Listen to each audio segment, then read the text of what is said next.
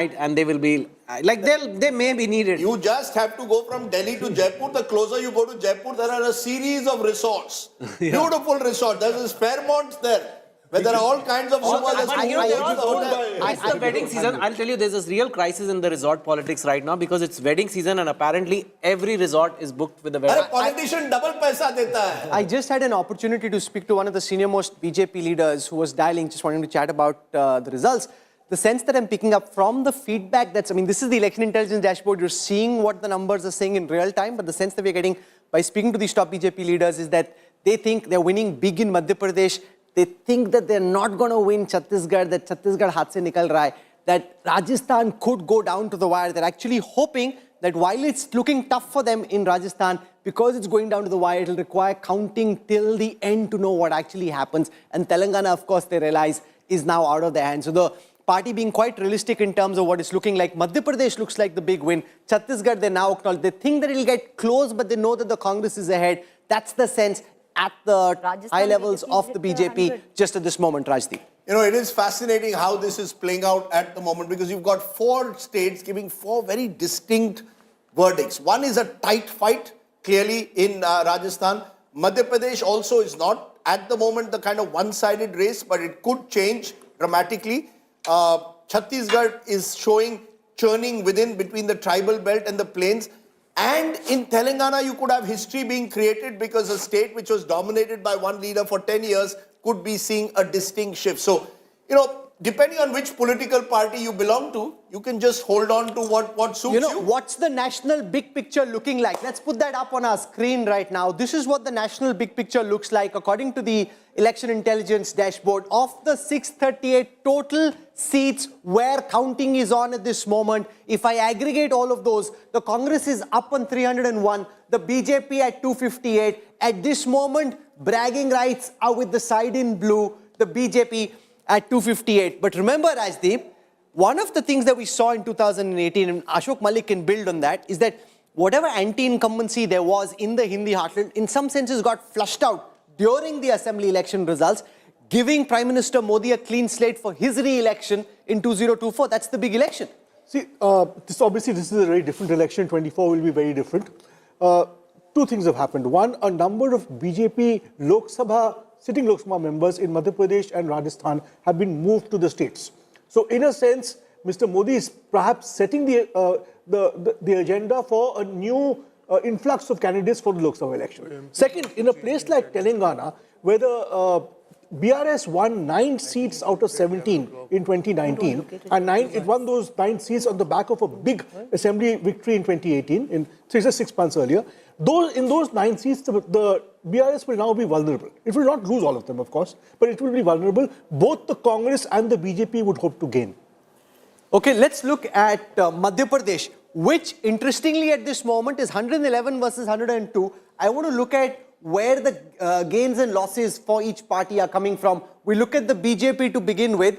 Jyotiraditya Scindia would be quite delighted by the fact that in the Gwalior-Chambal belt, a lot was at stake for him personally and for the party because this is where the BJP was seen as being weak. They're up 15 at this moment. In Bahgel, they're down 10. In Bhopal, the BJP down 6. In Bundelkhand, up 6 at this moment. In Mahakaushal, up 7. Malwa, down 6. In Nimar, up 3. That's as far as the BJP's gains and losses are concerned. Let's look at the Congress's gains and losses. In Bahgelkhand, the Congress up 10. In Bhopal, interestingly, at this moment, it's up 5. This is a traditional BJP bastion. In Bundelkhand, the Congress is down 4. The Congress is getting hammered at this moment in Chambal, down 14. In Mahakaushal, they're down 6. In Malwa, they're up 7. In Nimar, they're down 2, Rajdeep. You know, this is what I call the churning within a state. And Rahul, you may want to expand on that because you've got parts where last time the Congress dominated, they're losing this time. Parts where BJP dominated, they're losing this time. There was a battle within a battle. Scindia versus now is 111 versus 102. Yeah, so Scindia last time, for example, was with the Congress and the Congress did very well in Chambal. It became a bit of a personal battle there, charges of Gaddar among others. And now you've got the BJP doing very well in Chambal.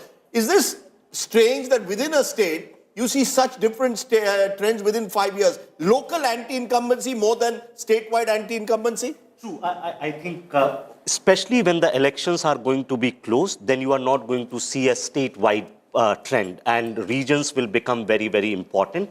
And in Madhya Pradesh, what might be happening, that the regions which were stronger for one party, meaning that one party was getting its MLAs elected in 2008, 13, 18, and so the local anti-incumbency may have built very, very strong for those parties, for BJP in some regions and for Congress in other regions, and that's what the churning we are seeing. You know, I think one of the, I wonder, Rashid, whether you agree that maybe political parties need to realize that you have to sometimes, it's not easy to change MLAs. Ashok Gehlot told me, you know, when I asked him, why did you only drop 17 MLAs? He said, nahi, बहुत मुश्किल होता है किसी MLA को ticket deny करना. Are political parties not realizing that unless you change local MLAs, you will suffer from local anti-incumbency, both parties? Absolutely. Historically also, over 50% MLAs actually lose regardless of which party wins. And in this case, it's very interesting, Rajdeep, in Madhya Pradesh, that when the Congress seems to be doing well, and that's where women vote percentage was much higher than the average figure.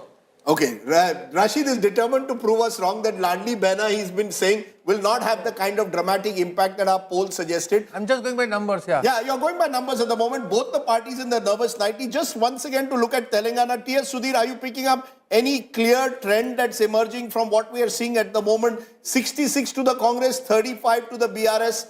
Are you suggesting now that the Congress could well be comfortable, or do you believe it could still change dramatically? Well, if 66 holds and goes up to 80, that's the figure that Revanth Reddy has been speaking about. But you mentioned about anti-incumbency. KCR repeating 90% of his candidates. And I was looking at a seat like Srirangam-Palli, which is on the outskirts of Hyderabad.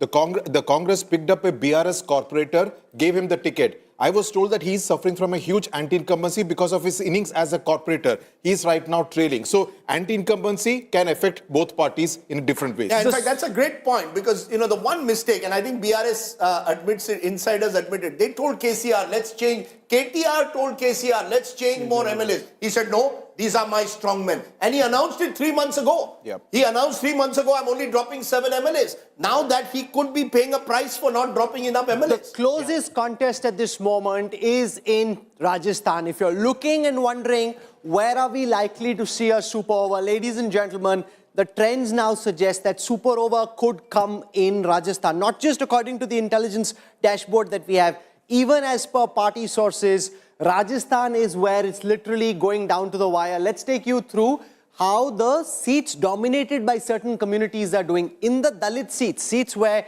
the percentage of Dalits, not just the reserve seats, the percentage of Dalits on those seats being more than 20%, so they can influence the verdict in that seat. The BJP leading on 33, the Congress on 35. In the tribal seats, not just tribal reserve, but seats where tribals have more than 20% of the overall voters on that seat. The Congress leading at this moment on 15, the BJP on 28. Muslim seats in Rajasthan, 22, where the percentage of Muslims is more than 20%. The BJP leading on 8, the Congress on 13. In the Meena seats, 13 for the BJP, 12 for the Congress. In the Gujjar seats of Rajasthan, at this moment, 21 leads for the Congress, 16 for the BJP. In the Jat-dominated seats, see, just so that you're clear about what we're saying, a Jat-dominated seat doesn't mean that this is only Jats on that seat, obviously, right? This means that the percentage of Jat voters on that seat is more than 20, so they're the single most influential community, and they can influence where that seat ultimately goes. On those, 19 for the Congress, 16 for the BJP. But the way to read this data is that if all the other communities get together and vote for the other party, then the dominant community also by itself may not be able to sway the results. You know, I don't know whether Preeti, who's tracked Rajasthan more than I have, would agree with this. But what is interesting about Rajasthan, and Rahul, you can also dip in, is that this is one of the few states where no one caste dominates the state. So therefore, elections become competitive. There is no one caste more than 20% of the state's population. So you've got Jats, Meenas, Gujjars, the all OBC compete, come together.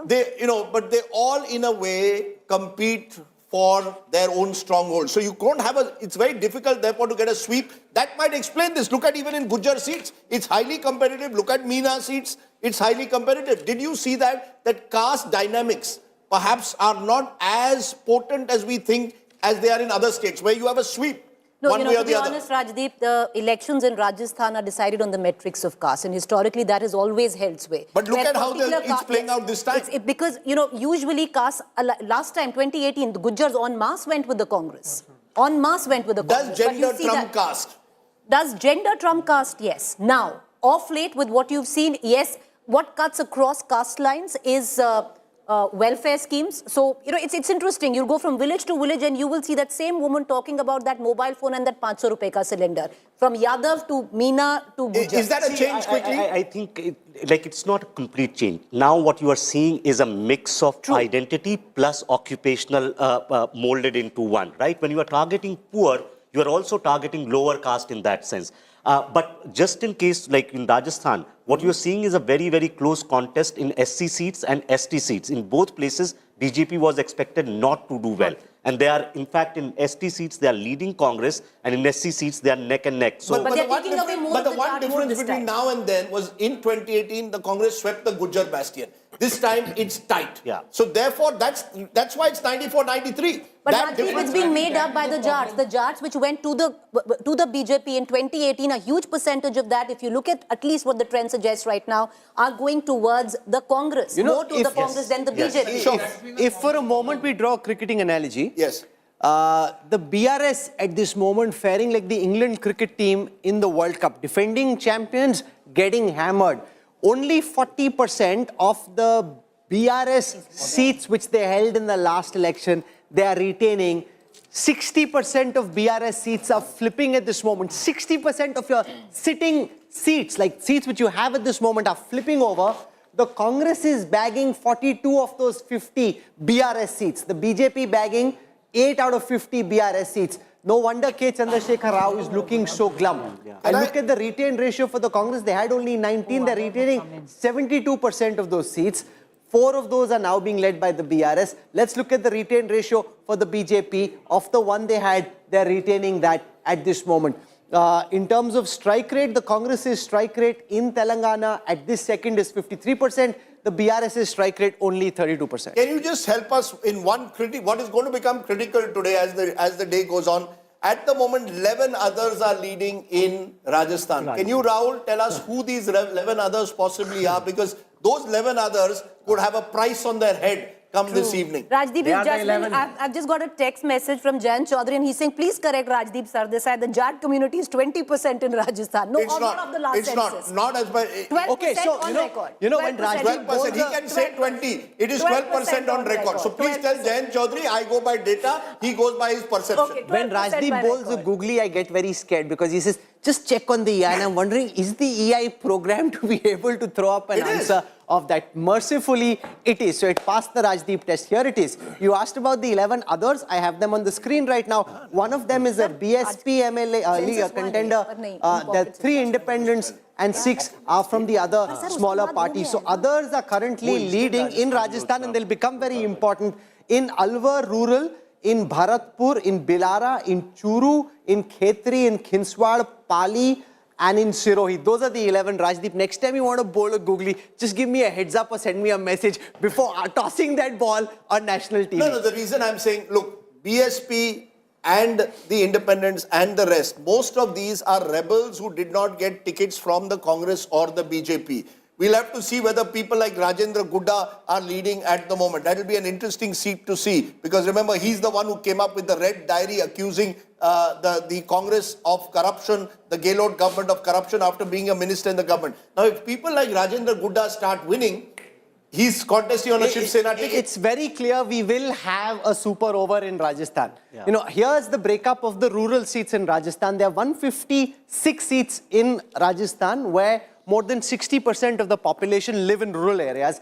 On those, the Congress is leading on 77, the BJP on 70. If I look at the urban seats of Rajasthan, where more than 60% of the population is in urban areas, the BJP and the Congress are divided 10 each, which is a bit surprising, frankly, from the BJP's perspective, because they think they do well in urban areas. In the semi-urban seats of Rajasthan, at this moment, there are 24 such seats where the percentage of people living in urban areas is between 45 and 55%. The BJP leading on 13, 8 to the Congress. Rajdeep, you wanted a super over. I think we're heading in that direction. Coffee lao, nashta lao, it's going to be a long day, particularly in Rajasthan. Well, look, it is possible that one side goes over 100. I don't rule that out. All I'm saying is that it is a fight. And I repeat what a journalist in Rajasthan told me, I thought very rightly, both these big parties put their egos above ground realities. Had the Congress been able to accommodate Sachin Pilot, they might have done well in the Gujar belt. Had the BJP been able to accommodate Vasundhara Raje, who knows? They would have got that gender factor in their favor. The reason why both the parties are competing strongly is that both these parties have not been able to outmaneuver the others by creating a very strong narrative. But Sachin Pilot that you talk about, Rajdeep, he was restricted to his own constituency. He has a huge pull with the youth. If he was allowed to campaign across the state, you would have pulled in that youth factor. Only in the last, I think the last 2-3 days was he allowed to campaign outside his own constituency. And on the other hand, if you look at it, he's been able to pull in. Maybe, there's a fracture of the Gujar vote, but a lot of it has come back to the Congress this time as well. You can't blame the Congress leadership for this, Sachin Pilot, Ashok Gehlot. Why not? Ashok Gehlot's ego problem. He was not able to accommodate. But you are such an all-powerful high command cannot settle between two leaders for 5 years. But Rashid Saab, is Amit Shah and Narendra Modi. No, but there's a big difference. They've caucused Ashok twice. Gehlot's track record has been, each time he is at the end of his 5 terms in office so far, he gets hammered. If he actually wins a 4th time, he'll be equaling a record in Rajasthan of Sukhadia, where he would have also become Chief Minister for the 4th. It's not happened yet, but if it does happen, that's a record that's up for grabs. Here is what Chhattisgarh is looking like. It's settling very. Bhupesh Bahgel, who was in our office very recently, will be heaving a sigh of relief. In Chhattisgarh, it seems at this moment that the Congress could go through. It's not as close as it is in Rajasthan. Chhattisgarh, which our poll said, could go down to the wire, even though the Congress was clearly in the lead. Here's what the numbers look like. 54 for the Congress, Rajdeep, 33 for the BJP. BJP up on a very low base, Congress down on a very high base, but still quite comfortably placed. If you look at, therefore, settling very well. Yeah. What we are getting a sense now is, look at what's happened in Bastar. I told you earlier that it was tough. 11-1. Congress leading 11-1. So the tribal vote, which we thought could go to the BJP, is now solidifying behind the Congress in Bastar. Just as it's going towards the BJP in neighboring Madhya Pradesh. 2 states, the tribal vote in Madhya Pradesh going to the BJP, in Chhattisgarh going back to the Congress. So the Congress appears at the moment getting some kind of a comfort factor out of what's happening in Chhattisgarh. It doesn't look like Chhattisgarh would go to the wire. On the other hand, BJP in Madhya Pradesh looking more and more solid. Clearly 138 plays 88. It's now going to require a huge swing away. And because every region now is polling, you're getting a sense the BJP is consolidating itself in Madhya Pradesh. Rajasthan is, I think, the one with those 12 others which could still go down to the wire.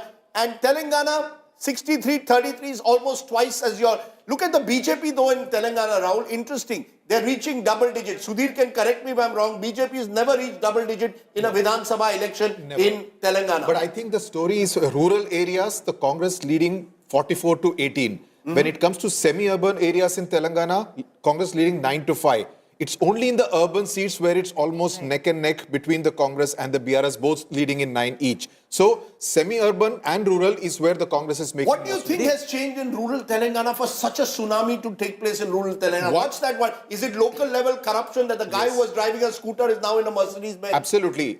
Lack of accessibility, arrogance, corruption, and the guarantees provided by the Congress, which seem to be topping up on what KCR was giving in the last 9.5 years. The other thing that's settling quite clearly is that the India Today exact poll was quite close to exact, right? I mean, yes. We'll just wait for the match to finish. For that to be said. Before the match to finish, before the champagne comes out. Maybe the Congress, Rahul, should divert DK Shivkumar from Karnataka to Rajasthan. Bhejna padega. They'll probably have to do that. So here's what Chhattisgarh looks like. In the Dalit seats that we were just discussing, the scheduled caste seats, 10 of those leads are for the Congress. In the tribal seats of Chhattisgarh, out of the 46 seats where the tribal population is more than 20%, the Congress is leading on 29, the BJP on 17. In the Sahu community seat, remember this is a community that had deserted the BJP in the last elections. This time they're at 10, up 6 from the last time. Congress at 15, down 4 from the last time. In the Thakur-dominated seats of Chhattisgarh, 6 such seats, the Congress leading on 4. In the Banya-dominated seats of Chhattisgarh, the Congress leading on 2, the BJP on 1. So, Rajdeep, I hope your Natu steps are all practiced and rehearsed. I think our polls, directionally seeming right. We will see what happens when it happens. But Shazia Ilmi, meanwhile, is also joining us of the BJP. Mahima Singh has been still with us of the Congress. But Shazia Ilmi, 2-2 is what it appears at the moment. BJP the BJP leading in 2, Madhya Pradesh, Rajasthan, Congress leading in 2, Chhattisgarh, Telangana. How do you see 2-2? I think it's looking very good for BJP in both the states, Rajasthan and Madhya Pradesh. And if you look at Chhattisgarh, I think we're making great strides, big leaps there. So it's going in the right direction, though there's still some time to go. And I feel we're getting a clear majority when it comes to Rajasthan and Madhya Pradesh, and a very clear trend showing victory of BJP and BJP being way ahead. If you look at even the earlier trends and even now, I think it's all looking pretty good for BJP. We are poised for a decent victory you're saying the two big states as of now, if you win those two, you're not, even if you lose Chhattisgarh and Telangana, that offsets it? Rajdeep, if you look at just 5 years back, we lost in all of these 5 states. So any gain is a big gain, and these two, if you see, it's huge. Look at Chhattisgarh. I mean, look at the numbers. Of course, the gap is there. We will close in slowly. And as for Telangana, I mean, I guess we'll just be a bigger force there than what we were. But the fact of the matter is, considering we lost all 5 in the last polls, the fact that we're doing very well and just close to victory in 2 big states, it's a big... it's a good point that Shazia Ilmi makes. Mahima Singh, a quick response from you. In all the 4 states, compared to 2018, BJP doing better. First time entering double digits as of now in Telangana. It's giving a tougher fight in Chhattisgarh compared to last time. It is ahead in Rajasthan and it is ahead in Madhya Pradesh. So for the Congress, on the other hand, there may be a sense that the Hindi heartland may be still at times a bridge too far, particularly if these Madhya Pradesh numbers hold.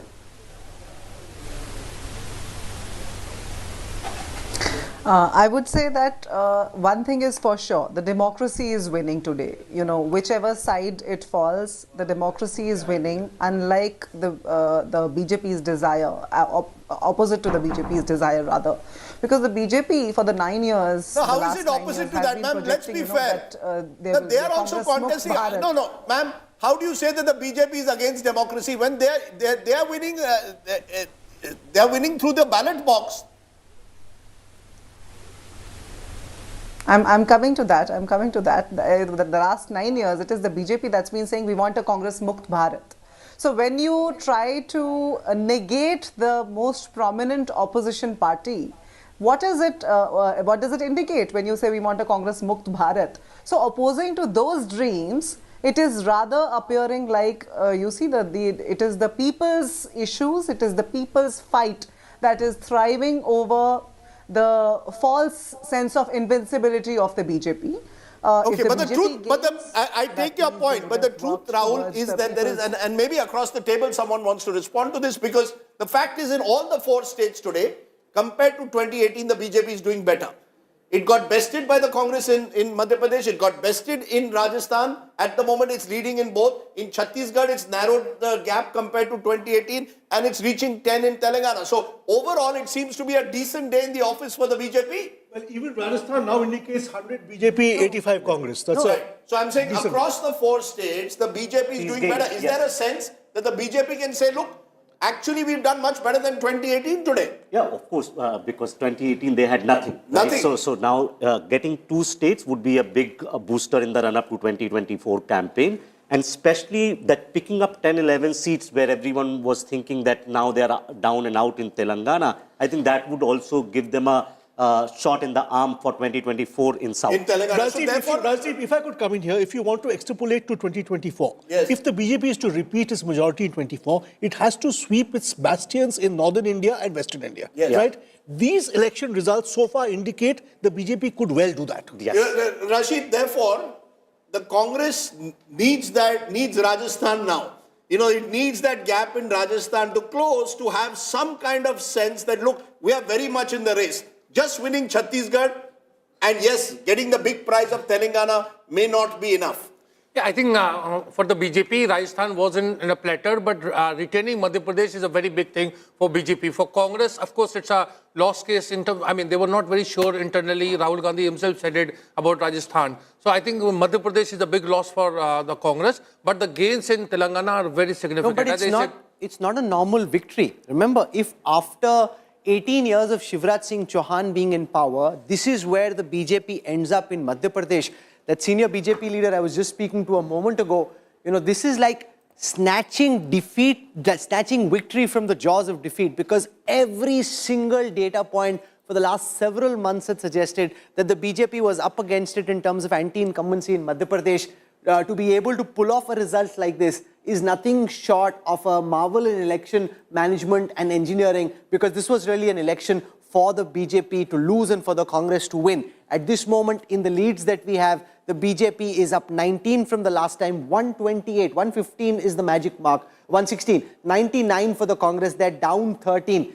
It's looking, Rajdeep, very difficult. And there's that other data trend that's on our screen. Again, I keep showing this because it's very interesting. I just heard from our production control room that the viewership live at this moment on India Today television is second only to Aaj Tak in Hindi. And given that 3 states are Hindi heartland states, that's pretty phenomenal, which means it's not just more than our competition. So if I do a quick addition of all the other channels, yes, it's more than all these. So India Today by itself, the vote share, the viewership vote share of India Today at this moment by itself is more than the vote share of all other channels put together.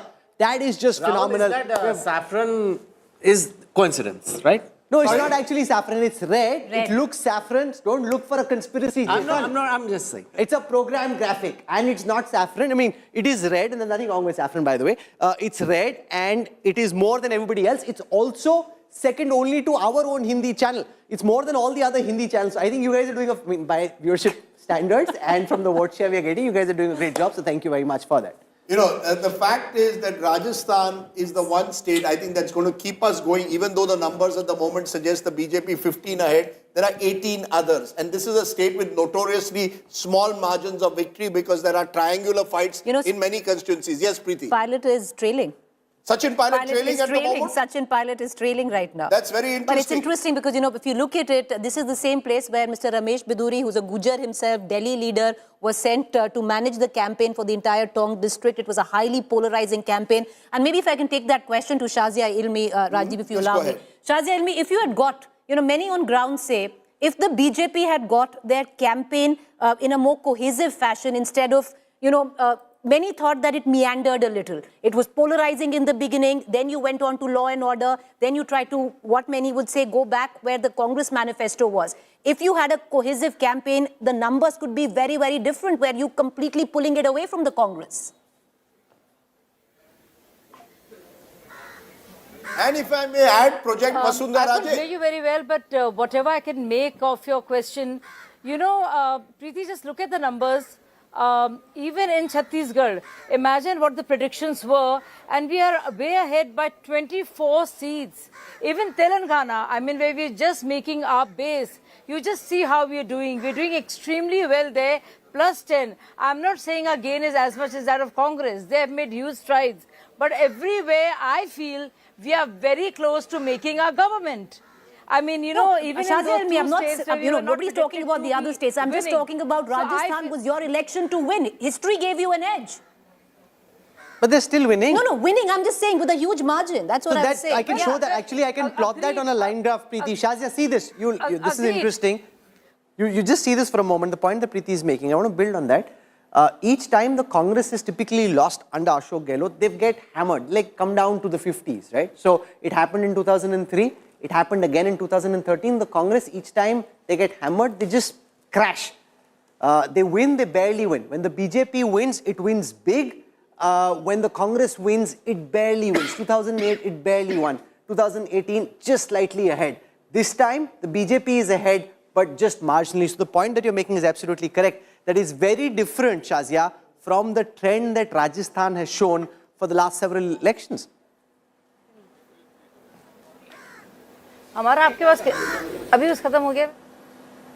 Okay, so let's now look at the national overall card. Just at this moment, the overall picture that's emerging from the 638 seats for which we have trends at this moment. The Congress is leading in 302 of those. The BJP is leading in 273.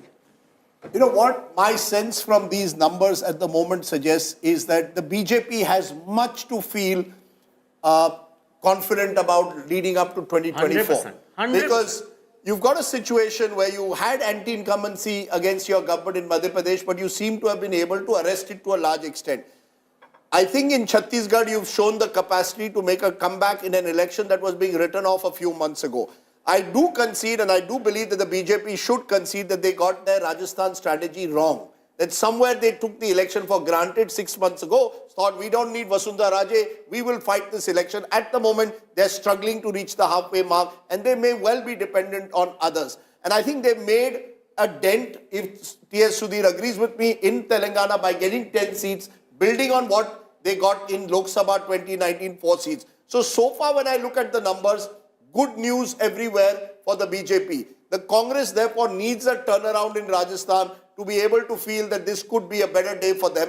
Their best news is clearly coming from Telangana, where they ran their most cohesive campaign. Two quick points here. One, the BJP strategy of fielding their MPs seems to have worked. And I am looking at the bellwether seat of Andol, which is their reserved constituency. It was a BRS seat.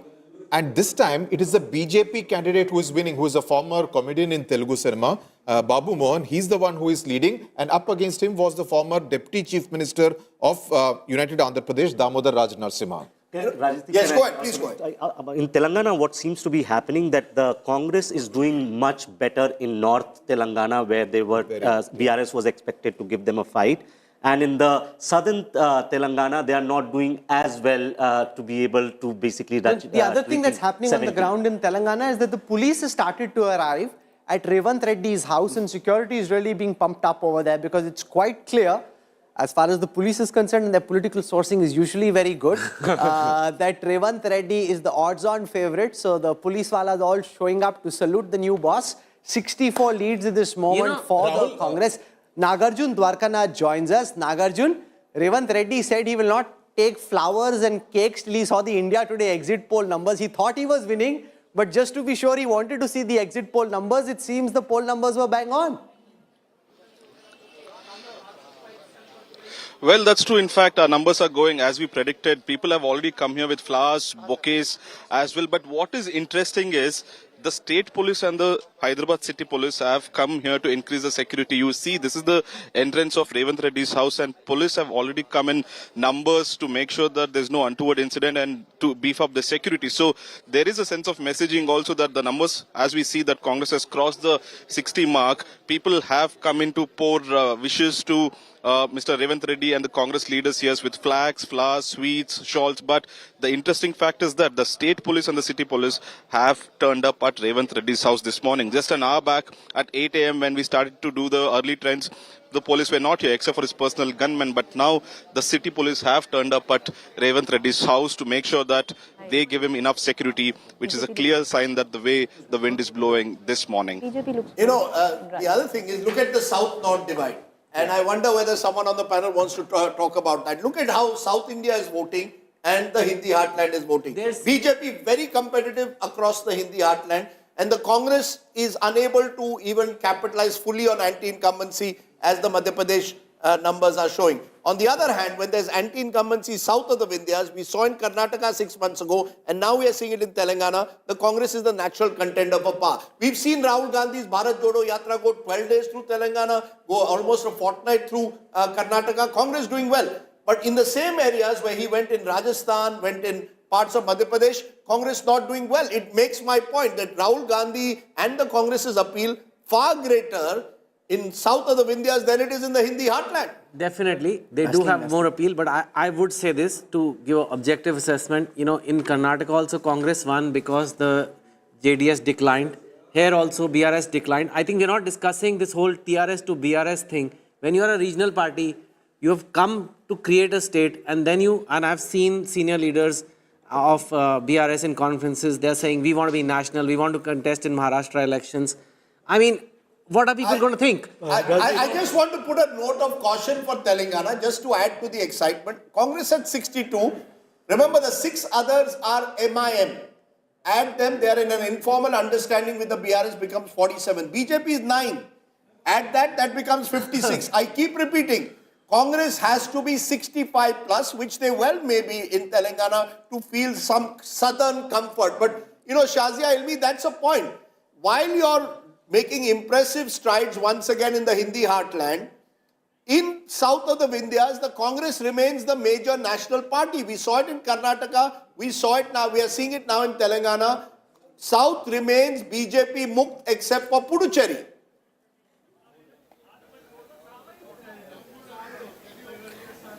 No, I would concede that because we have lost Karnataka, and just like my Congress colleague was talking about, democracy wins every time. We are not sore losers. We do not blame the EVMs. We do not blame the Election Commission. And you make a point there. But you just look, even in Telangana, you just see, I mean, we are gaining by almost 8 seats. It's close to 10, and you look across the board and you see that, there's a gain and a gain and a gain for BJP from where we were last Vidhan Sabha results to now. I want to give you some, I want to give you some breaking news at the moment, ma'am. Sorry. Situation. I want to give you some breaking news at the moment, because at the moment, and this is good news which will make you smile a bit more, Shazia, because in Chhattisgarh, Bhupesh Bahgel is trailing to Vijay Bahgel's nephew. Vijay Bahgel is leading over Bhupesh Bahgel in Patan. And Amit Jogi was the third candidate put up there, seemed to be used to split the vote. At the moment, in the battle of the Bahgels in Patan, Bhupesh Bahgel is trailing to Vijay Bahgel. On the other hand, T.S. Singh, the other contender for a Congress chief minister, is winning at the moment. So who knows? This is politics and anything can happen. I keep saying, even within a state, there are all kinds of battles being played out. Was tricky. Okay, so let's look at some of the VIP candidates in Rajasthan. In Sardarpura, Ashok Gehlot is currently leading. Vasundhara Raje in Jhalrapatan is currently leading. Sachin Pilot at this moment. Remember, these are very initial trends, so don't panic just yet if you're a Sachin Pilot fan, or don't get too excited if you're on the other side. He's currently trailing in Tonk. CP Joshi in Nathwada is trailing. Rajyavardhan Rathore, who was with India Today this morning, currently leading in Jotwara. In Taranagar, Rajendra Rathore of the BJP is leading. Gaurav Vallabh, famous Congress spokesperson, you'd see him on TV, is trailing. Satish Pune of the BJP is trailing. Pratap Khacharyavas of the Congress in Civil Lines is leading. Vishwaraj Mewad is leading, interestingly, against CP Joshi in Nathwada. Hanuman Beniwal is leading. And Kirodilal Meena in Savai Madhupur is leading. Diya Kumari of the erstwhile Principality of Jaipur is leading. Mahant Balaknath is leading. And Bhagirath Chaudhary of the BJP is leading in Kishangarh as well. One of the interesting ones is Satish Punia, because he was the party president till about 8 months ago. He is seen as a Jat face of the BJP, and he's trailing in Amer, tough constituency for the BJP just outside Jaipur. So he could be one name if he loses, struck off that chief minister list. But Piyush Mishra is joining us from outside the residence of one of the men of the moment. Shivraj Singh Chauhan could be creating history, become the first chief minister to win be sworn in 5 times north of the Vindhyas of the BJP. Piyush Mishra, what's the mood? Is Shivraj Mamaji already celebrating? Have the laddus begun there, Piyush? Well, Rajdeep, right now as we are speaking, Shivraj Singh Chauhan is holding a crucial meeting with Jyotiradittya Scindia. He woke up today early in the morning at around 6 o'clock, and since then he's keeping a close watch on all the developments. As we are speaking, Jyotiradittya Scindia has entered inside the residence of Shivraj Singh Chauhan, and now there's a one-on-one meeting between both the two leaders. Remember that Jyotiradittya Scindia played an important role as far as the campaign for BJP is concerned. And right now as we are speaking, the meeting taking place. After this, we can expect more leaders to arrive here at Shivraj Singh Chauhan's residence. Let me also try to show you visuals from right outside this very place. It's the residence of Chief Minister of Madhya Pradesh. This is Chief Minister House, Bhopal, and here you can see the nameplate also. A board is also, signboard also, where it is written Chief Minister House, Bhopal. The big question here is that after the final tally is out, after the results are announced completely, it remains to be seen if Shivraj Singh Chauhan is going to retain this house or if some other person from BJP itself will be becoming Chief Minister, because right now, according to tally, BJP has already crossed the halfway mark. But as the BJP crosses halfway mark, the meetings have started taking place. Okay. Jyotiradittya Scindia, one of the topmost leaders of the state, has now reached here at Shivraj Singh Chauhan's residence. We'll have to see who all are going to take part in this meeting, which is right now underway. Why don't you give us the key candidates, because the one name that is striking out to me, and you can give us more, Rahul, is Prahlad Patel. Union Minister is leading. He's also an OBC face, potentially seen as a next generation leader for the BJP in Madhya Pradesh. So let's zip through all the key candidates in Madhya Pradesh. Shivraj Singh Chauhan in Budni is currently leading. Kamal Nath at this moment is trailing in Chhindwara. He's never lost Chhindwara as an assembly. Once his family, his wife lost in Chhindwara, but this is his pocket borough. Narottam Mishra is now leading. Previously when we checked, he was trailing in Datia. Narinder Singh Tomar in Dimni is actually trailing at this moment. Kailash Vijayvargiya on the seat of Indore 1 is leading. Fagan Singh Khulaste in Nivas is leading. Prahlad Patel in Narsinghpur, that's the seat that Rajdeep was speaking about. The buzz in political circles, if you want to believe that, is if they're looking beyond Shivraj Singh Chauhan, he could be one of the faces. He's up against Lakhan Singh Patel of the Congress and Mahesh Chaudhary of the BSP. Prahlad Patel currently leading in Narsinghpur. Apart from him, Jayavardhan Singh, the son of Digvijay Singh, is at this moment trailing in Raghogad. Deepak Joshi, former Chief Minister Kailash Joshi's son, now fighting on a Congress ticket, is leading on his seat. Lakshman Singh, the brother of Digvijay Singh, is trailing at this moment. Interestingly, Jitu Patwari, one of the strongmen around Rahul Gandhi, is at this moment trailing in Rao. And apart from this, if you look at Arif Akil, one more interesting name. वो भी हमेशा कहता है मुझे कब बनेंगे मुख्यमंत्री, Kailash Vijayvargiya. Son lost his ticket. Father is given the ticket. Son is dropped. Son was seen with a cricket bat threatening people a few years ago. Good old Kailash ji, who sings very well, by the way. Beautiful singing. So if you wanted a singing contest among MLAs, Kailash Vijayvargiya would be right there at the top. और सुबह 8 बजे वो true Indori style में वो गाना आपको सुनाते हैं. There's something interesting I can show you in terms of how the women candidates put up by the BJP are doing. There were 27 women candidates. 11 of them are winning. Amongst the male candidates of the BJP, out of 203, 117 are winning. If I do the same for the Congress, this is for Madhya Pradesh. 12 out of 30 female candidates of the Congress are currently leading. 87 of 200 male candidates are leading. Rajasthan 99-83, the BJP thinks they've got this under control. The data at this moment suggests it's close. Everywhere else, the India Today exact poll told you already what the numbers were going to be like. What is also very clear is the BRS is not being wiped out. You know, I think when you see a political party, still, you know, it's not a party which is going to, and this is true of regional parties. I repeat what a political... They were 88, they are 41. No, but not being wiped out. My point is, you know, when you're wiped out, you're at 20 or 25. We've seen in Tamil Nadu in the past parties... There is no silver medal in politics. Agreed. There's a winner and there's a loser. No, all I'm saying is that... No, but I don't agree with what you're saying. No. See, if it's AIDMK versus DMK, two virtually equal forces, then there can be a wipeout. You're at 88, Congress is at 19, they've lost most of them in the course of the 5 years. Sure. This is what a wipeout in Telangana looks like. You've been hammered at the hustings. No, you've been... and it will get worse in the Lok Sabha elections. No, what is clear is the BRS is going to face a serious challenge. KCR is not getting any younger. Exactly. He's going to have to find a new level leadership. Obviously, KTR and Kavita, we don't know whether there's a, Harish Rao, whether there's a next generation leader there. But do you really believe that KCR from the fast of December 2009, 14 years ago, he served a 14-year period as, as an embodiment of Telangana. That it's run its course now. Do you believe that this is the end of the road for KCR if these numbers hold, or do you believe KCR is good enough for another fight? No, he will put up a fight, but yes, the next generation of KTR and Harish Rao would take over. The biggest challenge for them would be now the Congress would want to do to KCR what KCR did to them. That is, poach their MLAs, especially in Hyderabad. And I am told, I can tell you, that talks have already started with possible winning candidates in Hyderabad. Not just that. When I listen to Congress leaders, they say when you're fighting a regional party, it's war. You will have FIRs being filed against the BRS leaders like they filed against you. I mean, people don't know this story, Rahul. One of the reasons why Revanth Reddy is determined to take on KCR, it was his daughter's wedding. And he was in jail.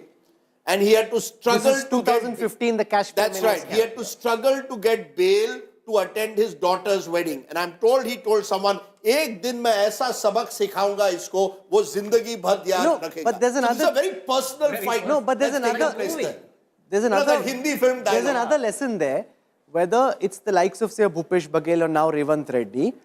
Leaders can emerge in democracy if you're willing to look beyond Dinesh and the most obvious candidates who are lazy and not wanting to work so hard.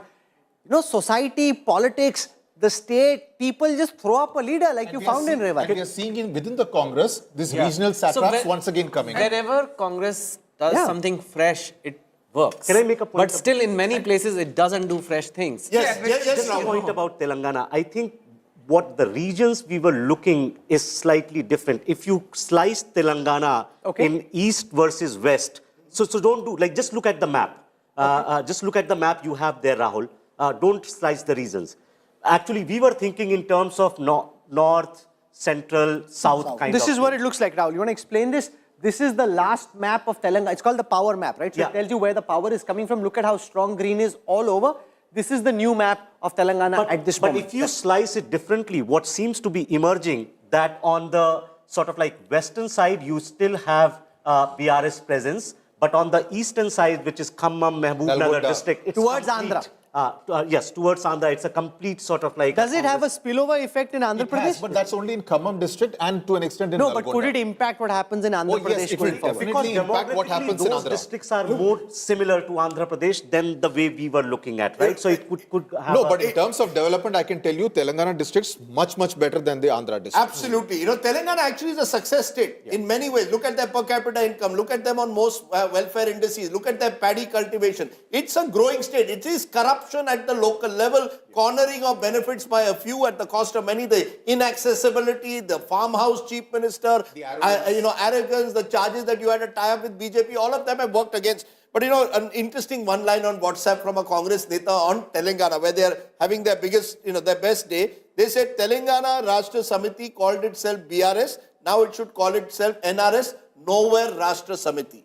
Nowhere Rashtra Samiti. So you see, you've got Telangana is the big success story. Sunil Kanwal, election analyst taken in by Rahul Gandhi into the AICC, spent a lot of time and personal But look at the difference. Kamal Nath didn't listen to him. Which Kamal Nath didn't listen? You know, because he's coming from a more old school of political management, Kamal Nath and Sunil didn't get along. Sunil got frustrated with him, came back to Telangana. You have to change the way you fight elections, Rashid Saab.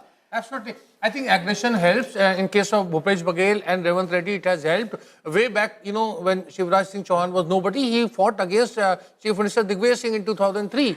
And as you know, Arvind Kejriwal had contested against Sheila Dikshit. So it always helps. I think in the entire Madhya Pradesh campaign, the Congress lacked aggression. They were but the question that will be asked now is, should Rajdeep, the Congress, have thrown up somebody else instead of a Kamal Nath? If they had gone with a fresh face, would they have done better? I think I'll make the point that taking off from what Rahul Verma said, look, this is a BJP dominant state. The BJP hasn't lost a major election here except 2018. No, 1 minute, sir, 1 minute. Till 6 months ago, you must allow me to respond. You make a fine point that Kamal Nath and Digvijay Singh have dominated the politics of Madhya Pradesh in the Congress. There was a time when Madhya Pradesh had a lot of Congress leaders. There were the likes of Arjun Singh, there were the likes of Madhav Rao Scindia.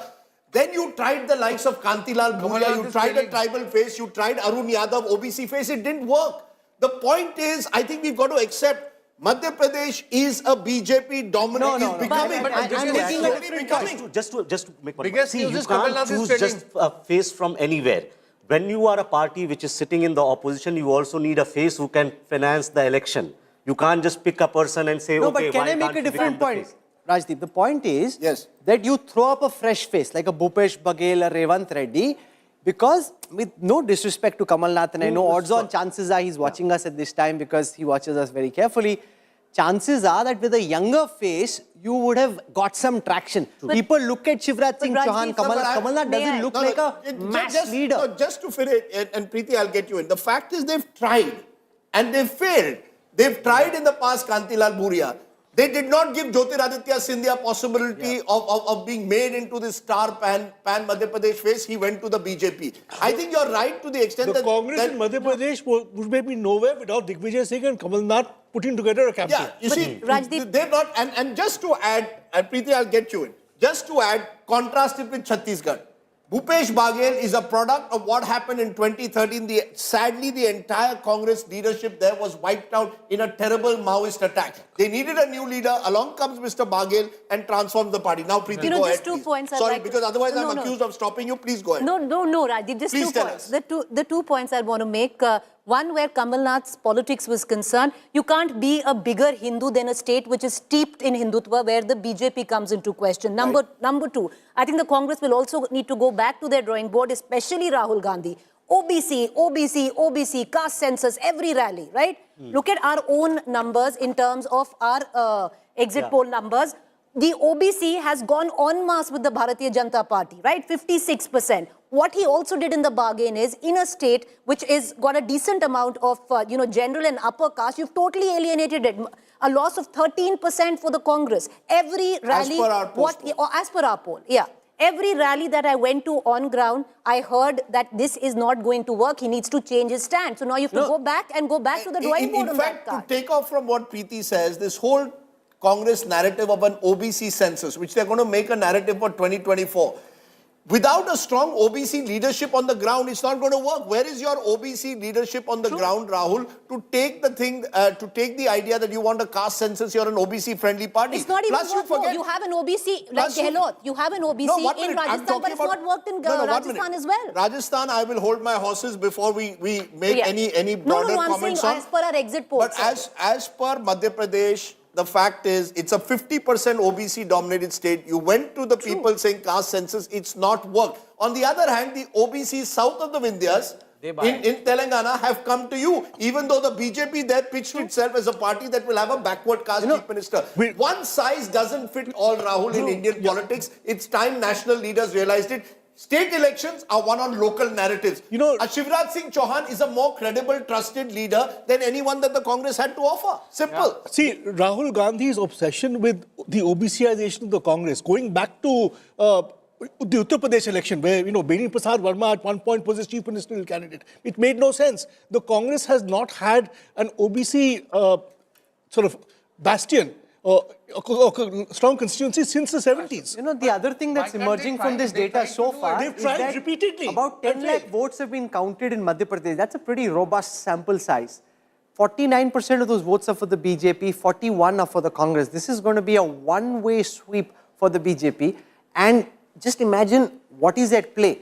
Even the BJP in its own polls and all their feedback mechanisms couldn't pick up that they were winning this big. Every single journalist, reporter who traveled to the ground couldn't pick up that this was a wave. There was a wave under everybody's nose. The only thing that picked it up was the India Today post-poll study that was done, which actually showed the quantum of the victory. That, Rajdeep, is quite special when it comes to data mining. No, Preeti and I are going to say this, and she will hopefully confirm. You will say nobody said sweep. We said BJP ahead. We came back saying BJP ahead is different from sweep. You never said sweep. But okay, I didn't say sweep. Okay, I said BJP ahead. My number was 125 to 130. It's a big number. If it's, once again, it's looking at 130 right now, but if the vote share gap is 49 versus 41, and if that holds, that 130 is going to go up. As of now, Kamal Nath, the incredibly durable Kamal Nath is trailing as of now in Chhindwara. There's a Congress election person who's saying, no, he's leading as per ECI. As per our numbers, Kamal Nath is trailing in Chhindwara. Someone who's won 9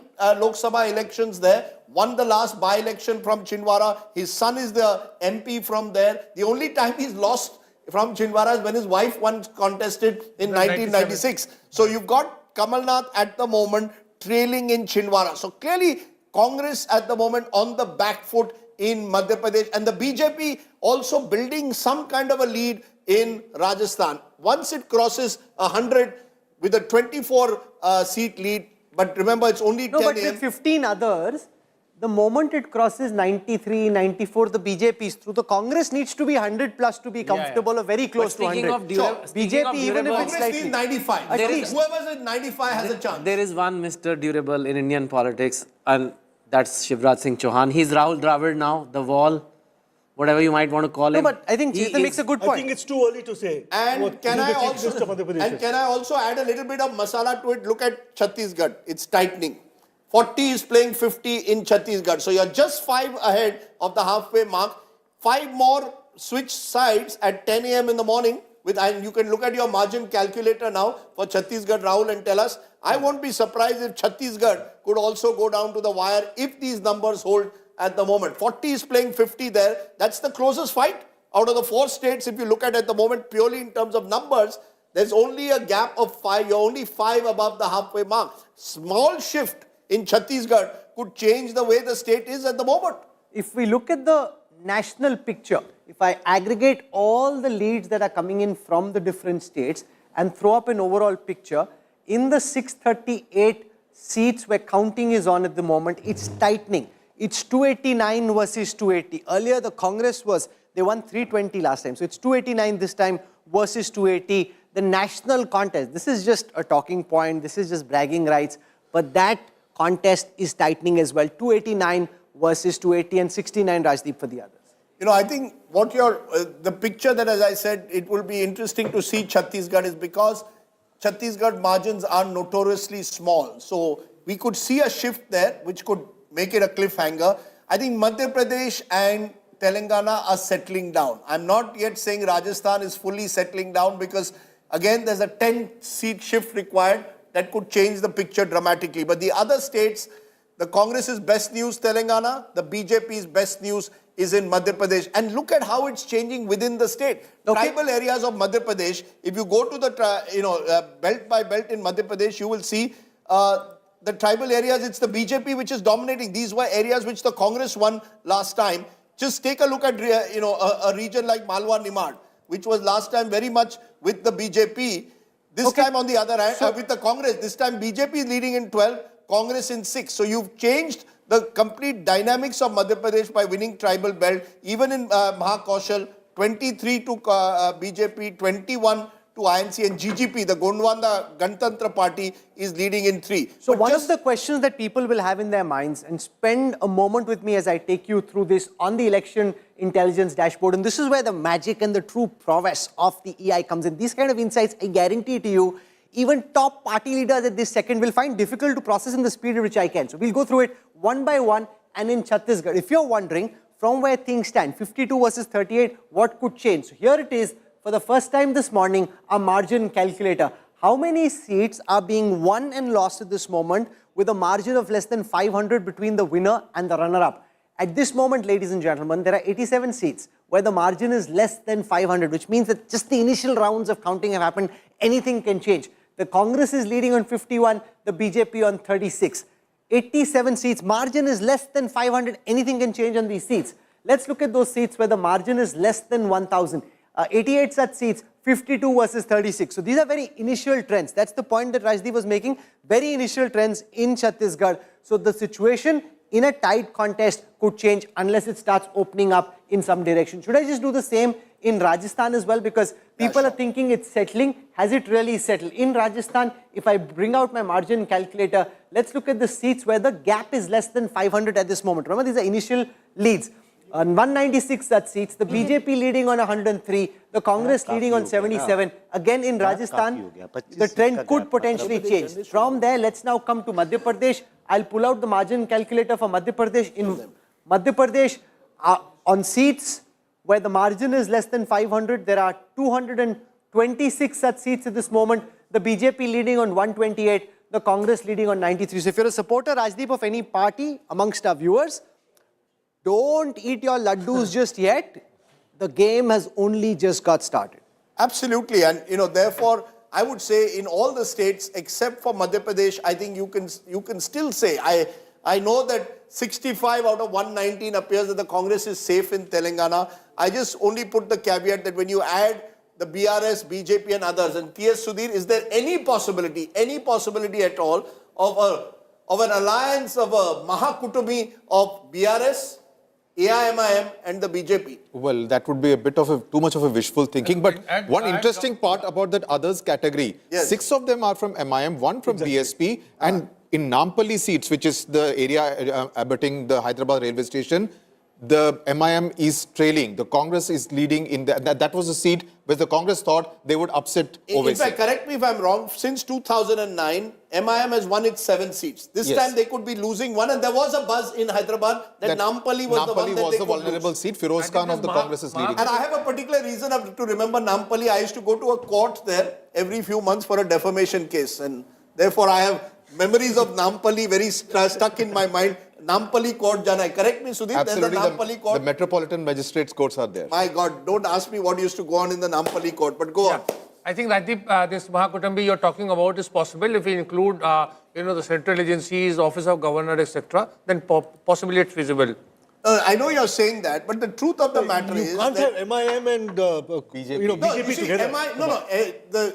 in the past, the BRS has shown a great ability to capture the opposition in some form or the other. You can do that when you're in power. Once the Congress has crossed 60, they'll do what Sudhir said. They will capture the BRS. Should I run the margin calculator for Please. Telangana? There's phenomenal interest. I mean, the level of interest in Telangana and amongst people from Telangana in India Today's coverage is just phenomenal. So I'll show you the margin calculator for Telangana and give you a sense of how many seats are being won and lost with very wafer-thin margins at this moment. Of the 119 seats, in 40 seats, the margin is less than 500. The BRS is leading those. Congress is leading on 66 seats. So in the initial rounds of counting, nobody is really leapt into a very big lead just at this moment. If I show you a very quick breakup of where the BRS's losses are coming from and where the Congress's gains are coming from. The BRS getting hammered in the north, getting beaten in central, losing less ground in Hyderabad and getting quite badly beaten in south as well. The Congress's gains, if you look at where the Congress's gains are coming from, the Congress is gaining 18 seats in the north, 14 in central, 3 in Hyderabad, They were expected to sweep. Uttam Kumar Reddy told us that Congress could win entire 12 out of 12 or at least 11 out of 12 in Nalgonda district. So that would be something which would worry the Congress because this was the best bet for the Congress party. No, but I think North is a huge surprise. Yes. I mean, North is a surprise. You know, the fact is the Congress is actually winning on the back of the North. Yeah. You see, they thought they would sweep South and Central. What's happening instead? It's the North. And this is where KCR refused to change his candidates. Yeah. This is where he decided we'll keep in the candidates who had won a couple of elections 2014 and 18, didn't change his candidates and is paying a heavy price. And the BJP, which won 3 Lok Sabha seats in the north, is actually only leading in 2. So the anti-incumbency vote has crystallized around the Congress in the north. It's the north that is propelling the Congress to a possible win in Telangana. Most of the ministers came from That's the right. northern part. All the major ministers in his government came from North Telangana. Akshita Nandgopal is joining me at the moment from Hyderabad. Akshita, it appears all roads at the moment are leading to Revant Anna's house. Revant Reddy is about to take revenge for the fact that he was almost denied bail to attend his daughter's wedding. Very much so, Rajdeep. पीछे 88 लिखा है, 88 तो नहीं पहुंचा अब तक. सही बात बोल. हेलो, मैं बात कर दूं. मेरा केसीआर आना, केसीआर नहीं आना बहन. केसीआर आना. मैडम डेफिनेटली वो भी है. मैडम सिंह आपको आपके जगह हमारे नेता जो ठहरे हुए हैं कई लोगों से. ठीक है. हाँ, आप बताइए. Madam definitely we will single largest majority 80 seats madam. Last 1 month से 100% कांग्रेस लीडर्स को पूरा कंफर्म हो गया.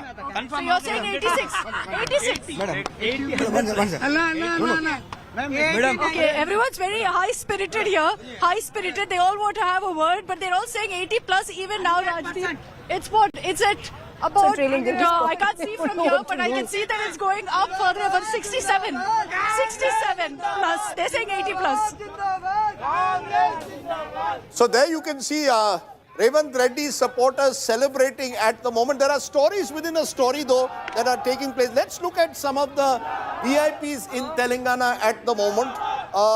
K. Chandrasekhar Rao, this is a huge story building up, is trailing at the moment in Kamareddy to Revant Reddy. Remember, KCR is contesting in 2 constituencies. Gajwel is his bastion. In Gajwel at the moment, KCR is leading. So he's leading in Gajwel, but when it comes to the other constituency, the other key constituency of KCR, which is in Kamareddy, which is the real battle that's taking place, Sudhir, in Telangana. K. Chandrasekhar Rao, Revant Reddy, K.V. Ramareddy, he's trailing. One of the reasons why Revant Reddy decided to take on KCR in Kamareddy is because he wanted to send across the message that among the entire lot of Congress aspirants for chief ministership, I am number 1. And that's why he took on KCR. Otherwise, we don't see in Andhra and Telangana politics the big heavyweights taking on each other. And here's a huge story. Mohammad Azharuddin is leading at the moment in Jubilee Hills in a seat which is dominated by the BRS, where Owaisi has put up a candidate against him. Mohammad Azharuddin at the moment is leading in against Magatti Gopinath, who's a very strong leader in that area of Jubilee Hills. T. Raja Singh in Ghosha Mahal leading. Not surprising, he, remember, was charged once with hate speech, but he is a dominant strongman figure there. Akbaruddin Owaisi, controversial figure, is leading at the moment also in the old city of Hyderabad. It's a seat which the AIMIM has held. Harish Rao, Siddipet, right-hand man of KCR, nephew of KCR and also finance minister, is leading at the moment there from Siddipet. Etala Rajendra, the BJP strongman, contesting also 2 seats, is trailing at the moment in Gajwel. So that's a bit of a setback for the BJP, but BJP expected not to win that seat from, let's see if there is any other seat that's significant at the moment. Bandi Sanjay Kumar of the BJP, its former president, its OBC face, is trailing at the moment. So the BJP is taking a bit of a hit in Telangana with some of its strongmen. Madhu Yaksha Gaud is former MP, is hoping to become a minister in Telangana. In a tough seat is the ex-Nizamabad MP, is leading at the moment in Lal Bahadur Nagar. Yes. Within the Congress, Gaud was thought to be the urban counterpoint to KT Ramarao as far as the Hyderabad space was concerned. Now, whether he will be able to do so in Hyderabad, build up the party in Hyderabad, that will be a tall order. But Madhu Yaksha Gaud would be the person to look out for. You know, if we look at the region map of one last time of Telangana, because of that huge interest there, the BRS is leading in 9 but down 3 in Hyderabad. The Congress making some gains at the moment in Hyderabad. So is the BJP at the moment in Hyderabad. If you go down south at the moment in Telangana, the Congress is leading but in a tough fight. BRS down 14. They had swept this region. Congress leading in 19. The real story of Telangana remains the north, because here the Congress is leading in 23, BRS in 7, BJP in 2, areas of Adilabad, Nizamabad. This is where the Congress is making its big leap forward in the state. And in central Telangana at the moment, it is the Congress all the way 21-9, areas like Khammam among others. So you've got the Congress in Telangana clearly in the lead at the moment. Rajdeep, the best news for the Congress coming from Telangana. About North Telangana, these include the tribal areas. This includes the coal belt, where again the Congress had made huge inroads. There was a lot of resentment against the BRS among the coal belt areas. And correct me if I'm wrong, large Muslim population here. So the Muslim OBC, ST, SC combined in Telangana, traditional Congress base, areas like Medak, which Indira Gandhi famously won in 80, are coming back to the Congress. The best news for the Congress in Telangana. It's a tough fight though. Chhattisgarh, Rahul has been waiting for one super over. We thought the super over will be Rajasthan. As of now, who knows? That super over could be in Chhattisgarh. It is tightening in Chhattisgarh. Let's look at the numbers from Chhattisgarh just at this moment, because initially it seemed the Congress was quite comfortably placed in Chhattisgarh. That no longer seems to be the case.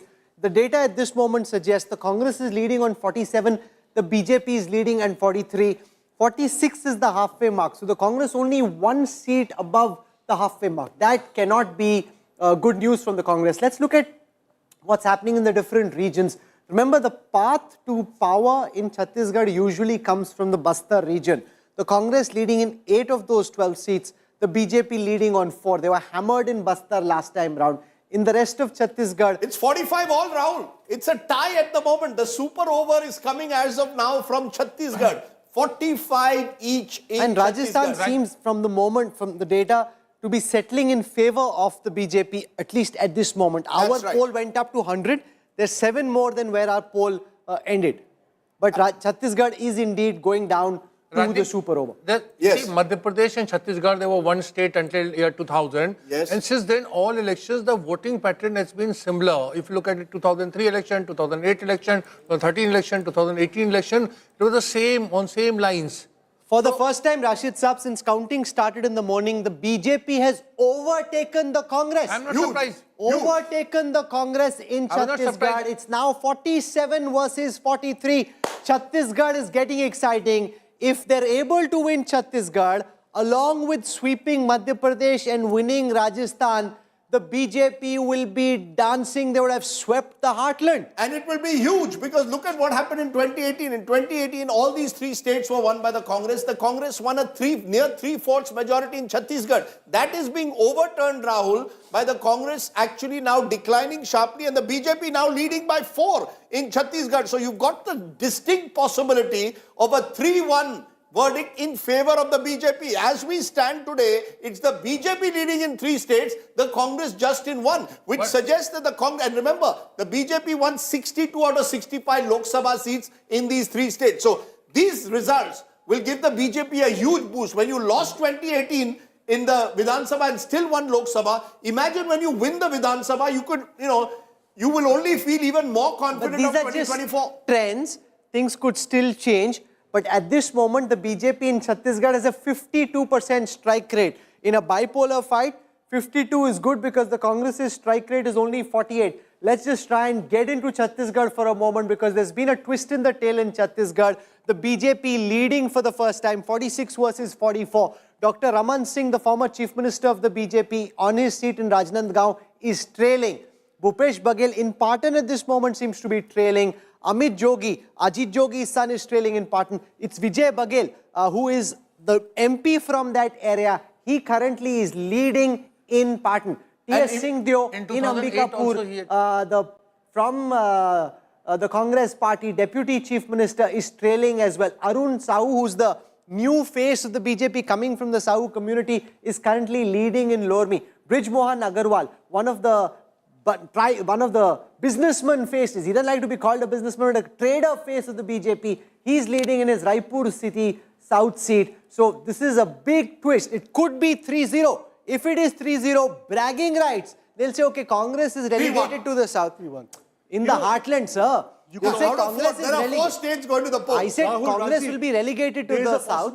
There's a possibility here of 4 first-time chief ministers. Yeah, Arun Sahu would be, to me, my mind, be the front runner because again he fits in with what the BJP wants, create a clear OBC build OBC faces across the Hindi heartland. If the BJP wins Chhattisgarh, and it's still a big if because it's very close, Arun Sahu could be a potential. If they want to take a more controversial decision, former IAS officer O.P. Chaudhary could be considered as well. And he's younger as well. He's younger. The BJP top brass loves him. You could have 4 first-time chief ministers. And Rahul, you see this fellow, this Vijay Bahgel, he's not only a Lok Sabha MP, he's a giant killer. In 2008 also he had defeated Bhupesh Bahgel. And you know what the BJP did very successfully in Chhattisgarh, Rahul, is they got a strong candidate against Bhupesh Bahgel. So he was, virtually signaling that we are taking the battle into the enemy camp. Also put up a lot of smaller parties and independent candidates sponsored by the BJP. We'll have to see your margin calculator to look at, the margin. But my sense is these others are playing a crucial role at the moment in Chhattisgarh.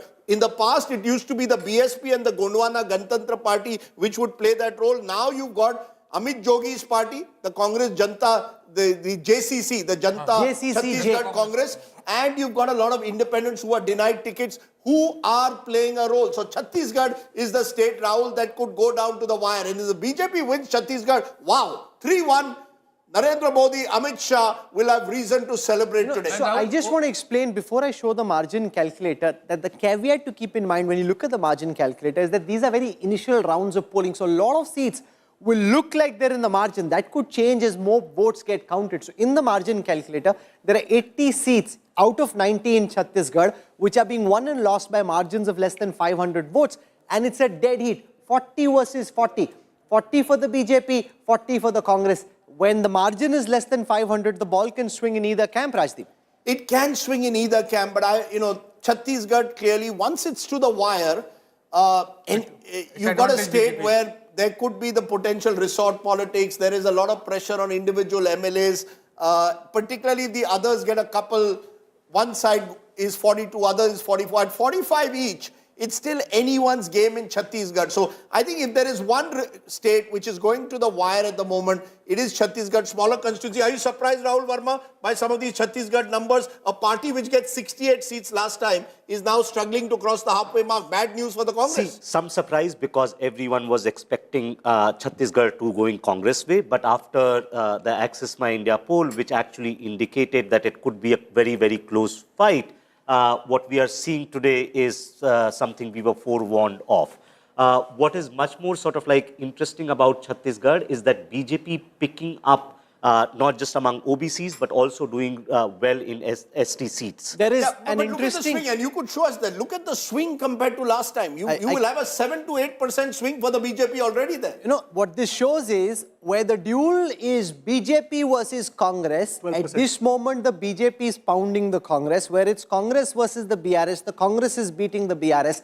For the first time since I started tracking this data, the BJP has now overtaken the Congress in the national tally. So if I add the seats and the trends from each of the 4 states where counting is on at the moment, the BJP out of those 638 currently leading in 287, the Congress leading in 283. Last time they had 320. So the Congress has come down significantly from 2018. The BJP is up at 287 for the first time in the aggregate. This aggregate means nothing. It's just bragging rights. Bragging rights in politics are very important though.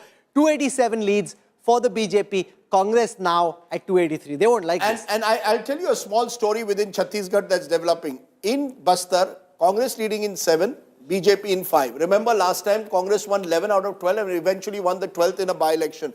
The Adivasi Samaj formed a party called Hamar Adivasi, and I went to some areas. They were objecting to the fact that when religious conversion was taking place, and the Christian tribals wanted protection, the Bahgel government didn't give it to them. That the Bahgel government didn't stand by them in their hour of need. Bahgel government didn't give them some of the forest rights that they wanted. And they said, we are forming our own party. I won't be surprised if HMR, the Hamar Adivasi party, which has been set up by the likes of the old Congress leader Arvind Netam, who left the Congress in August this year, are actually denting the Congress in Bastar. And we are seeing with Sarguja also, where the Congress had swept, T.S. Singh, Dev kind of leader losing, someone who's won with 50% plus of the vote. So that is making a difference. Shivraj Singh Chauhan is speaking at this moment. He'd be delighted. I spoke to him after the poll. Let's listen to him. And this is the Madhya Pradesh Chief Minister speaking at this moment. Gas के रिसाव के कारण हजारों भाई बहन जिनमें हमारे छोटे छोटे बच्चे शामिल थे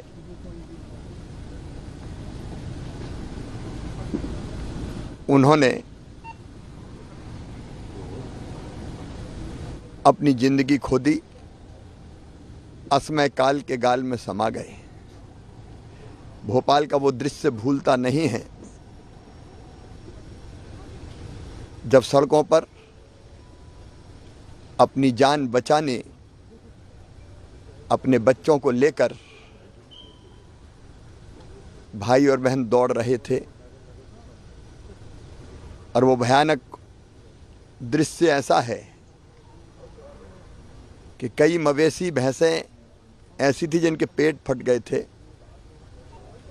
दौड़ते दौड़ते कई लोग गिरे और हमेशा के लिए दुनिया छोड़ के चले गए। मैं हम सब भाई बहनों के चरणों में श्रद्धा के सुमन अर्पित करता हूं, लेकिन इस संकल्प के साथ कि फिर कोई शहर भोपाल ना बने। ऐसी गैस ट्रेजेडी फिर ना दोहराई जाए। हमें सबको सोचना पड़ेगा। केवल मध्य प्रदेश और देश की बात नहीं करता, दुनिया को भी, कि भौतिक प्रगति की अंधी चाह में हम प्रकृति के साथ ऐसा खिलवाड़ ना करें कि प्रकृति हमको ही निगल ले।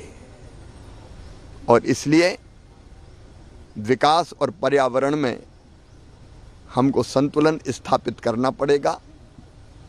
ये धरती सबके लिए है, मनुष्यों के साथ साथ कीट पतंगे, जीव जंतु, पशु पक्षियों के लिए भी है।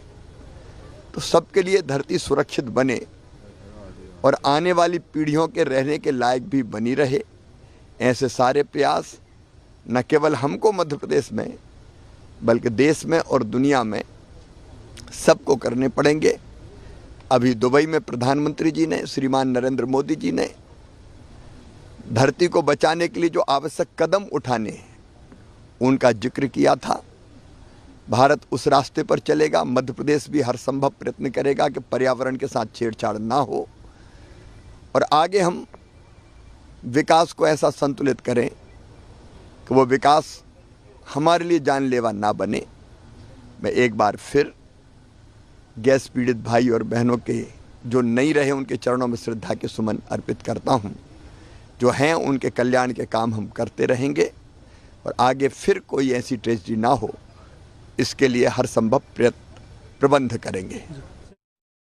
Remember, of course, today is December 3rd and 1984, December 2nd night, 3rd morning was when the horrific Bhopal gas tragedy took place, killing thousands of people. Shivraj Singh Chauhan remembering that day. But it's also a show of confidence, Rajdeep. The fact that he's emerging, he's also staking claim. That's right. Because I've done it. No matter how much the BJP in different quarters in Madhya Pradesh tried to undermine him, at 138 with 21 leads from the last time, Shivraj Singh Chauhan, like Yogi Adityanath in Uttar Pradesh, emerging as a force in his own right. No matter what you think, you know, people even in the BJP were saying, bore ho gaye, ubasi aa gaye, thak gaye, he's sounding repetitive. If he's been able to lead the BJP to 138 leads at this moment with 29 trends over the last elections, Shivraj Singh Chauhan is one of the biggest winners today. Make absolutely no mistake about that. That's the verdict. And his Ladli Bahina scheme turning out to be a game changer. Our poll was showing a 10% vote share gap between the BJP and the Congress amongst the women. This, like Yogi, in Uttar Pradesh, where the BJP thought 220, 230, they actually ended up with more than 300. This is a big victory for the man of the moment, Shivraj Singh Chauhan. And, you know, after our poll, when we conducted it, he spoke to us on the phone. He was, in fact, while the poll was on, his secretary was sending messages. And one of the things that he mentioned, which I thought is an important word in politics, it's the word called bharosa. It means trust. You see, Shivraj Singh Chauhan put 1,250 rupees in the pockets of women through the Ladli Bahina scheme. The Congress promised it. But when I'm getting it already from one person, I tend to trust him. I got a sense, Preeti, when we traveled, and you traveled a lot there as well, that women trusted Shivraj Singh Chauhan to deliver on that promise. Yes, there were other serious problems. There are paper leak problems. There was the Patwari recruitment scam. There is a sense that, you know, there are very few jobs that the government has created. But purely on the gender factor, it appeared that Shivraj Singh Chauhan, and not just Ladli Bahina, before that there's Ladli Lakshmi. In fact, he told me that I've had a series of schemes for 30 years. Don't just focus on this. Do you agree that there is gender which cut across caste in Madhya Pradesh? Well, you're right there, and it comes from with what you pointed out right in the beginning, Rajdeep, bharosa. So there is a sense of affinity that the women of Madhya Pradesh, you know, the fact is we can talk ad nauseum, but the fact he's called Mamaji hasn't come overnight, right? It's been coined, it's been fueled, and it's been fueled over generations per se, where the women of Madhya Pradesh are concerned. So you'll speak to somebody who's just the first time voter, and you speak to the grandmother of that voter and 3 generations of that, you know, in the same family. They have that affinity where they believe that he will deliver on, you know, on these grounds. While in this case, the Congress was offering 1,500 rupees, but for them, 1,000 rupees raised to 1,250 rupees was a lot more than the promise of a 1,500 rupees in case the Congress government came to power. And this is what cut across regions. It cut across the Chambal region to the Mahakoshal region, and it also cut across, you know, to the other Bundelkhand and Bahgel. So we can show that, Preeti. On the election intelligence dashboard, I can show you where the BJP's leads are actually coming from. The BJP is down 3 in the Bahgelkhand region. Bahgelkhand. I just got somebody saying Bahgelkhand. Bahgelkhand is not sounding right. Okay, so Bahgelkhand.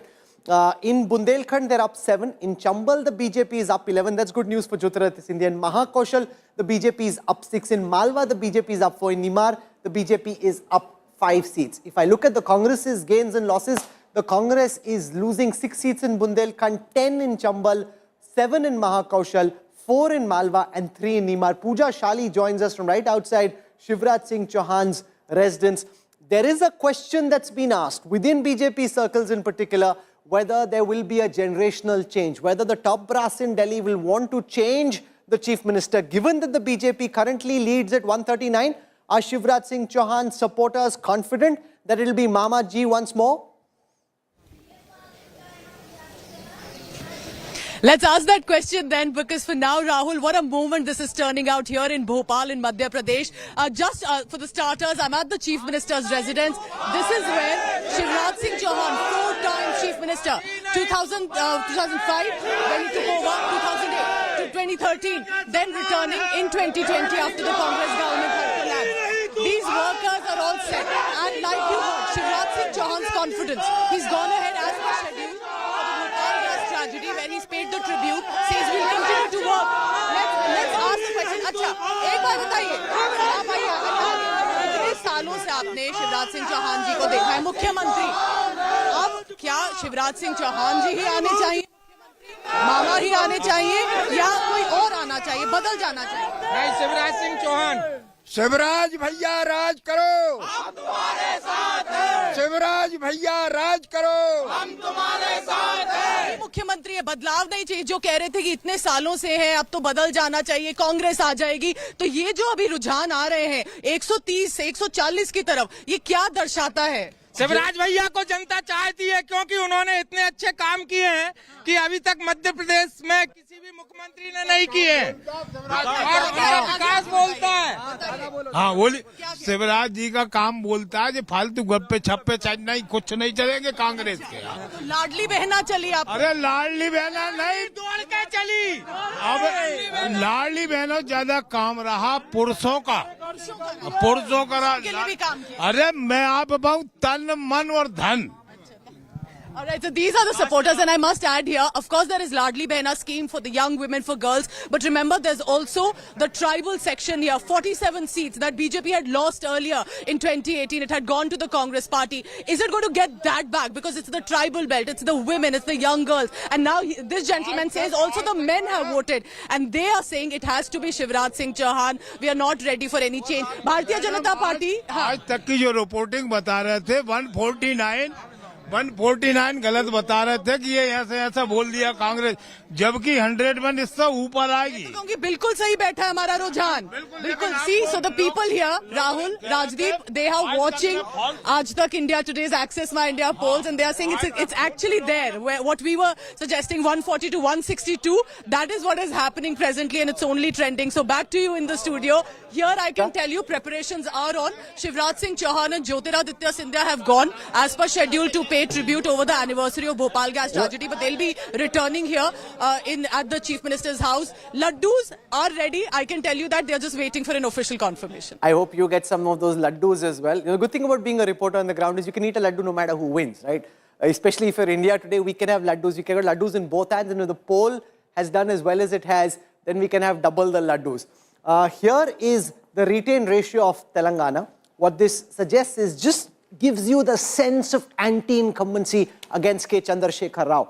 Out of the 88 seats that the BRS had won last time, they are currently trailing on 61% of those seats, retaining only 34 of those 88. And the big wins are coming for the Congress, which has bagged 50 seats, which the BRS had last time. The BJP's picked up 2 seats the BRS had last time. Others have picked up 2. For the Congress, it had 19 seats that it won last time. They're retaining 74% of those. They've lost 5. 4 of those are going to the BRS, none to the BJP, none to the AIMM. So the BJP had only 1 seat, so that doesn't really make much of a difference. Let's look at the BRS's gains and losses and where these are coming from. In the northern part of Telangana, the BRS is currently trailing on 20 seats they had last time. In the central part of Telangana, the BRS is down 12 from the last time. In Hyderabad, the BRS is down 3. In the southern region of Telangana, the BRS is down 15. Where are the Congress's gains and losses? As I said, and this is the magic and the power of the election intelligence dashboard, which we've worked so hard with the India Today Data Intelligence Unit to power live for you. 19 of the leads for the Congress coming from the north, 14 of the leads for the Congress coming from central, 3 interestingly from Hyderabad. The Congress was supposed to be a wipeout in Hyderabad. That doesn't seem to be the case. 14 of those leads, T.S. Sudhir, coming from the south. And interestingly, even in Chhattisgarh, the Congress is now back in the lead. So our poll, I mean, beyond a point, we don't really care who wins, but we want our poll to be correct. Congress again in the lead in Chhattisgarh. Our poll is also 3-1. Our poll as of now is 3-1. We are completely spot on in Madhya Pradesh.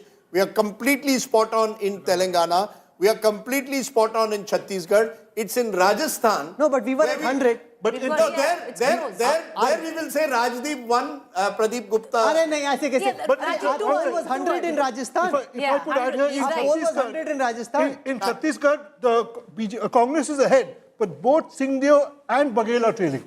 But by a very narrow margin. So Vijay Bahgel is leading by just about 1,000 votes against Bhupesh Bahgel in Patan. So that's not a very big Rahul lead. Kanwal, 9 p.m. on your News Today group. I have given my number 2 plays 2. As of now, 2 is playing 2. Rajdeep, right? I must tell our No, no, viewers, here it's it very is slippery. there. Very slippery. One second. The It's numbers two we is have to playing stick. two. The numbers, Rajdeep, we have to stick with are our post-poll numbers. If the post-poll numbers are right, then we So are. as of now, 3 of our post-poll numbers are spot on.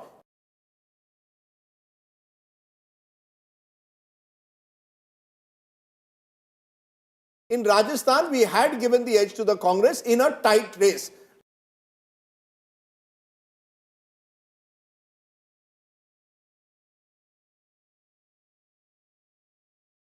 All I'm saying, please see my number if you can. But Rajdeep, you know, it might be too premature, like Raman Singh from the BJP in Chhattisgarh, who's already tweeted that Suraj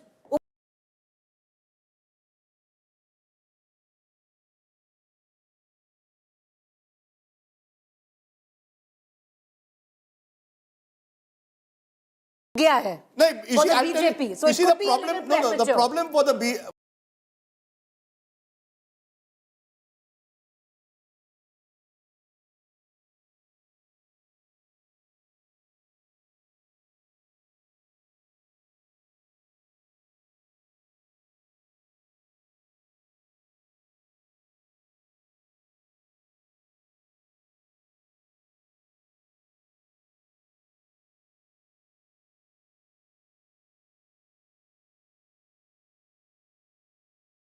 for the BJP in Chhattisgarh at the moment is that the rural seats still the Congress is leading 41 to 31. It's in urban and semi-urban that the BJP is leading the Congress. So, in fact, in urban it's 6-3, in semi-urban 5-4. They will need to make up that gap in the rural seats. Okay. The tribal areas could still be critical, but it could go down to the wire. Okay, so Chhattisgarh could go to the wire. Let's spend a moment in Chhattisgarh to try and see if and what can change. So let me look at the margin calculator for Chhattisgarh, which will give you a sense of how many seats are currently being won and lost with a margin of less than 1,000 votes. So here it is on your screen. There's 72 seats where the margin at this moment is less than 1,000. And if it's less than 1,000, as the votes get counted, the situation could change. The Congress is leading on 38 of those. The BJP is leading on 34. So there are only 18 seats where the margin is more than 1,000. In the others, there's still a tight contest going on. So Chhattisgarh will keep us busy and engaged for a while. You were talking about how the Congress is doing on the tribal seats, how the BJP is doing on the tribal seats in Chhattisgarh. There are 47 seats where the tribal population is more than 20%. The Congress is leading on 27 such seats. The BJP is leading on 20 such seats. Amongst the Dalit-dominated seats of Chhattisgarh, there are 16 seats where the Dalit population is more than 16%. The BJP is leading on 8. The Congress is leading on 8. In the Sahu-dominated seats, 26 such seats where the Sahu community population is more than 20%. The Congress is leading on 12. The BJP is leading on 14. In the Banya-dominated seats of Chhattisgarh, the Congress is leading on 2, the BJP on 1. In the Thakur-dominated seats, 6 seats with the Thakur population is more than 20%. The Congress leading on 2, the BJP Rajdeep on 4. So Chhattisgarh still very much in the fray. The super over could possibly come in Chhattisgarh. And the reason why Chhattisgarh becomes important is there's huge difference, I think, between 2-2 and 3-1. At 3-1, the BJP is balle all the way. At 2-2, the Congress will clutch on to its straws and say, look, we retained 1 and we've gained 1. So I think that's how important it is now in Chhattisgarh. Charan Singh Sapra, spokesperson Congress, and Tuhin Sinha, spokesperson of the BJP, joining us. Charan Singh Sapra, to you first. Not looking good for the Congress at the moment, I'm afraid, Mr. Sapra. As of now, you are only comfortable in Telangana, south of the Vindhyas. North India is either rejecting you or clearly putting the BJP in a fight with you, as in Chhattisgarh. Mr. Sapra. Okay, we're having a problem with his line. Let's go to Tuhin Sinha. Tuhin, you've dressed in the appropriate colors. You obviously knew which way the wind was blowing this morning. Well, the country is increasingly going to get saffronized from here, and this is going to mark the end of the Indy alliance. You know, Rajdeep, two things are very clear. Number one, when it comes to Madhya Pradesh, the combined credibility of Honorable Prime Minister Modi ji and Shivraj Singh Chauhan ji is very clear on the ground. And in the other states, Chhattisgarh and Rajasthan, look at the hatred that people today have against the Congress hypocrisy. it is very important to know that, when you travel on the ground, I have heard you mention in one of your programs, when it came to Madhya Pradesh, there was no anger against the existing government. But the anger is against the Congress despite them not being in power. Why? Because number one, they presided over all the Sanatan attacks which was happening in the last 3 months. They are the hub of corruption in all the 3 states which they managed to retain, which they managed to win in the last 2 years or so, Karnataka or Himachal. They have presided over a financial anarchy with their fake promises. So I think, there is a sense of disgruntlement in the people against the Congress party, including in Congress allies. And Akhilesh Yadav has been the most vocal against the Congress party. So I think this is going to mark the end of the Indy alliance. And for the first time, there is a pro-incumbency factor. Even after 10 years, BJP will go into the 2024 with a very clear pro-incumbency sentiment for the central government. Okay, Rajdeep, we have over here now the national big picture that emerges. For what it's worth, if you add up all the leads which you have across the states, I want to take you through on the election intelligence dashboard, the overall national big picture that emerges. Remember, the Congress had 320 wins the last time out of these 638. Right now, they're at 270. The BJP is at 298. So the BJP with a 28-seat lead across these 4 states, despite the fact that in Telangana they're doing far worse than the Congress. Despite that, in the overall big picture, as far as bragging rights are concerned, the BJP, Ashok Malik, would like this number, 298 versus 270. See, if you look at where the seats are coming from, if the BJP, as I said earlier, has to repeat its majority in 2024, it has to win big in its bastions in Western India and Northern India. And of course, get some incremental seats in Eastern India and Southern India. But West and North are crucial for the BJP. And these results, if these results bear out till the evening, show us that the BJP is well on course to repeating its performance in 2024 in Western India and Northern India. And look at the historical timeline of Madhya Pradesh. If you look at this graph on your screen, the BJP has typically won Madhya Pradesh big. The saffron line is that of the BJP. The blue line is that of the Congress. The BJP won big, 173 versus 38 in 2003, 143 versus 71 in 2008, 165 versus 58 in 2013. If you're looking for insights into what might happen in 2024, remember that's when Prime Minister Modi is on the ticket. If even without having Prime Minister Modi himself on the ticket, the BJP is sitting at 148 versus 79. Those in the stock market, those in corporate India, those watching for what this might mean for the Lok Sabha elections, 148 versus 79 means in the Hindi heartland, the BJP looking very strong. Only in Chhattisgarh, the BJP losing at this moment, but that also not by very much. They're still gaining from last time. Oh, they got hammered last time, so they're up on a low base. But Rajdeep, they're coming back, and this looks now like the outlier. This is where the trend has been in the last 5 elections. We're going back to that trend. I think both, therefore, when you contrast it to 2018 is significant, because in 2018, the Congress wins these states and yet is demolished in the Lok Sabha. Now imagine when you actually have governments in those states and then Mr. Modi comes on the ticket. You know, this whole double engine argument that has been made. The double engine argument, for whatever reason, didn't work in Karnataka. I think in states where the BJP's organization doesn't match up to the power or the appeal of the Prime Minister, the BJP struggles. But Rahul, we saw a bit of that in Himachal Pradesh as well, where in Himachal Pradesh, the BJP's organization had got enfeebled. But where the BJP's organization is rock solid, we talk of Madhya Pradesh as a BJP-ruled state, it's also where the RSS is so powerful. Go to any village in Madhya Pradesh, you will see that the RSS has its shakas, the Vanvasi Kalyan Kendras. That adds then to the power of the BJP. 28 out of 29 last time in the Lok Sabha. Obviously, with these numbers, the BJP will feel confident of Madhya Pradesh. They'll feel reasonably confident of Rajasthan as well. The question now comes in Rajasthan, do you go with a new generational change or stick to a Vasundhara Raje? That's a question the BJP will have to answer. But with 151 in Madhya Pradesh, I know Ashok Malik has been saying the BJP may look beyond Shivraj Singh Chauhan. I actually think this is Shivraj Singh Chauhan's biggest moment. Look, I don't think you can deny him right away his moment in the sun. All I'm saying is if you need to do a transition there, then 150 gives you more opportunity to do it than 120. But where would that leave? You know, why would I do a transition? Why would I break something? That's okay. The party leadership. Shivraj Singh Chauhan is 64-year-old. and there is no, as such, there is no successor there. It's not that age is not on his side. And Rajdeep, what you were saying about the, the BJP, RSS, Sangh Parivar imprints in Madhya Pradesh, they were very much visible in Chhindwara. When I went to see there was more, the saffron than, the green number of green trees there. And mind you, it's largely forest area. So there was so much of sadhus and sons and all over the country had come to, defeat Kamal Nath. No, but you tell me, did Kamal Nath make a mistake by saying, I am the Hanuman Bhakt? I am, I am more Hindu than the BJP. What was the alternative? You see, Rahul Gandhi comes to Madhya Pradesh and talks of caste census. Kamal Nath speaks of Hindutva.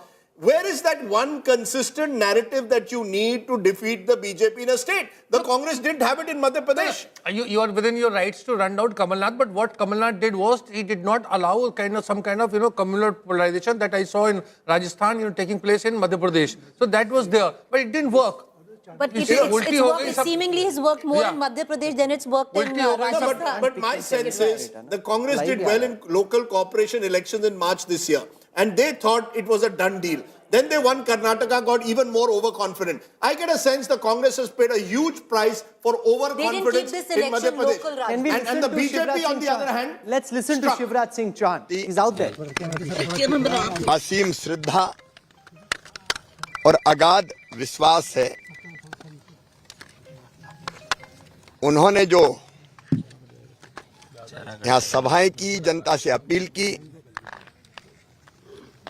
वो जनता के दिल को छू गई और उसी के कारण ये परिणाम जो अभी रुझान आ रहे हैं, ये प्रमुख कारण है. डबल इंजन की सरकार दिल्ली में प्रधानमंत्री जी के नेतृत्व में केंद्र सरकार ने जो काम किया उसको यहाँ ठीक से हमने इम्प्लीमेंट किया और जो यहाँ योजनाएं बनी, लाडली लक्ष्मी से लेकर लाडली बहना तक का एक अद्भुत सफर जो मध्य प्रदेश ने तय किया, गरीबों के लिए, किसानों के लिए, भांजे भांजियों के लिए जो काम हुए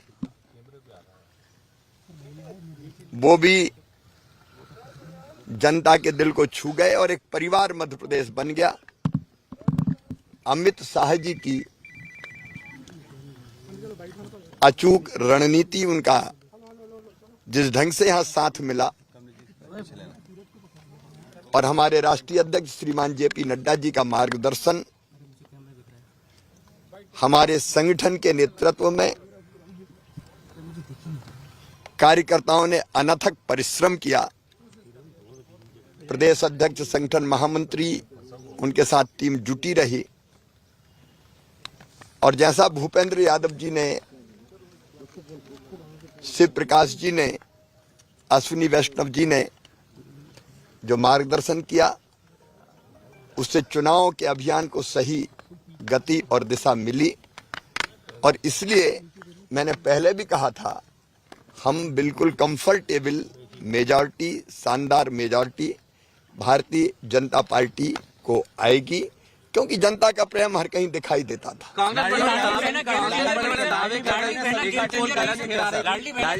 सभी कांटे निकाल दिए, आप कह चुके थे पहले भी, अभी भी आप. मैंने पहले भी कहा कि wondering if this is accidental. I promise you it's not. No person who's in the fray to be chief minister shows up that early in the morning on counting day unless he's taking claim. What Shivraj Singh Chauhan has done from those two public appearances this morning, Rajdeep, is signal to voters in Madhya Pradesh, to all those watching in Delhi, or to all those watching on TV and everybody in Delhi at the BJP headquarters, that this is my victory. And that's the underlying message. He's not saying it, but if he had any, he's not staying at home. He's out there staking claim. And Rahul, Jo Jeeta wo Sikandar, BJP has every reason to celebrate Madhya Pradesh. But look at what they did. In September this year, go anywhere across Madhya Pradesh, the posters would have Mr. Modi on the top and 12 leaders at the bottom, including Shivraj Singh Chauhan, Narendra Singh Tomar, Rakesh Singh. They were all on the Jyotiraditya Scindia. It wasn't as if Shivraj was even first among equals. By October end is when the BJP changed and realized that, Shivraj Singh Chauhan may be a little bit more popular. This is where the BJP's tracker polls, I think, helped it. They recognized that Shivraj Singh Chauhan does have a trust, a sense of identity. that the other leaders don't have, and slowly but surely projected him. I don't think now they can turn back. Yes, there are people like Prahlad Patel, also from the backward caste community, who will be seen as potential rivals for the future. But at least till 2024 Lok Sabha, Mr. Modi's aim is 300 seat, 300 par Lok Sabha. Till then, I think they will stick with Shivraj Singh Chauhan. Rajasthan will be more interesting, because you are not as dependent possibly on Vasundhara Raje once you've crossed 100 seats. There you may look for an alternative. You've not dependent at all. You didn't use her for the election. Why would you need her now? That's right. So I think if you are going to see a chief minister election, you agree with that, Chetan, that you know, maybe you want a generational change in Rajasthan. Whether it's, I don't know which generation they'll be, but they clearly didn't want to project her as the face, whatever may be the internal reasons for that. They wanted to keep control on the state, and now it's just without a face, they won that state. That is a bigger victory for BJP center than a victory with a local face. In the dying hours of the... What's your sense, Preeti? Will they go with Vasundhara Raje or will they look for an alternative? Rajdeep, in the dying hours of the campaign, Vasundhara did find favour back in branding, back in posters, right next to Modi in the last two rallies. But having said that, if this number stays at about 100, then yes, Vasundhara Raje will be somebody who will be in. If so what's the number then? If they pull it away, over 110, if they pull it away, then I do see that they might think of somebody else. Our own poll suggests somebody like a Baba Balaknath, who's a sitting MP of Alwar and now contesting from Tijara. Ashok, do you think they'll stick with Vasundhara Raje at 105? 104, 105, yes. 110, no. You know, it's very interesting what's happening in Rajasthan. There are very few states of North India, and Rahul, you please come in on this, where independents get 20 plus. You've got independents, and we look at their vote percentage, but I have little doubt that independents will be 20% plus. In a two-horse race, you have a large space for a third front. I wonder if Sachin Pilot could have taken that gamble 6 or 9 months ago and tried to create a third front, which was Hanuman Beniwal, Sachin Pilot, Aam Aadmi Party coming together. How do you see this role of independence in a state like Rajasthan? So one, in last 5 elections, independent, like basically non-Congress, non-BJP vote share has always been around 20% and seat share has been around 15%. Yes. And that's what we are going to see even now. Especially for the Congress, what was happening, that the independents used to tilt the balance in favor of one chief ministerial candidate. Right? Last time, I think because Congress fell short and Gehlot could have his day, because he also had people who became independents. And I think something Vasundhara Raje might be trying this time, that if BJP falls short of number or close to 100, she might rely on some of those independents. Rajdeep, what one needs to look at, one needs to look at is who are these independents. These are parties which is the BSP, it's the RLD. There is one, I think, which is leading, which is the RLD. Then the RLP, which is Hanuman Beniwal's party.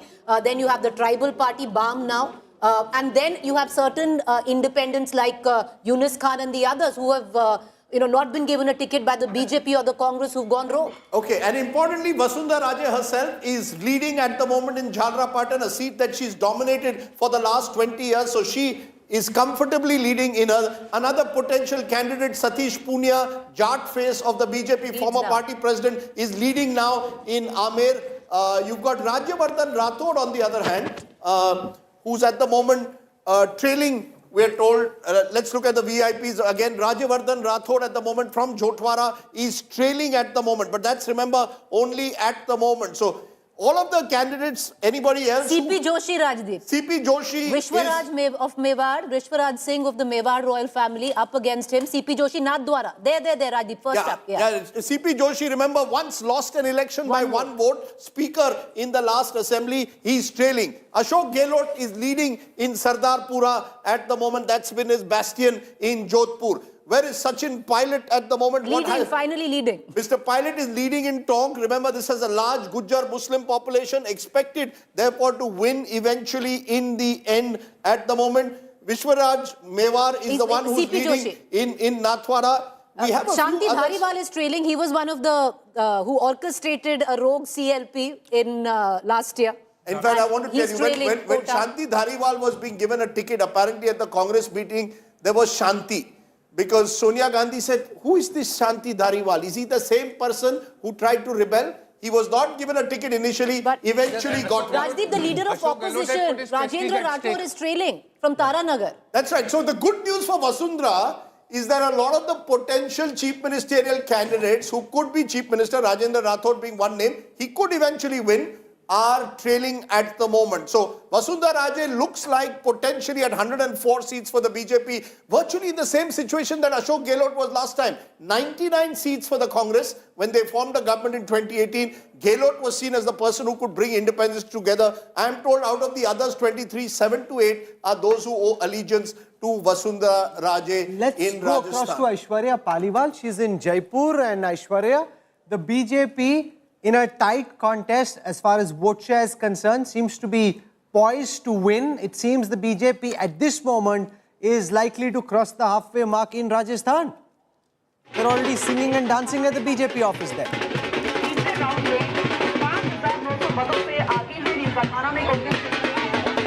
Those are images from the BJP headquarters in Jaipur. The dholwalas are out. The balloons are up. So they were obviously expecting this. The balloons are nicely set. So they clearly thought that they were likely to win. Aishwarya, can you hear me? Aishwarya! I think the dole is so loud that she can't hear us. Aishwarya, go for it. Just go for it. Tell us what's happening there. So now, we just straight cut to the visuals here. The women, in fact, in large numbers present here. क्या आप लोगों को लग रहा था कि भारतीय Janata party इतनी भारी बहुमत से जीतेगी? आप लोग काफी भारी संख्या में आए हैं यहाँ पे। क्या लगता है? आप लोगों को लग रहा था कि बीजेपी जीतेगी? बिल्कुल, ये जीत प्रत्याशित थी। इस जीत की तस्वीर 2 साल पहले लिख गई थी। गहलोत सरकार के कुशासन से तंग आ गई। जनता ने जो बहुमत दिया है, इस गहलोत सरकार कहना चाहूंगी मैं, इसके कुशासन से निजात पाई है। और आज नारी शक्ति बहुत खुश है, बहुत खुश है। Nari Shakti, Rahul, is something that everyone here is talking about. The women, Rahul, let me tell you, are turning up in large numbers. The dhol here that you can see right outside the BJP office in Jaipur, the dhol taking place here. Everyone is dancing, everyone is in a celebratory mode, and they all believe, Rahul, that numbers will go up as the counting proceeds. They believe that this actually will be a Prachand Bahmat for the Bharatiya Janata Party. From there, let's cut across to Revant Reddy's residence. Nagarjun Dwarkanath joins us from Hyderabad. 70 leads for the Congress, up 51 from the last time. The BRS down 51 from the last time. Revant Reddy, from what we can see, at least his supporters are expecting Nagarjun that he's going to be Chief Minister. The party hasn't announced just yet, but he has that confidence that he's the man who's led them to power. It's his turn to rule Hyderabad and rule Telangana.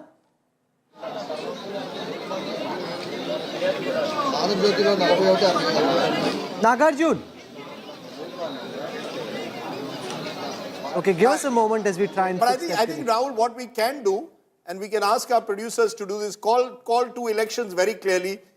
BJP is going to form the next government in Madhya Pradesh. Bhopal is going the BJP way in a massive, potentially 2/3 victory. The India Today Axis My India polls spot on in Madhya Pradesh. All the criticism, all the anger that we had to face in the last 48 hours, getting messages at 5 a.m. in the morning saying your poll is wrong. I'm sorry, the poll is spot on. Well done, Pradeep Gupta in Madhya Pradesh. Madhya Pradesh, we are calling Shivraj Singh Chauhan-led BJP is set to form the government in Madhya Pradesh. We are also calling Telangana, that Telangana, barring a last-minute surprise, the Congress is set to form the government in Hyderabad, displacing 10 years of TRS. No, what surprise can there be? With 51 leads. 70, I'm just saying 60 is the halfway mark. So I'm not saying that they're... Yes. It's bad news for BRS. It's also bad news for the AIMIM. It's leading only in 4 seats. That's right, very interesting. Down 3.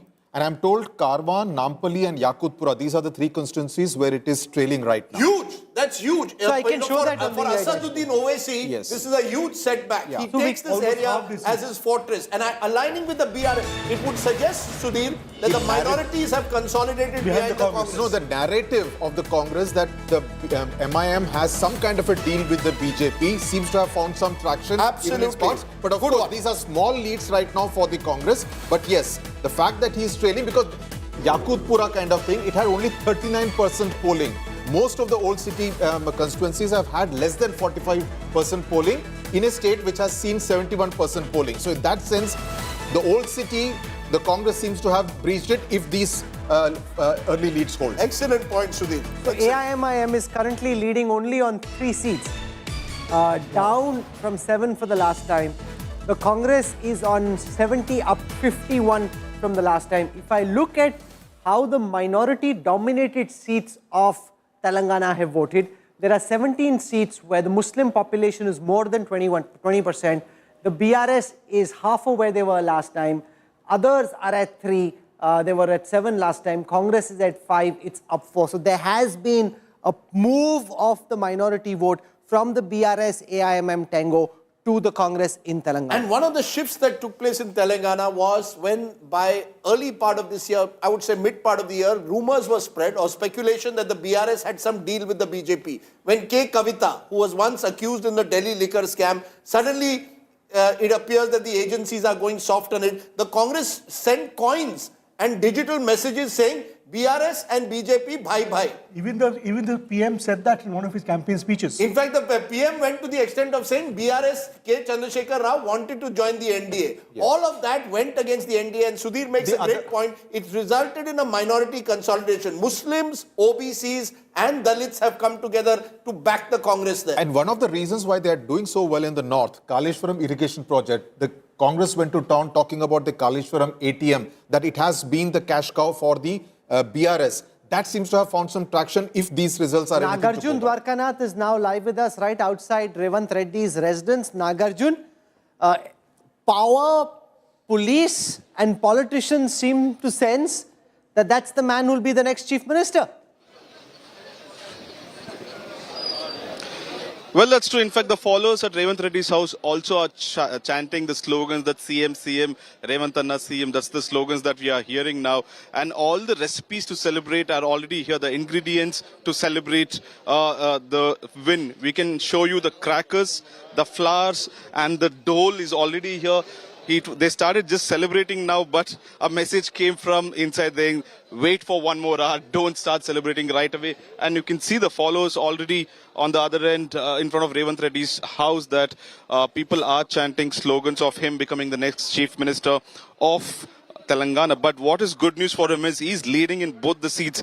He's a Jain slayer at this point of time because he took on the chief minister in Kamareddy head on, and he knew that it's a tough battle because it was not his typical conventional seat, but he did go there after Kodangal and contested there. Even on the polling day, he finished his voting in Kodangal and went back to Kamareddy to make sure that he goes around the booths talking to people and looking at all the preparations being necessarily done there and meet the Karyakartas as well. So all credit to him is what the Congress is saying. And also the message that I'm picking up is DK Shivkumar, who is in a private hotel in Hyderabad, is closely monitoring the issue and the numbers now.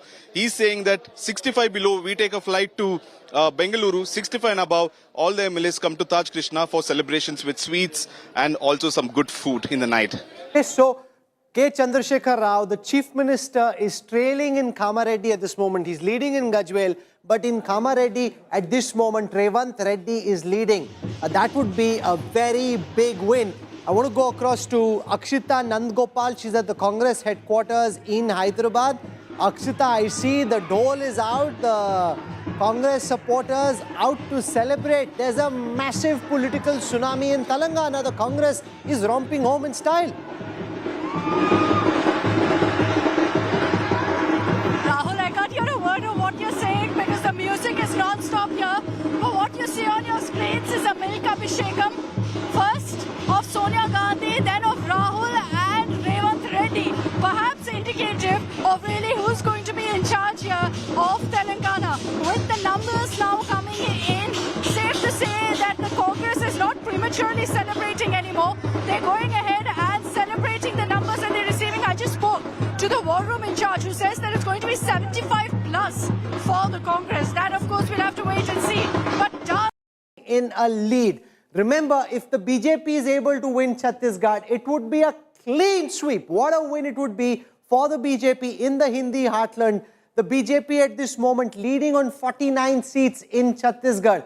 Their leads, as you can see, are coming from across the state. They're not concentrated in any one pocket. The Congress is down to 39. That's a loss of 29 seats from the last time. Chhattisgarh is the big story at this moment because Madhya Pradesh is a sweep for the BJP. In Rajasthan, they've been in the lead for a long time. It is Chhattisgarh which seemed to be slipping out of the saffron party's hand. Now the BJP is dancing in Chhattisgarh as well. At this moment, 49 leads, Rajdeep, for the BJP in Chhattisgarh. And the turnaround is taking place in the tribal belt. Remember last time 29 seats, the BJP won, the Congress won 25. Now in Bastar alone, the BJP leading in 8, the Congress in just 3, the CPI in 1. And the smaller party, the Amar party, is damaging the Congress. The the sense is that the Congress in the tribal belts is where they are taking the hit this time. And once you take a hit in the tribal belt, that's where that pivoted the Congress into victory last time.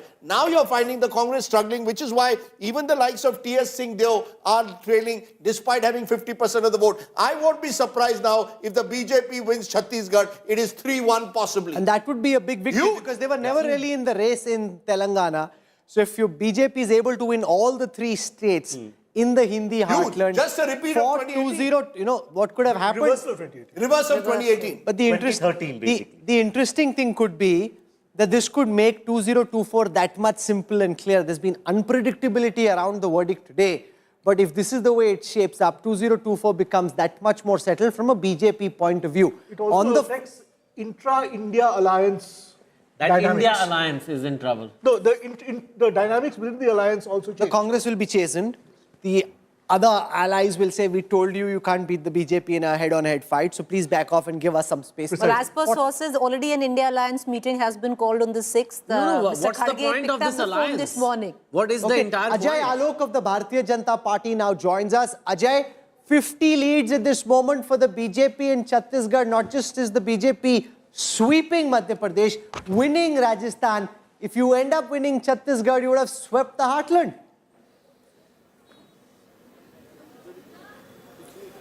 Well, Rahul, the trends are very encouraging, and we always knew it right from the beginning. Though the whole media in the country was not ready to believe that we are doing good in Chhattisgarh or we'll sweep Madhya Pradesh. Everybody was saying Rajasthan, okay, but Madhya Pradesh is tough, Chhattisgarh, no way. Everybody was saying. But we on the ground always knew that, yes, we are going to come. Because people understood this matchbox concept of Congress government, what they were operating in Chhattisgarh. The whole matchbox theory. Congress, corruption. Corruption, money. Money going to Naxals and money going for conversion. This whole thing happened in Bastar, and that was the reason that today Bastar has replied them. And that's what we were saying, that this complete matchbox concept of the Congress governance is going to cost them, and it has costed Chhattisgarh a lot. Like I've always said, Chhattisgarh pe 36 war kiye Congress ne. It will take time for them to heal. So what you're talking about is the Bastar region. It's often said that the power to Raipur goes from Bastar. 12 seats in Bastar. At this moment, the BJP is leading on 8 of those. It had only won the last time. The Congress is leading only on 3, down 8. And if Chhattisgarh is also in the BJP's kitty, do you think it makes, Ajay Alok, the path to 2024 that much clearer from the BJP's perspective? Well, see, Bastar has a lot of importance because Bastar is essentially all the 12 seats except for one. Everything is ST seat. But in Chhattisgarh, if you look overall in totality, the 90 Vidhan Sabha seats, every seat of 90 Vidhan Sabha has around 15 to 25,000 of ST population. So the voice from Bastar, it resonates in whole Chhattisgarh. This is the truth. And that's what has happened. And let's wait for one more hour, and I think the picture will be much more clearer.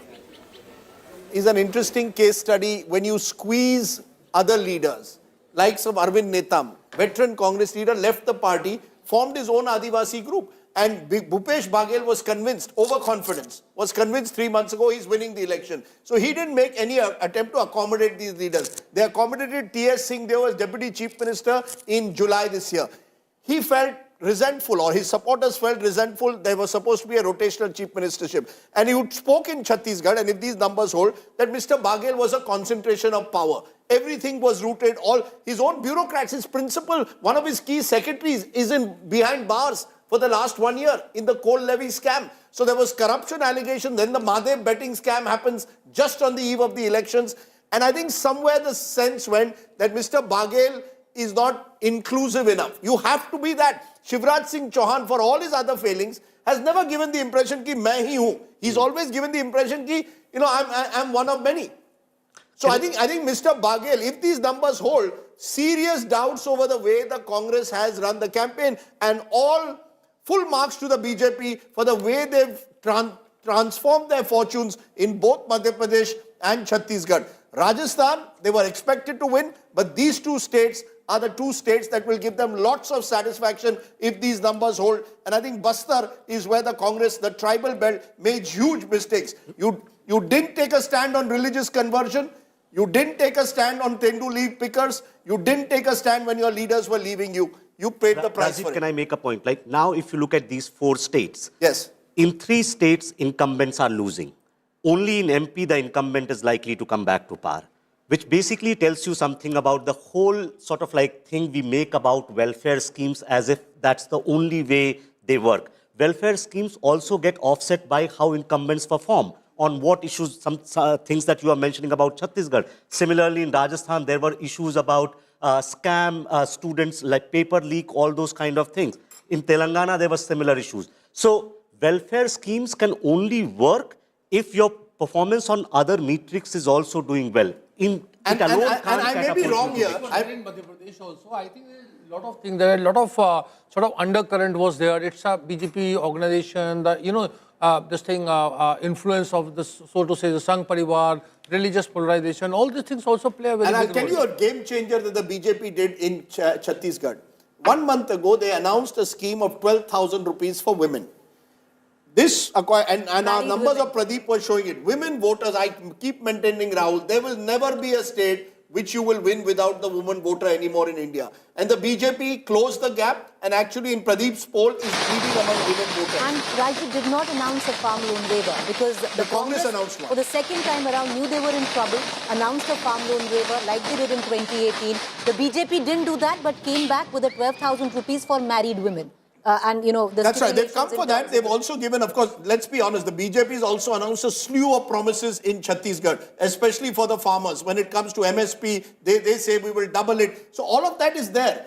But if your delivery systems work, even basic delivery systems, you have half a chance. But without that, simply announcing freebies is not going to work. Because welfare is now like Ashok Gehlot did. Minimum expectations of citizens. You don't do anything for 5 years. If you are not going to provide welfare, you are not even in the race. But that, this is just to stand in the race. After that, you have to get other things also right to be able to win elections. And I just wonder, if it remains 3-1, what happens to the India Alliance and the Congress leading into 2024? Congress should have crushed it today to have any chance. Because anyway, you're going to have the Modi factor playing much more in the Lok Sabha. Congress should have not just won, it should have crushed it to have any chance. And this is... We'll analyze why this happened, but you let a pilot, Sachin Pilot, not be happy. You let Scindia go. All these mistakes will add up or not. One day... but come on, Rashid, where does this leave? 1 minute. Yeah. The Congress is calling, I'm told, on the 6th, once an India Alliance meeting. Does it go much weakened? Now they can't dictate terms. Otherwise, there was a feeling if the Congress wins 3 states, they'll dictate terms to the India Alliance. Now the Congress has to introspect if these are the numbers. I think we must have one set of rules. I mean, if there is no correlation between state elections and central elections, suddenly when Congress loses, it becomes there is a direct correlation. Key part is that out of the 65 seats from these 3 states of Madhya Pradesh, Rajasthan, Chhattisgarh, the BJP is already sitting on 62 seats. So it cannot improve upon it unless it gets all 65 seats.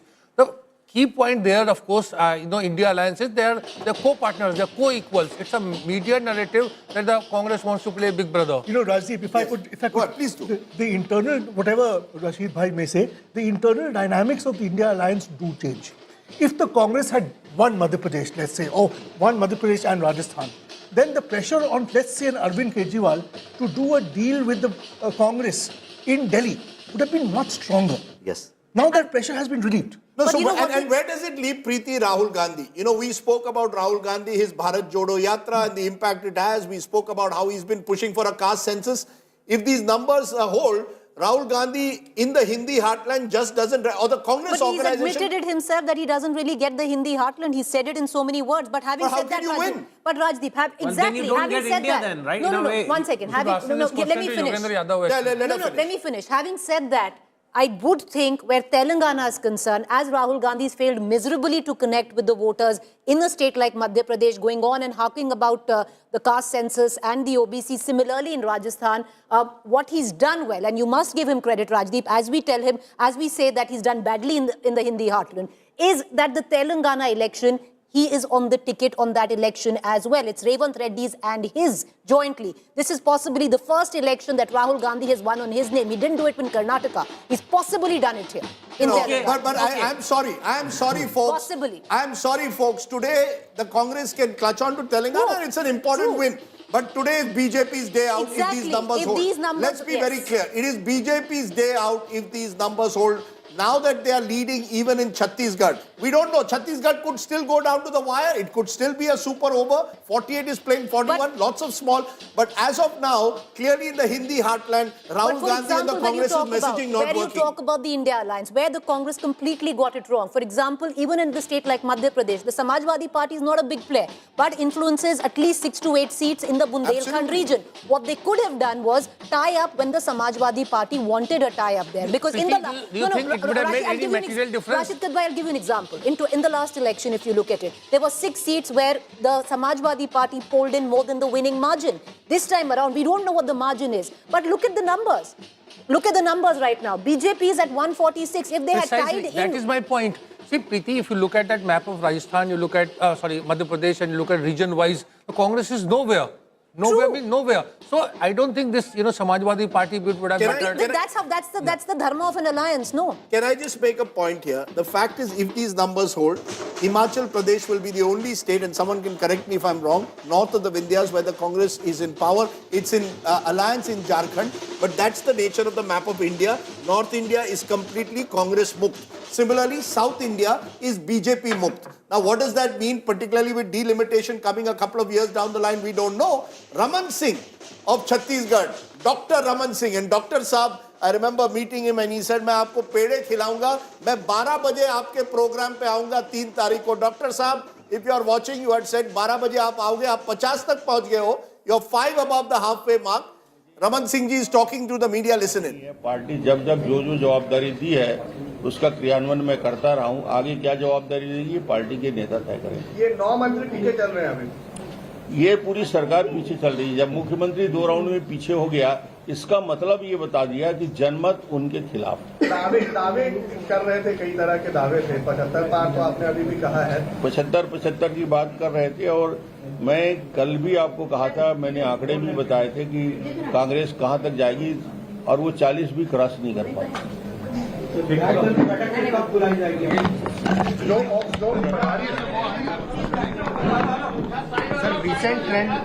Recent trend में BJP आगे बढ़ती दिख रही है, करीबन 42 से 43 seat पे. क्या कारण है? निश्चित रूप से भारतीय जनता पार्टी के पक्ष में शहरी और ग्रामीण क्षेत्र में स्पष्ट रुझान है और ये वोटों में जनता की आक्रोश परिलक्षित हुआ है. और भारतीय जनता पार्टी जो आज रुझान दिख रहा है वो निश्चित रूप से आगे बढ़ के सरकार बनाने में सफल होगी. एमपी और राजस्थान में भी काफी बढ़त दिख रही है. तीनों राज्यों में भारतीय जनता पार्टी पूर्ण बहुमत के साथ सरकार बनाएगी. मुद्दे स्पष्ट रूप से 3 मुद्दों पे हमने बात किया था. कांग्रेस के वादे खिलाफी जन घोषणा पत्र का क्रियान्वयन नहीं कर पाए, पहला सबसे बड़ा मुद्दा था. भूपेश का भ्रष्टाचार दूसरा बड़ा मुद्दा था. और तीसरा बड़ा मुद्दा था विकास के सारे काम ठप पड़ गए थे.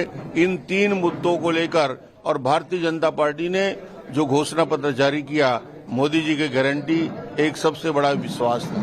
सर, महिलाओं का वोटिंग परसेंटेज काफी ज्यादा रहा. क्या लीकर बैंक का जो उनका मुद्दा था, जो प्रॉमिस किए थे, वो महिलाओं के 12,000 रुपया मासिक देने की योजना और महिलाओं को सम्मान के साथ 500 रुपया गैस सिलेंडर में देने की बात और 18 लाख आवास देने की बात, इन मुद्दों को लेकर उनके अंदर बात आई.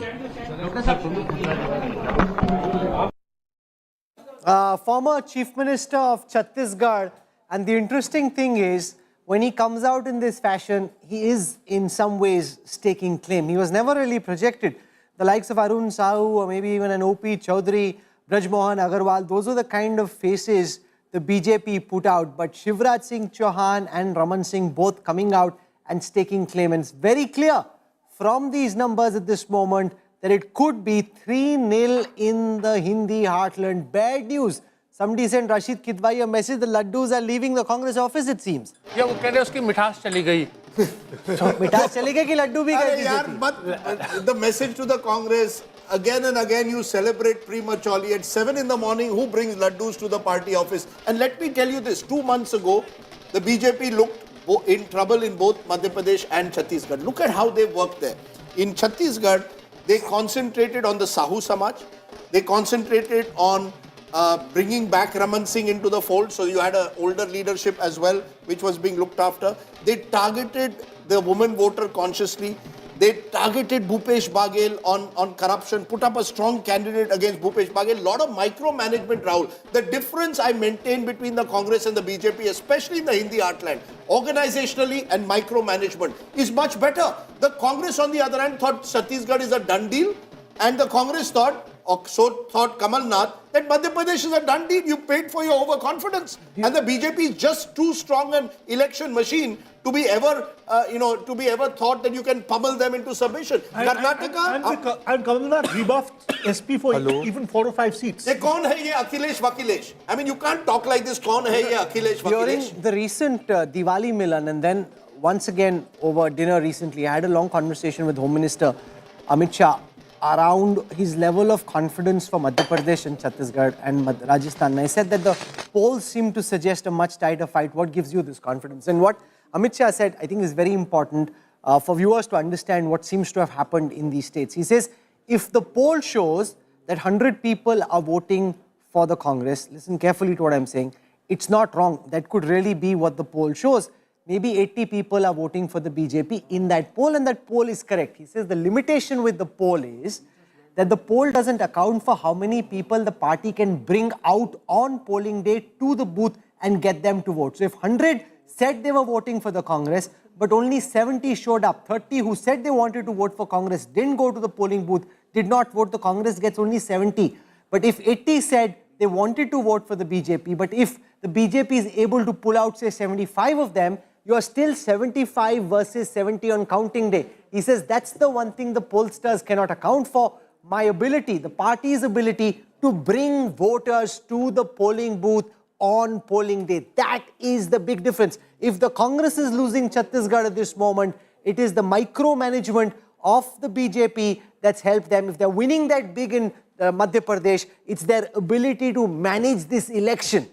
The Congress in Telangana is doing well, but in the Hindi heartland, the direct power versus the BJP, the Congress has been bested at the hustings. Except for the 2018 election, show me one election in the Hindi heartland, and now I'm going back to a decade and more, where the Congress has bested the BJP. Where is it? In the Hindi heartland, where the Congress has bested the BJP. You've seen what's happened in Uttar Pradesh over the years. The Congress is a completely fringe figure. In Rajasthan, they won last time and they lost this time. They'll say it's rotational chief minister. Chalo, we'll give you that every 5 years the government changes. Madhya Pradesh, how can you go, you believed that you had the state for the grabs, you lose it. Chhattisgarh, you are overconfident thinking Bhupesh Bahgel won by a 2/3 majority last time. Jitna bhi kam hoga, 15-20 kam ho jayenge. I spoke to a congressman 3 days ago. I said, Chhattisgarh mein kya hai? Nahi, 50-55 to aane hi hai, uske upar aayenge to acha. How? नहीं last time थोड़ा कम हुआ है लेकिन इतना नहीं. That means you have not done your micro level management. You should have accommodated an Arvind Netam. You should have accommodated local leaders. There was, unless you do your local level management, as you said, Rahul, the last time, correct me if I'm wrong, the Congress has won 2 consecutive governments. 2 consecutive governments, been re-elected. Is Tarun Gogoi in a big state, in a big state, 2011. In 2011. Mukul Sangma in 2013. When was the last time the Congress has defeated anti-incumbency and won?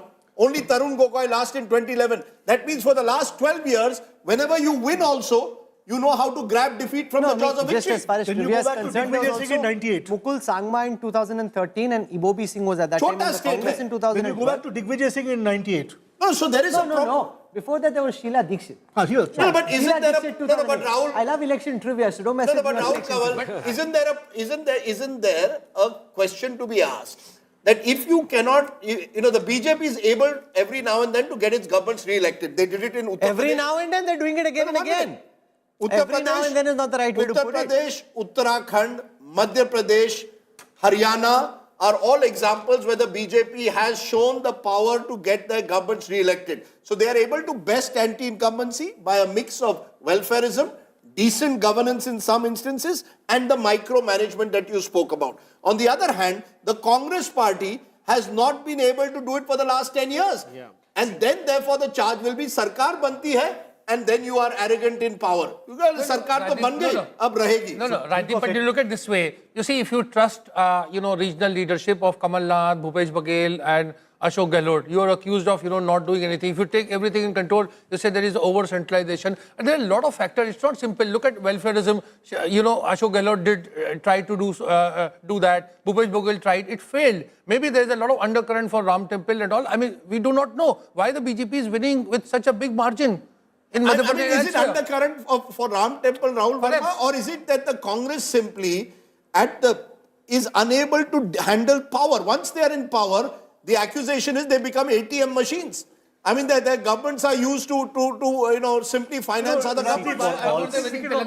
If you look at Rajasthan, to be fair to Ashok Gehlot, he's been chief minister 3 times. He's run reasonable governments. Yeah. But it is the nature of he's run reasonable governments, to be fair to him.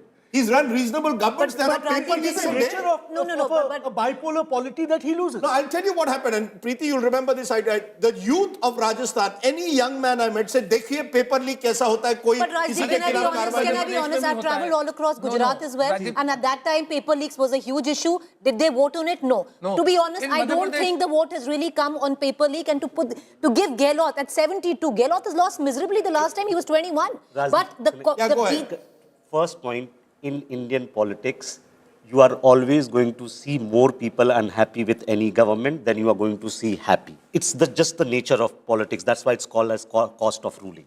I think we were all thinking that BJP has a state problem and Modi has to come every time to pull up the state. In fact, these elections are showing that BJP is a very agile and a very, very adaptive It's more party, cohesive, right? Rajdeep. And they basically change what you call micromanage or micro-detailing. They plan much more like perhaps as Australia planned against India in the World Cup finals. They not just outplayed, but they had outthought about what the soil is going to look like, You're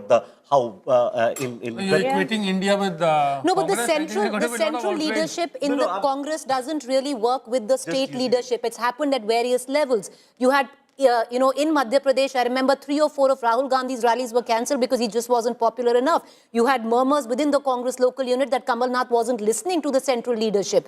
When you look at Rajasthan, Gehlot ran this campaign practically on his own. Could Sachin Pilot have been better accommodated? Definitely. You could see all was not well even though Rahul Gandhi was going to Rajasthan. You could see that all's not well in that unit. Okay, so the big story at this moment, a BJP wave in the heartland. 152 out of 300, 230 in Madhya Pradesh, 106 out of 199 in Rajasthan, and now a convincing 52 out of 90. The Bharatiya Janata Party is taking claim to 2024 already with a very sound performance in the Hindi heartland. Jaiveer Singh joins us now from the BJP. Jaiveer, a big victory for the BJP in the Hindi heartland. Chhattisgarh initially seemed a bit tricky, but now as the rounds get counted, settling in quite comfortably in favor of the Bharatiya Janata Party. Rahul, good morning. It is going to be balle for the Bharatiya Janata Party in all the 3 states. The dhol and the laddu celebration is going to come into the BJP's camp. The question is what will happen to all the laddus which the Congress party ordered. Number 2, the clear message is that Mr. Rahul Gandhi's politics of abusing the Prime Minister, appeasement and betraying the voter has been outrightly rejected. Let's not forget, he conducted the Bharat Jodo Yatra in Rajasthan and Madhya Pradesh. The Bharat Jodo Yatra has proven to be voter Todo Yatra for the Congress party as far as these 2 states are concerned. Chhattisgarh, it is not surprising. The voter was feeling upset. The Mr. Bahgel has only filled the coffers of the AICC High Command rather than putting something in the jholi of the voter, and the result is in front of you. Another message is clear that for 2024, Ye Dil Mange More, Modi Sarkar once more. In 2018, BJP did not open an account. The score was 5-0 and the result was in front of you in 2019. Now imagine what will happen when BJP has 3 states in 2024. Will the Congress be only relegated to a regional party? I think the day is not far. Can I ask you this, Jaiveer, because you are well placed to answer this question. What's the difference between the Congress and the BJP? You worked in the Congress, you worked in the BJP. What's the single biggest difference, according to you, between the two parties? Rajdeep, allow me two differences. Number one, BJP knows the art how to win a losing battle. Congress knows the art how to lose a winning battle. Congress fights the elections on Twitter. Congress fights the election on the feedback of sycophants. Congress fights the election on the feedback of secretaries and OSDs. BJP and Prime Minister fight the election by putting their ear on the ground, by real-time ground pulse, and never taking anything for granted. In Congress, even before the election is announced, there is a fight about post of Chief Minister, who will get the cabinet ministership, which PN secretary, which accommodate which individual, who will go for the swearing-in ceremony. In Bharatiya Janata Party, we take each day as it comes. We fight the same election from Panchayat to Parliament in the same passion. And last difference, Rajdeep, and I must say that because I spent a considerable time in the Congress Party. In BJP, the respect of the worker is paramount. And that respect is the reason their blood and sweat that today the BJP's Vijay Rath is entering all the three states. In Congress, the respect of worker is not in Congress's lexicon. It is only a one-way traffic. You know, all your arguments are well taken, but with one caveat that 5 years ago, all these three states were won by the Congress. So we could have said the reverse then about the Congress party. I'm just saying that in politics, the point we were making, once the Congress comes to power, it's unable to retain power. The BJP is able to make comebacks in these states. Why do you think the Congress struggles to retain power? I think, Rajdeep, you know, in politics, I'm very well aware, someday you're the pigeon and someday you're the statue. The issue is, the minute Congress wins an election, they take the next win for granted, and it's a hands-up approach. It's a complete surrender approach. Congress के भाग्य भरोसे और भगवान भरोसे चुनाव लड़ना शुरू कर देती है और मेहनत करनी छोड़ देती है. Look what is happening in Karnataka. They have won with a decisive mandate. There are allegations, stink of corruption coming from that state already. Infighting in that state has started already. Congress focuses more on their internal fiscal management and fixing management rather than delivering to the voters. BJP does not take any win for granted. One win does not ensure us a win in the second. That is the mantra we go in. We fight every election with the same sarfaroshi and shiddat from Panchayat to Parliament. You saw Mr. Amit Shah putting up posters in municipal elections in Hyderabad. I have never seen that culture in Congress party. And that is the major difference. So two things have changed from the last time. One, the Congress's lead in Telangana, which had reached 73, is now down to 67. In Rajasthan, the lead of the BJP, which was 104, 105, is now up to 110. Chhattisgarh is 47 versus 42. And I want to take the margin calculator to see if Chhattisgarh is settled or is Chhattisgarh still tight. So, again, as I said, this level of analytics, nobody can do anywhere on national television. 63 seats in Chhattisgarh at this time, where the margin is less than 500 votes, ladies and gentlemen. Less than 500, 63 such seats. The BJP leading on 30, the Congress leading on 32. So at this moment, if anybody is dancing in Chhattisgarh, I'd say just give it some more time, at least 1 or 2 more hours for these leads to settle. How many seats have a margin of less than 1,000? 68 such seats. 34 of those for the BJP, 33 of those for the Congress. Chhattisgarh is on a knife's edge at this moment. Very, very tight. In Rajasthan, though, the BJP's lead is increasing. The one place where one party or one platform is winning without any contest is the live concurrent data, where India Today's lead continues to increase over all our competition.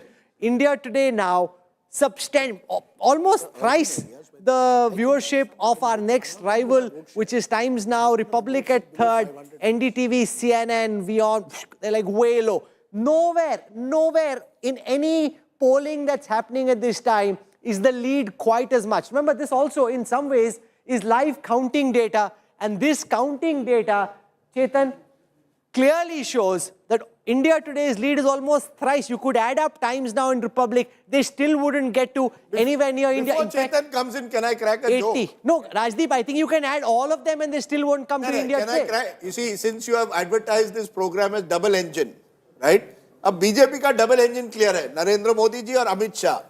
हमारा double engine कौन है? Who is Narendra Modi? Who is Amit Shah? Chetan. Who do you want to be? Who do I want to be in my next life? No, if you had to choose between the roles between the both of you. If I had to, Rahul, you go first. You want to be Amit Shah or Narendra Modi? Come on. Come on. I refuse to. You know, this is like somebody's laying out a banana peel. That's a They're saying walk over the banana. Why will I walk You over want to the be banana? Amit Shah or Narendra Modi? I refuse to. That's like a swinging ball. No, You just say, I'm a humble worker of the party. That's the answer. संगठन का कार्यकर्ता. मैं संगठन का कार्यकर्ता. संगठन का कार्यकर्ता है. No such delusion. And you know, BJP has done, I know it is Congress's Telangana, let's give it to them fair and square, but they have, people said BJP will be nowhere in Telangana. They are at 7 seats, they were 1 last time. The vote share must have increased. They are probably going to increase their Lok Sabha tally there. They are doing really well in the Hindi heartland. I mean, whatever it is, the Congress has, like the gentleman before was saying, taken their success for granted. No, but look at They erased the Lok Sabha tally the last time. I doubt if they can increase the vote share in the Hindi heartland. They were 7% nearly. I actually thought Telangana a lot happening. Telangana, only 5 out of the 15 ministers are leading. The 10 of them are trailing, including KCR, who is in 3rd position in Kamareddy. That's very embarrassing for him. So let me go across to Telangana. He's trailing by, I mean, and show that that's to our almost viewers anger. for a Raven's moment. lead is 2,000 The votes. chief candidates of voters are Telangana, somewhat upset the or chief something. minister, how the mighty have fallen in Telangana. K. Chandrasekhar Rao in Kamareddy is trailing. He's leading in Gajwel. His son K.T. Rama Rao is leading. Bandi Sanjay Kumar, who used to head the BJP, is leading in Karimnagar. Revant Reddy is leading against the chief. Now, just imagine. Revant Reddy is up against Chief Minister K. Chandrasekhar Rao in Kamareddy. I asked him, you're taking a panga, why are you doing this? He currently is leading, and that is quite and Rahul, a big there's a story there. Because KCR's strength is Gajwel. That's where he dominates. Why did he choose a second constituency? The first sign of weakness is when you choose a second constituency. And the first sign of strength is when the opposition leader is ready to say, okay, you're contesting the second place, I'll come and take you There are 2 reasons why he chose Kamareddy. One, of course, he says that's the constituency where I was born, number 1. Number 2, he wanted to influence Nizamabad, where his daughter is going to stand for election in 2024. It's the adjoining constituency. But when you start contesting 2 seats, it's the first sign of some weakness. And when your opposition is willing to take you on there, it gives a sense to the rest of the cadre. Because the local Kamareddy MLA was not a strong candidate. There's another interesting development happening. BJP, 7 seats leading. Now, where are they leading? Apart from their usual places where they could have led, Nizamabad urban and Armoor. Now, both these constituencies have a sizable Muslim population. So, what is happening in Nizamabad district is interesting. So, we can show the 7 BJP leads. They're leading in Adilabad, Alampur, Armoor, Gosha Mahal, Karimnagar and Maheshwaram, and Achampet, which is a reserved Dalit seat. Those are the 7 BJP leads. The Congress is leading on 69. That's up 50. And if you see, the Congress has leads in the north, the Congress has leads, except in the south, where the Congress doesn't seem to have done quite as well. In central, which is a bit surprising, frankly. Because Mehboob Nagar is where Revant Reddy is contesting from, district. So we can come once again to some of the VIP seats of Telangana. Madhu God Yashki is leading in Lal Bahadur Nagar. Revant Reddy is winning on his 2nd seat as well. Itla Rajendran training in Gajwel. 2 K. Chandrasekhar Rao, the nephew of Chief Minister K. Chandrasekhar Rao. Harish Rao is leading in Siddipet. Itla Rajendran is trailing in Huzurabad as well. Both his seats. On both his seats he's trailing. Uttam Kumar Reddy is winning in Huzuranagar. And let's now just look at the overall picture. If I look at how the map would be had this been a Lok Sabha election. So if you just added all the seats, the BJP currently leading on 325, the Congress on 243. The BJP frankly has hit this ball out of the park. If this is a semi-final, at this moment, 325 leads for the BJP. Okay, we are predicting one more state. We can say now with some comfort that the BJP will form the government in Jaipur. Rajasthan's reverse of governments changing every 5 years will be maintained. The BJP now a comfortable 40 almost 50 seats ahead of the Congress. We can say with some comfort that the BJP will form the next government in Jaipur. So BJP forming a government in Jaipur, BJP forming a government in Bhopal, Congress set to form a government in Hyderabad. It is Chhattisgarh where the issue, as Rahul showed with that margin calculator, is still up in the air. Lots of seats still under 500 and the margin between the two leaders in single digits. Let's go to Nagarjun Dwarkanath, who's joining us from Hyderabad. Nagarjun, as always, knew where the winner was, and he's been at Revanth Reddy's house over the last few days. Nagarjun, you seem to pick the winner, whether it's in Karnataka or in Hyderabad. You know where the winner is. Where is Revanth Kadu? Rajdeep, could you please repeat the question? It's too loud. We are unable to hear you. Can you please repeat the question? My question is very simple. What is it that, how is it that you managed to find yourself always with the winner? I remember about 6 months ago, you were outside Siddharamaia's residence. This time you're outside Revanth Reddy. Is it a done deal that only Revanth will now be the chief minister? And did you have some inkling right from the beginning? Helps to be a pilot.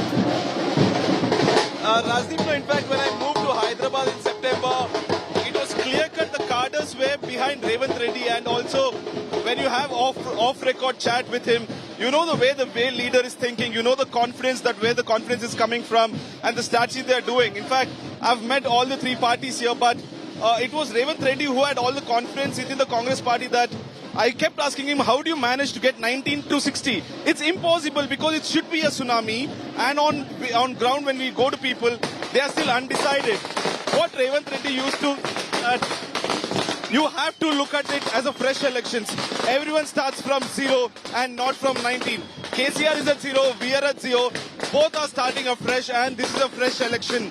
You can't carry forward the previous seat, is what he used to say. But look at the celebrations already. They have decided that he's going to be the chief minister, at least his followers. They're celebrating with crackers, they're celebrating with dolls, flags at Revanth Reddy's house. And of course, India Today is also here to cover all the color. And I'll try my best to get his interview first, like how we got Siddaramaiah, like how we got Mr. Basuraj Bommai. So, Raman Singh is speaking to our correspondent in Raipur. I want to go across and see if we can catch that interview. Here it is. PSC की भर्ती और महिलाओं के साथ जिस प्रकार का काम हुआ, जिस प्रकार घोषणा करके शराबबंदी की महिला को छल किया, ये उसका नतीजा है। क्या लगता है आपको, कौन कौन से इश्यूज, करप्शन को आप पूरे 5 सालों तक उठाते रहे, बेरोजगारी को आप उठाते रहे, लेकिन गांवों में जैसा कहा जा रहा था कि कांग्रेस पार्टी अच्छा करेगी, ऐसा भी होता हुआ नहीं दिख रहा है, तो क्या लगता है आपको, कौन से इश्यूज हैं जो आपके फेवर में जिन्होंने काम किया? गांव में और शहर में जबरदस्त रूप से भूपेश के खिलाफ आक्रोश था, उनकी नीतियों के खिलाफ आक्रोश था, उनके कार्य पद्धति के खिलाफ आक्रोश था, और उसको आज जो रुझान दिख रहा है वही उसका नतीजा है। आपके पड़ोसी राज्य में भी जो भाजपा है वो अच्छा कर रही है, लगातार आप 5वीं बार मुख्यमंत्री बनने की तैयारी में हैं। शिवराज जी को भी बधाई दूंगा, राजस्थान को भी सारे कार्यकर्ताओं को बधाई दूंगा। राजस्थान में, मध्य प्रदेश में, छत्तीसगढ़ में तीनों जगह भारतीय जनता पार्टी का परचम लहरा रहा है। इसका यदि क्रेडिट एक लाइन में दूं तो माननीय प्रधानमंत्री जी की योजनाएं, प्रधानमंत्री जी की गारंटी और नरेंद्र मोदी जी और माननीय अमित शाह जी ने, माननीय प्रदेश राष्ट्रीय अध्यक्ष जी ने जिस प्रकार नड्डा जी ने मेहनत किया, उसका नतीजा तीनों राज्यों का रिजल्ट है। सस्ता सिलेंडर देना और जो मैदारी योजना है, आपको लगता है कि ये सब चीजें भी लोगों में गई और इनका फायदा मिला आपको? निश्चित रूप से महिलाओं के लिए 12,000 के देने की योजना का असर हुआ, और किसानों को 31 रुपये में धान खरीदी का वादा और 2 साल का बोनस। मेरे सामने मिठाई रखी हुई है, मैं जाऊंगा, मेरे कैमरा पर्सन दिखाएं। आपको खिलाएगा आला कमान और दोबारा से मुख्यमंत्री पद पर आसीन करेगा? 15 साल आप रहे मुख्यमंत्री, बीजेपी का बनेगा ये तय हो चुका है। कौन बनेगा ये चेहरा विधायक दल तय करेगा। कब होगी बैठक? आज हमारे वरिष्ठ नेता आएंगे शाम को और एक बार बैठ के चर्चा करेंगे। धन्यवाद हमसे बात करने के लिए। ये थे doctor Raman Singh. You have to. That's Chief Minister Raman Singh. 47 leads for the BJP, 41 for the Congress. I want to walk across to the election intelligence dashboard and give our viewers a sense of whether Chhattisgarh is settling in or could there be a twist in the tail. If BJP wins Chhattisgarh, it's 3-1 In the heartland, it's 3-0. That's a big win for the BJP. So it's Chhattisgarh which will determine whether the match ends in a 2-2 draw or it ends in a big victory. And the margin calculator is very important in determining where things stand at this moment. In the live data feed that we are getting, there are 63 seats at this moment where the margin between the winner and the runner-up is less than 500 votes. The BJP is leading on 31 of those. The Congress is leading on 31. So unless you're a betting man, you keep your money in your pocket, because at this moment, Chhattisgarh is a very closely fought race, Rajdeep. Rahul, we want one super over. You and I want one super over, given the way the other three elections have gone, where we predicted who's forming a government in Hyderabad, in Bhopal, and in Jaipur. But in Raipur, I think all bets are off. And remember, others are now two. One of them is Hamar, I'm told. That's the Adivasi party, which is leading in one. The other one is BSP. So what you have possibly in Chhattisgarh is, we've been talking about resorts and post-poll politics. I don't think many people expected that Chhattisgarh would throw it. Most people thought Rajasthan. I think that's where the polls have gone wrong. But Chhattisgarh is a tightly contested fight, except for 2018. Go back to 2003. Every election in Chhattisgarh, vote shares between parties have been within the margin of error of 3%. So you could see either of these two sides emerging victorious at the moment. The BJP looks in pole position, and I still think that you could have an election that goes to a super over. But it again shows the sharp rise in BJP's fortunes. You can see that on the map. Look at where the Congress, from 68, Congress is down to 40. Rajdeep, and it's the best, BJP's come up from 50 instead to of words, it's best illustrated through this data visualization. Look at this map from 2018 of Chhattisgarh. Look at how blue dominates all the way from the south to the north. Come now to 2023, where there's been a saffron surge in Chhattisgarh, a big pushback against the kind of dominance the Congress had. The Congress clearly took their position for granted, thought Chhattisgarh was in the bag. The BJP in Chhattisgarh at this moment seems to have snatched victory from the jaws of defeat. 49 versus 39. The BJP is engineering an election marvel at this moment in Chhattisgarh. This is election magic from a BJP perspective, Rajdeep. No, I think, Rahul, it's a complete wave in that region. Chhattisgarh, Rajasthan, Madhya Pradesh. It's a complete wave, and I don't see Congress forming government unless they have 48, 49, 50 in Chhattisgarh, because the others are not going to back Bhupesh Bahgel at all. This is the thing. And I think there is a very strong it's a pro-Modi, pro-Hindutva, pro-Ram Mandir kind of wave, because it was not visible at the ground as such. No, I think it is actually a belief that the BJP is a better organized party than the Congress. Yeah. Elections are increasingly about last mile organization and your micromanagement. Who played better cricket? It's like, sometimes, it's like they just played better cricket. That's right. No, and Rahul used the Australia analogy. The Australia analogy, when they played the final, they prepared for all conditions. They chose, they had the right people at the right moment. Pat Cummins knew when to slow down the game. You put Travis Head at the top. I think the BJP is a part. One thing we don't. One thing you don't realize about the BJP, and this is the problem with a lot of people. There is an election machine that works right down. I think Jaivir put it well. They are willing to be flexible.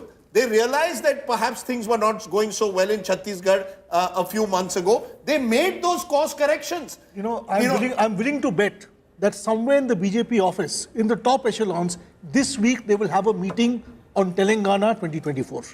And they will hope with these numbers. A police officer just sent me a message saying, look, BJP will hope with BRS out of the picture seemingly, they will start occupying that space. Because the moment the Congress is in power, the Congress will now see Telangana as an ATM.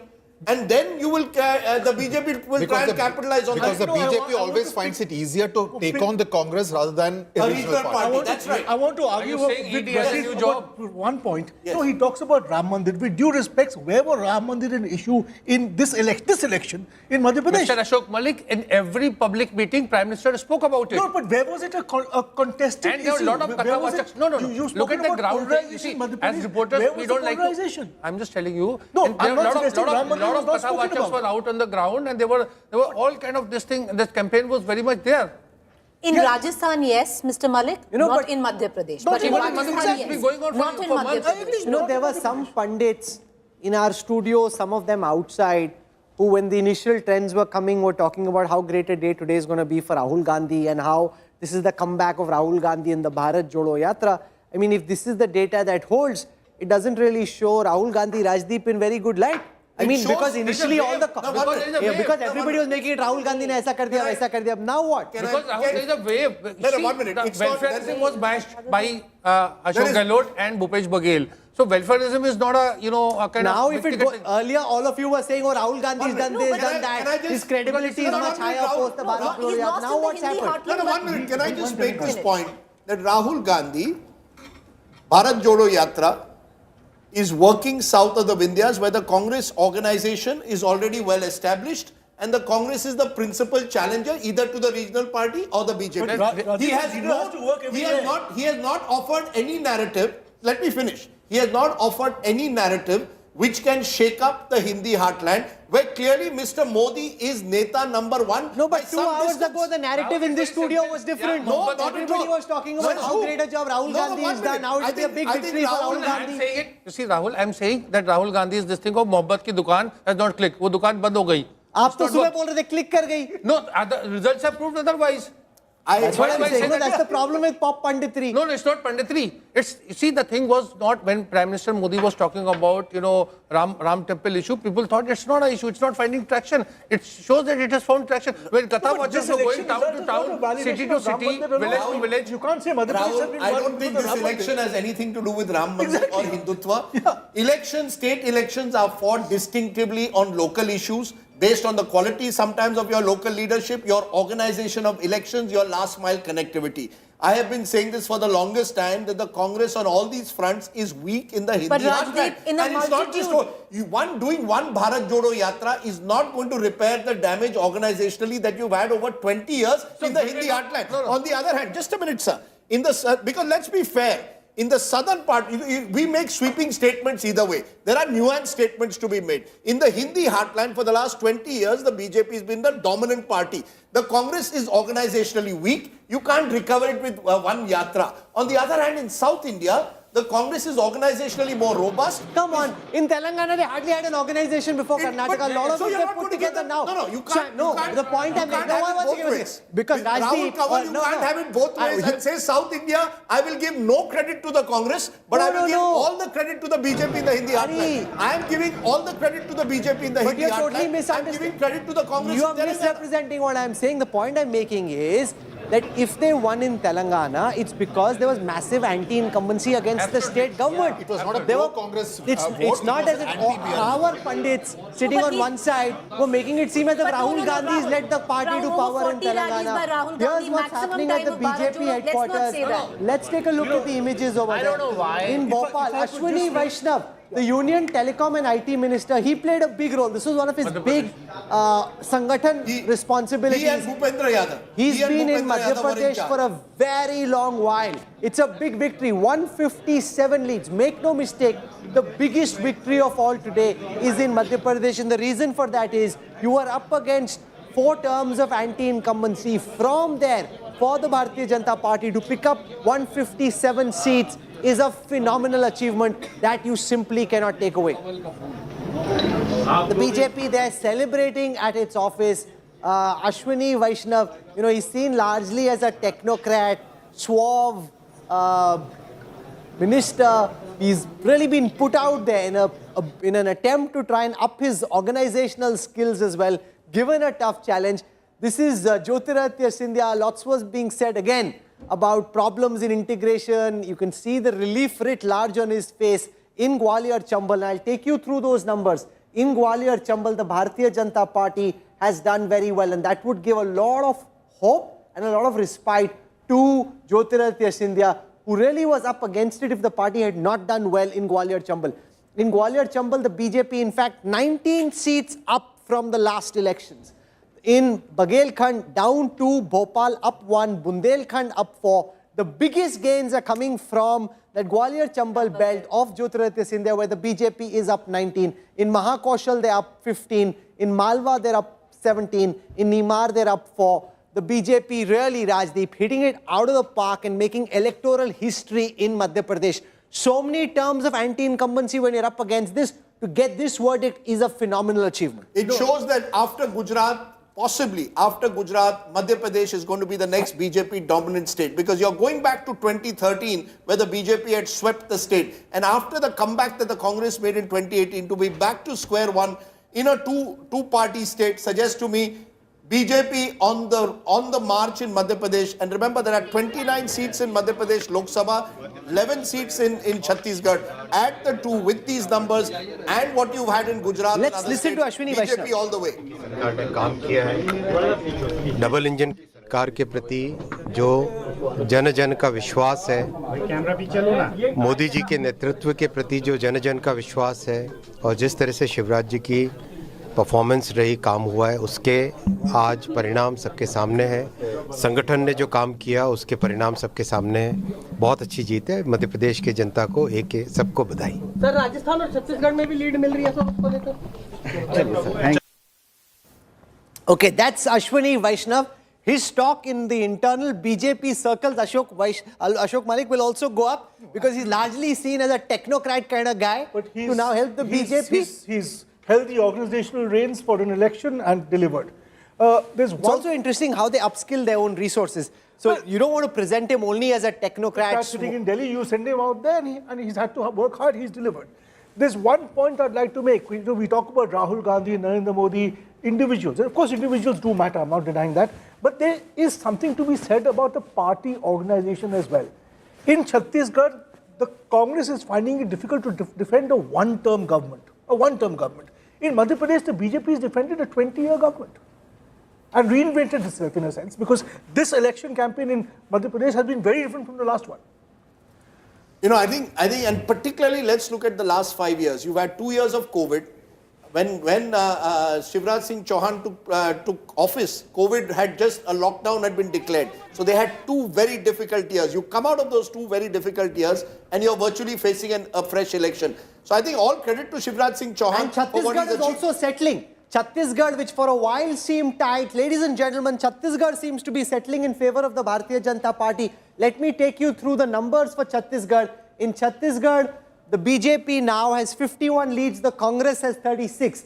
Let me take you through what the seat share numbers in Chhattisgarh are looking like and what the new assembly in Chhattisgarh could look like. From a Congress wave in 2018, the BJP now coming back very strong, 36 seats up from the last time. If we look at some of the regions of Chhattisgarh and take you through how the party has done, it's often said the power map of Chhattisgarh really comes through Bastar, where the BJP is leading on 8, up 7 from the last time, the Congress only on 3.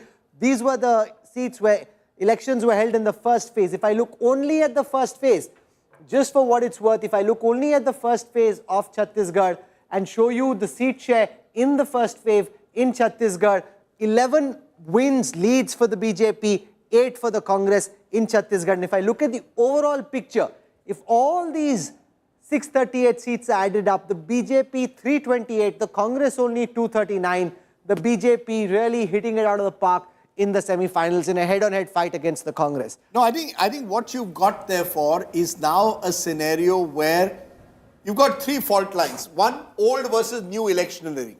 The BJP does new age electioneering. The Congress does old age electioneering. In some places, they're also doing new age. Where they're doing it, like they did in Telangana, they've been reasonably successful.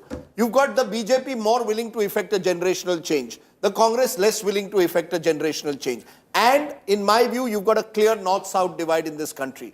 North of the Vindhyas, the BJP today is a real machine. You can call it a wave, you can use whatever terminology, it's a machine. South of the Vindhyas, I would say the Congress, on the other hand, is recovering some of its lost ground. So I think you've got to see this in the larger context.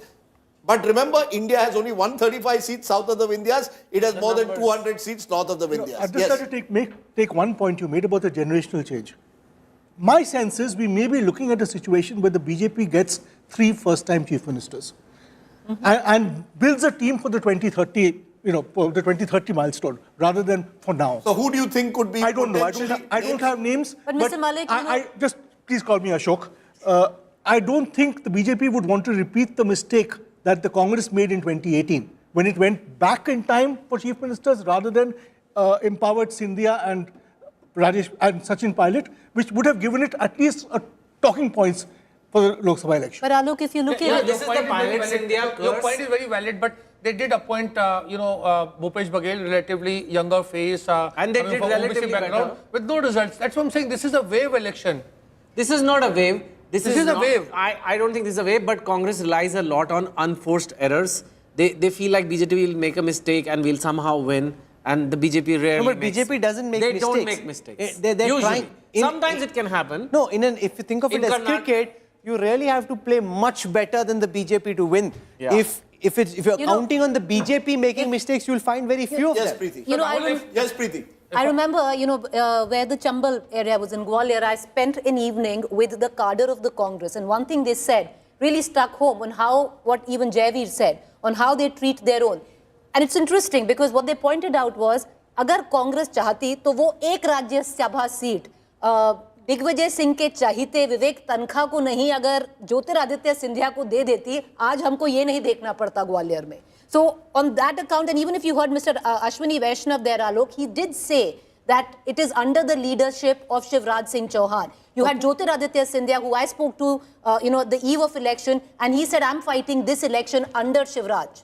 The fact is, to create a pro-incumbency wave is what the BJP has learned. And that's a challenge. That's not a joke. You're in power and you're asking people to vote for you again. So I think they cannot be a pro-incumbency wave. It's just performance. Yeah, so how can it be a pro-incumbency wave? No, you're able to ensure that If Shivraj Singh Chauhan gives 1,250 rupees to women, he clicks. If, the same thing Ashok Gehlot was doing or same thing Bhupesh Bahgel was doing, a series of, welfareism, it doesn't work. No, because Mr. Ashok Gehlot woke up 6 months Shivraj ago. has been doing it for for 2 15 years, Ashok Gehlot versus Sachin Pilot was the running theme of Rajasthan. I mean, you can't wake up. I'll give you an Can we go to Pooja Shali? Yeah, She's sure. at the residence of Shivraj Singh Chauhan in Bhopal. He has led the BJP in Madhya Pradesh to a historic victory.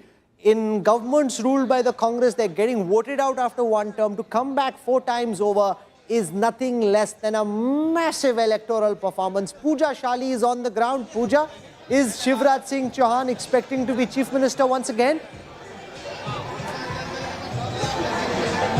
Well, that's what here I can tell you maximum support for him is. And there are 2 reasons, Rahul, that people here are telling us in Bhopal. The reason for this thumping victory for the Bharatiya Janata Party. One, of course, Shivraj Singh Chauhan's welfare scheme on the ground, specifically for women and young girls. But 2, aggressive campaigning by the Bharatiya Janata Party, by Prime Minister Modi, by Home Minister Amit Shah till the last days when Congress likely could have become slightly light in their campaigning. The BJP was in full-on mode till the last day. Let's talk and get a quick check because I'm expecting the Chief Minister to likely address in some time. We're waiting for that confirmation now. I want to also add here quickly, Rahul. I spoke to Sardesai Singh Chauhan, the wife of Shivraj Singh Chauhan, who's of course now going to become now the wife of the Chief Minister, likely for the 5th time. And she told me why she cannot speak on camera, but the joy knows no bound today for the Sardesai Singh as well, because she's watched her husband constantly fight it out and fight even when he was wanting to come back, retain the government. That's the perspective around. Let's get a quick word from the supporters here. क्या आपको लगता है क्यों reason है कि शिवराज सिंह चौहान और भारतीय Janata party इतने मार्जिन से फिर वापस आ रही है? देखिए, क्या लाडली बहना, आज तक के देश के इतिहास में किसी भी भाई ने अपनी सगी बहन को भी रक्षाबंधन पे 100 रुपए से लेकर के 1000 रुपए दिए होंगे, लेकिन शिवराज सिंह चौहान देश के ऐसे पहले व्यक्ति हैं जिनने 1250 रुपए हर लाडली बहना के खाते में डाले हैं। More than the usual Rakhi gift that is given to women. ये आगे भी 1250 तक नहीं रुकने वाले, ये 3000 तक जाएंगे। ये मामा का कहना है हमारे। लाडली बहना की स्कीम है और भी कोई, आपको क्या लगता है, बताइए क्या रीजन है? लाडली बहना योजना चलाई, बहनों को पैसा दिलवावे और सारे निष्ठावान कार्यकर्ताओं का इसमें निरंतर सेवा दे करके ये इनको फतेह किया है। ये चीज बताइए कि सिर्फ शिवराज सिंह चौहान का चेहरा है, अब बात अटकलें चल रही है, कोई और चेहरा भी आ सकता है।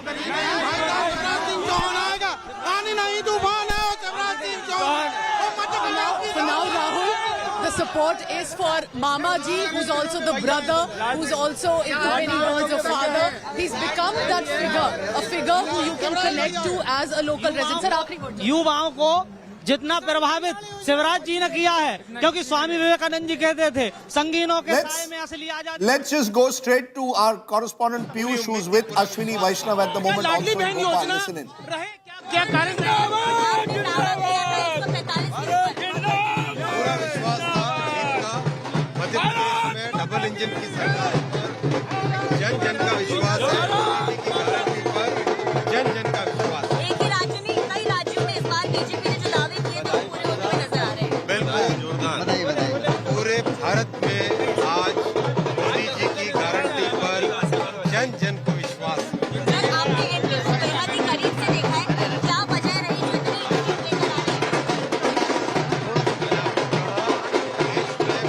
लेकर आ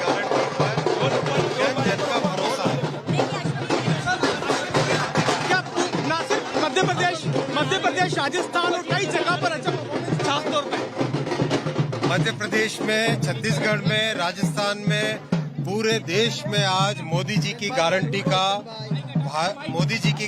पर भारत का भरोसा है, जन जन का भरोसा है, जन जन का विश्वास है कि इस देश को मोदी जी ही विकसित भारत में ले जा सकते हैं, विकसित भारत बना सकते हैं। इसी गारंटी का आज ये रिजल्ट है और आप देखिएगा मोदी जी जितनी पिछली बार लोकसभा में सीटें थी उससे भी अधिक सीटों से वापस आएंगे। बाकी राज्यों में भी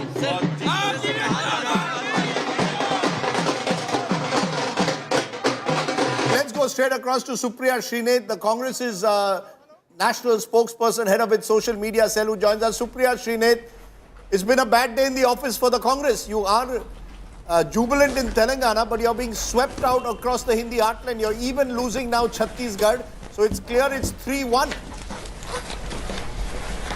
Ms. Srinath.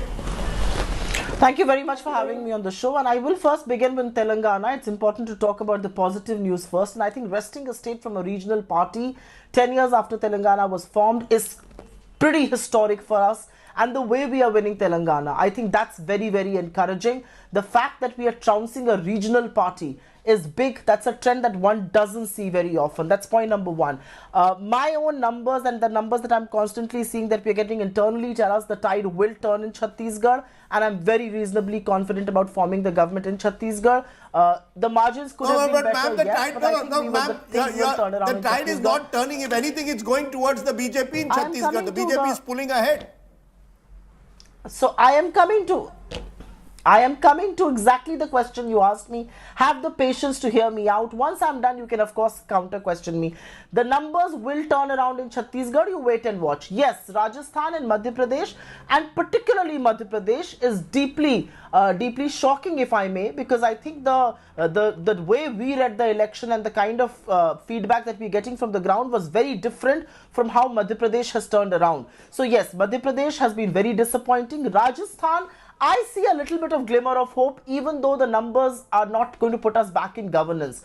I think the hope in Rajasthan is that each time we had contested an election as an incumbent, we were trounced to the low 20s or the 30s. I mean, here we are standing at about 66. That's not too bad, and I think that gives us some room for solace as far as Rajasthan is concerned. Clutching at straws. We have traditionally been trounced. Ma'am, with due regard, ma'am, you're clutching at straws. I had Jaiveer Shergill, your former colleague, on the show, and he made an interesting point. He says the problem is the Congress takes victory in elections for granted.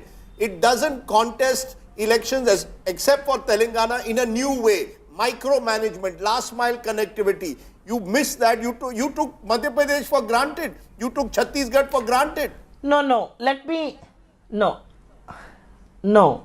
I don't think anybody in their right mind in any party, whether it's us or the BJP, can ever take an election for granted. I don't think anybody can put their feet up and say that the election is long over before it's over. And when you lose, there are multiple reasons that will be attributed to it. I think there was a spirited campaign that was put up in almost all the states that we contested election in. Yes, we haven't won in some of the states that you've mentioned, whether it's Madhya Pradesh or Rajasthan. I continue to be very hopeful about things turning around in Chhattisgarh. Could things have been better? Absolutely. Do we need to learn our lessons? Absolutely. But clutching at straws and things like that, I think it's headlines. What are the lessons? What are the lessons? And who's accountable. You see, the Congress, ma'am, with due regard, is full of platitudes. What are the lessons? What are the lessons? Who is accountable? You keep going back to the same figures. You don't effect generational change, and you pay the price.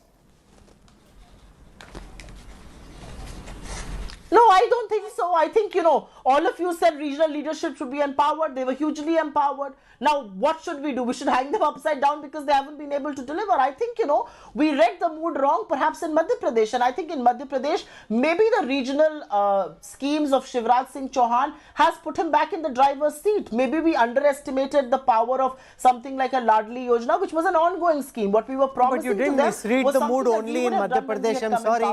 If the BJP wins in Chhattisgarh, 53 leads at this moment, up 38 from the last time, you've massively misread the mood in Rajasthan, Madhya Pradesh and Chhattisgarh. In any fight where it's BJP versus Congress, you're being pounded. No. This is not, when you're saying you hope to turn it around, ma'am, you're not clutching at straws, you're clutching at thin air. But I do believe that we will turn it around in Chhattisgarh. So should I come to your channel and not say that? I do believe we will turn it around in Chhattisgarh. Yes, Rajasthan has been disappointing, but I'm at least hopeful of the fact that we have not been trounced the way we were when we were incumbents the last time around, and which is why I do believe that our schemes have half of the BJP in Rajasthan. BJP is at 120, the Congress is at 630, 63. You're saying you haven't been trounced. I mean, how else does somebody get trounced? 121 versus 62, you're roughly half of where they are. I will tell you how else. Rahul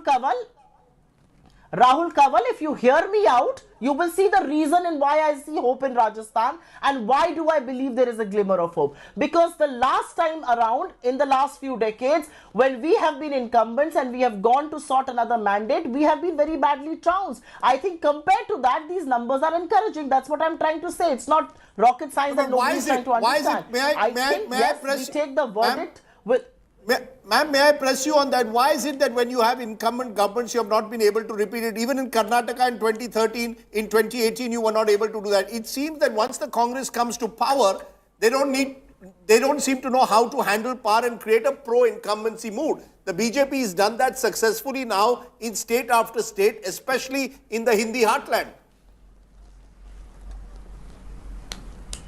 I think the one big lesson that all our governments will have to learn, whichever government we form next and whichever elections we win next, will have to be that when you do your work, you have to spend more time communicating it to people. I think we fall short there. I don't think we are as good as marketing as the BJP is, and that's a lesson we should learn from the BJP. We do good work and we presume that the people are beneficiaries and they are going to vote you back. So I think that's a lesson that we have to learn. And I'm saying it with all humility. It's a lesson we have to learn. If you're doing good work, what's the lesson that you've learned from a Jyotiraditya Scindia and with what went down? Because look at what's gone down in Chambal. It's a complete washout for the Congress, which you came back so strongly in 2018. What's the lesson on Jyotiraditya Scindia? Now do you admit you mishandled the situation? What is the lesson I can... You're facing a rout in the Chambal region, So what is the lesson I can learn from somebody who quit the Congress and joined the BJP?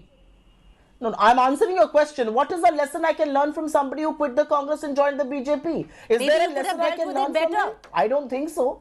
I mean, what is the lesson I learned from a man who does an ideological somersault? I think there is something called political ideology. His political ideology and ours do not match. So what lesson can I learn from him? In a state where you've practically snatched defeat from the hands of victory, or the jaws of victory, that is what is being said in Madhya Pradesh. We spoke to your leaders, most of them turned around and say, "Hame janta jita rahi hai." You can't rely on the janta without really having a cohesive narrative, Supriya Shane. The Congress at this moment is half the BJP in Madhya Pradesh, half the BJP in Rajasthan, and the BJP is settling into a very comfortable lead in Chhattisgarh as well.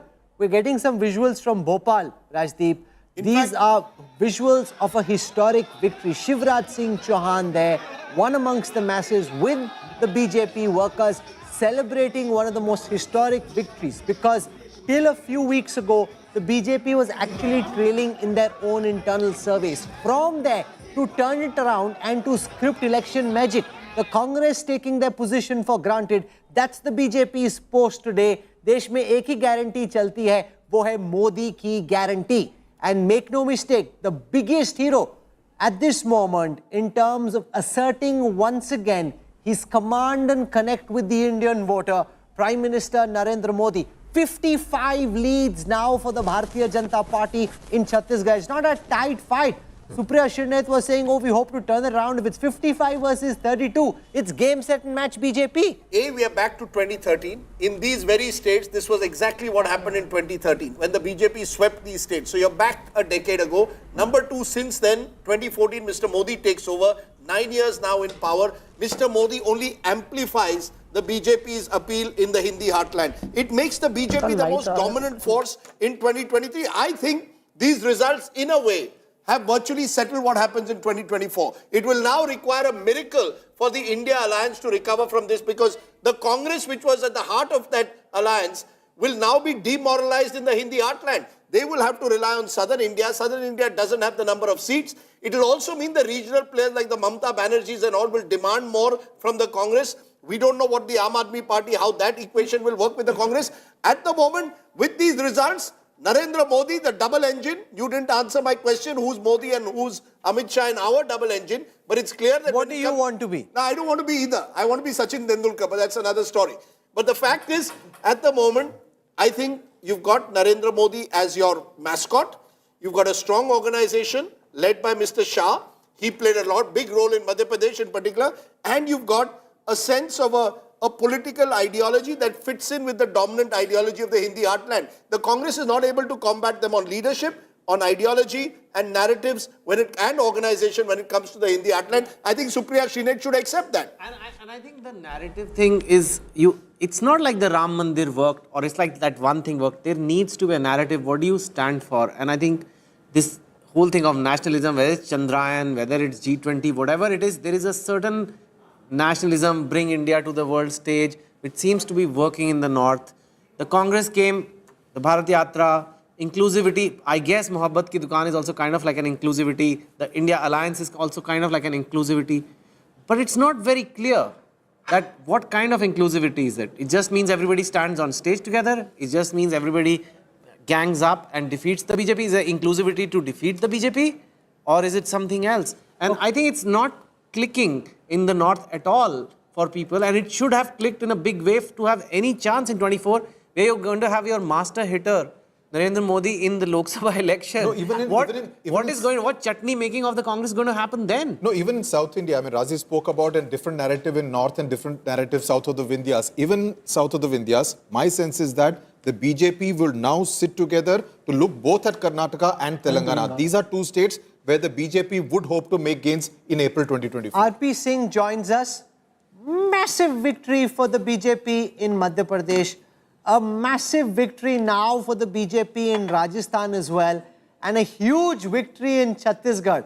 It also shows once again how disconnected the Congress leadership was in the Hindi heartland to think that they had Madhya Pradesh and Chhattisgarh in their pocket. You know, just to take things for granted, take things casually, assume that you've already won before you actually have. That is just foolhardy. And that too, when you're up against the most formidable election modern day politics in India has seen. You cannot take anything for granted. They took it for granted and they've now been smashed to smithereens in the Hindi heartland. Massive victories in Madhya Pradesh. Massive victories now in Chhattisgarh. Rajdeep was hoping for a super over. You were quite convinced Rajdeep was going to go down to the wire. 55 versus 32. This is nowhere close to a super over. I think what it has shown is the voters, unlike us in the studio, do not share our excitement at a super over. They don't want that. I think you're seeing in state after state, voters have consciously chosen one side or the other. In 3 of the 4 states, if I may say so, the incumbent government is being voted out. In Rajasthan, in Chhattisgarh and Telangana, the incumbent government is being voted out, which makes Shivraj's and the BJP's achievement in Madhya Pradesh all the more greater. See what happened even earlier. Except for Gujarat, you saw it in the last 9 months, Himachal Pradesh and in Karnataka, incumbent government voted out. The BJP is the only party which in Uttarakhand, Goa, Uttar Pradesh and now Madhya Pradesh has arrested this anti-incumbency against their government. And I think you've got to give them credit for the way they run their governments in the North Indian states. They managed to create a certain connect, which means that even after 5 years in power, they're able to win. So I think that makes it, because the last 5 years, Rahul, have been tough. 2 years of COVID. So let's Governments have struggled. Nabila Jamal joins us from the BJP office in Jaipur. 109 out of 199. This is not a tight fight. This is a massive mandate in favor of the BJP and against the magician Ashok Gehlot. Lots of people, including some here, were hoping that he'd be able to spring some kind of magic. That hasn't happened. The magician has been vanquished. Nabila Jamal, what's happening at the BJP offices in Jaipur?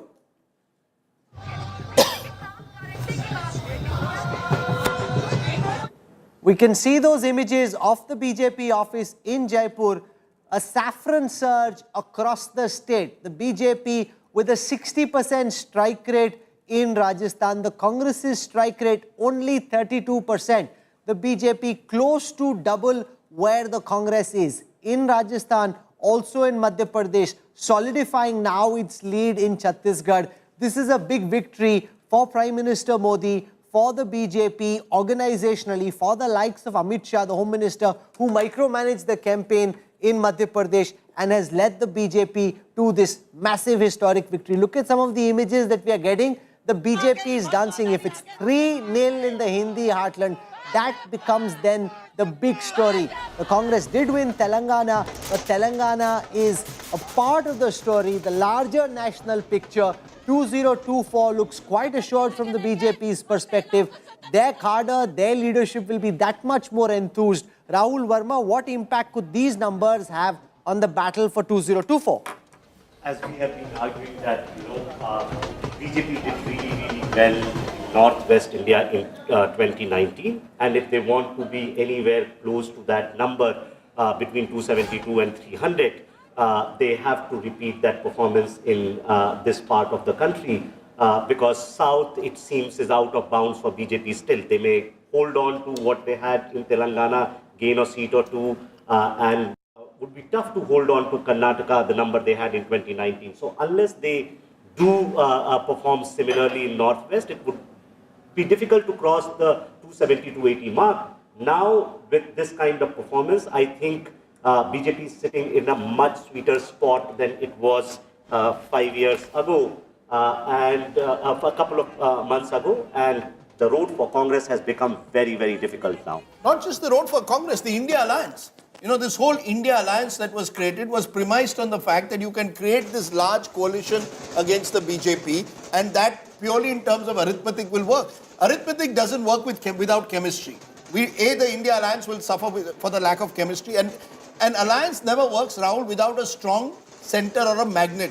If you recall, past alliances that have worked had a strong magnet. The Congress was still a 150-200 MP party when they won in 2004 and 2009. Now it's shrunk to a 51-member party, and with these results, what's clear is the Congress's recovery in Hindi heartland is a long way away. Delhi Durast, we have to say, Delhi Durast. On the contrary, Rajdeep, there are many leaders from the India Alliance parties who will be very happy today because they were thinking that the Congress was overconfident and taking on the role of the big brother where they hadn't quite earned it. So Nabila Jamal is with us from the BJP offices in Jaipur. Let's go across to Nabila and try and capture the celebration, because the big story at the moment is this massive BJP win in the Hindi heartland. Nabila Jamal is in Jaipur. Nabila, explain what's happening around you. Can you hear me, Nabila?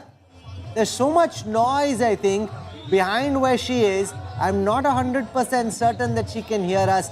The BJP supporters are dancing in Jaipur.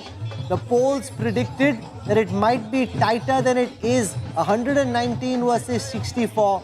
BJP hitting it out of the park at the Savai Madhopur. Hitting it out of the park in Bhopal. Also in Chhattisgarh now. Up 40 from the last time. Go for it, Nabila. In front of the BJP office here in Jaipur. I'm sorry, it's really loud and unable to hear you. But these are the visuals that are currently playing out outside the BJP office in Jaipur. There's Gajendra Singh Shekhawat who's right inside. But this is really a moment of immense joy for people here in Rajasthan because they knew very well. Surely enough, Modi is the face. As much as I asked them about who's the CM face here in Rajasthan for the BJP, they say they don't care. They want Modi to come to power here in Rajasthan. So it's all Modi. Let me find out from them. आपको कौन Chief Minister ये जीत उस दलित बच्ची की चीख की जीत है जिन्होंने दलितों के बच्चियों को भट्टी में डालकर जलाया। ये जीत उस कन्हैया लाल की गर्दन काटने के राष्ट्रवाद की जीत है। किसकी जीत है? ये जीत उस कन्हैया लाल की जिन्होंने राष्ट्रवाद के नाम पे गला काटा था, उसके बदुआ की जीत है। ये जीत उस महिला शोषण की जीत है। Kanhaiya Kumar who was beheaded here in Rajasthan. That's something that many of the BJP leaders netas here are referring to, saying this is the real face of the Congress and they should be decimated. आप क्यों बोलते हो कि गहलोत क्यों हार गया? महिलाओं को लेकर जो हुआ है ना राजस्थान, क्या हुआ है महिला के साथ? में बहन बेटियों का बलात्कार कर करके बूंदी, ये ऐसा था क्या राजस्थान? पेपर लीक में नंबर राजस्थान युवाओं के भविष्य से। As we know that in 2022 Rajasthan is said to be the worst when it comes to women's safety. The most number of rapes that happened in Rajasthan in 2022. महिलाओं पर अत्याचार नहीं सहेगा राजस्थान। महिलाओं पर अत्याचार नहीं सहेगा राजस्थान। महिलाओं पर अत्याचार। आप कौन यहाँ पर चीफ मुख्यमंत्री कौन चाहते हो? जो हमारा हाईकमान तय करेगा वो हमें हाईकमान तय करेगा। मुख्यमंत्री कौन चाहते हो? जो वसुंधरा राजे जी। वसुंधरा राजे इधर आइए। वसुंधरा राजे क्यों चाहते हो? वसुंधरा राजे जी इसलिए चाहते हैं कि महिलाओं को आगे बढ़ाने में हर तरह से वसुंधरा राजे जी ने महिलाओं को बहुत आगे बढ़ाया है। शुरू से ही महिलाओं के लिए बहुत पहले भी काम किया है, आज भी करेंगी और आज महिलाओं में बहुत उत्साह है। वसुंधरा राजे को हमने ज्यादातर नहीं देखा है उधर के काम करते हुए। वसुंधरा राजे जी ने वसुंधरा राजे जी के काम से महिलाएं सारी संतुष्ट हैं। आप कौन चाहते हो मुख्यमंत्री? जी मुख्यमंत्री कौन चाहते हो? हम मुख्यमंत्री वसुंधरा राजे जी को ही चाहते हैं। अच्छा, so you have a whole bunch of women here who want Vasundhara Raje as the chief minister, but we know that Vasundhara Raje is still in her home. As much as she would like to celebrate, we see her supporters here who are gathered in numbers celebrating the victory. जैसे हमारे लिए राम अध्यक्ष शक्ति है, वैसे मोदी हमारे लिए राम है, राम है, राम। अच्छा, तो मोदी के नाम पे या वसुंधरा के नाम पे? मोदी के नाम पे। मोदी के नाम पे या वसुंधरा के नाम पे? Mr. Modi, the chants of Modi, Modi all over Rajasthan. So whoever becomes chief minister, the fact is that decision will be taken by Prime Minister Modi. He is the man of the moment for the BJP across the Hindi heartland, powering that double engine as the BJP calls it. Joining me now is Sumi Rajapan. She's from Raipur, where a real turnaround. We'll join her in a moment. But yes, who will become chief minister of Rajasthan? Now, I'm putting you on the. I'll just give you the names. I'll give you the names. Baba Balaknath, sitting MP from Alwar, a counter to a Yogi Adityanath, self-styled, a yogi, campaigned with the bulldozer. Number one. Number two, Bhupendra Yadav, close to Amit Shah. Om Birla, the current speaker, is another contender, if I would think. Diya Kumari, you interviewed Diya Kumari. They're trying to style her right next to Vasundhara Raje. So that could be an option. Gajendra Shekhawat has always fancied his chances. CP Joshi, who's now the party president, sitting MP from Chhattisgarh. He also fancies his chances. So a number of Rajendra Rathod. Rajendra Rathod is trailing right now. If he doesn't win his seat of Taranagar, then he's leading now. Okay. Then Rajyavardhan Rathod, I believe, is out because Rajendra Rathod, party, the opposition leader, the leader of opposition, is another. So they've got contender. lots of names. Lots of names. At 116, are we now safely saying it will be someone other than Vasundhara? Your sense of the BJP, Ashok Malik, is they use these occasions to effect a generational change. My sense is Mr. Modi won in 2014 with a certain agenda, a certain generation for 10 years. In 2024, the BJP does need a refresh. Okay. It's a favorite to win, but it needs a refresh for 2030. Who do you think is the contender? I don't have names. Only Mr. Modi knows, or Mr. Amit Shah knows. Let them decide. Let me not guess. I think whoever we think it won't be that person. Just one sec. I think there will be new chief ministers in all three states. Even Shivraj Singh will go, you think? In my hunch is Ashok has been saying this consistently. He believes there will be a new chief minister there as well. Nothing that dramatic. Nothing that dramatic. I think there will be some changes maybe, but the BJP also doesn't do something crazy or like game changer. It is sensible. It's still 5 months is 20 weeks to the next election. Okay, there it is. There we are seeing, meanwhile, what we know at the moment is that in Hyderabad, we are all set for a change in guard. The police has already started arriving at Revant Reddy's Jubilee Hills residence. That's the DGP of police, Anjani Kumar, on Revant's left, and that is Sanjay Kumar Jain. So the two senior-most officials of Telangana police greeting the person who could be the next chief minister of So Telangana. are we very clear that it will be Revant Reddy, no one else? That Pretty it is much. only Revant all the way? Pretty much. Just like in 2004, it was very clear that it would be YS Rajshekhar Reddy if the Congress came to power. I think Revant has been the face of the campaign. The campaign songs of the Congress carried Revant Reddy's name. So in many senses, he was seen as the person who was leading the charge against KCR. And the day he filed his nomination from Kamareddy, it was certain that irrespective of the verdict of Kamareddy, where incidentally he is leading, he would be the chief minister. I just want to go for a moment to Raipur because that's really been the turnaround. If all exit pollsters, you can go across exit pollsters. The one state that no exit pollster that I can recall picked up is the BJP will be solidly ahead of the Congress in Chhattisgarh. And that's exactly what's happened. Sumi Rajapan, to her credit, said it's going to be close. Sumi, is not just close, the BJP is pulling ahead. Is there a sense that it's a done deal now, that the BJP will form the next government in Raipur? And if so, who will be the CM?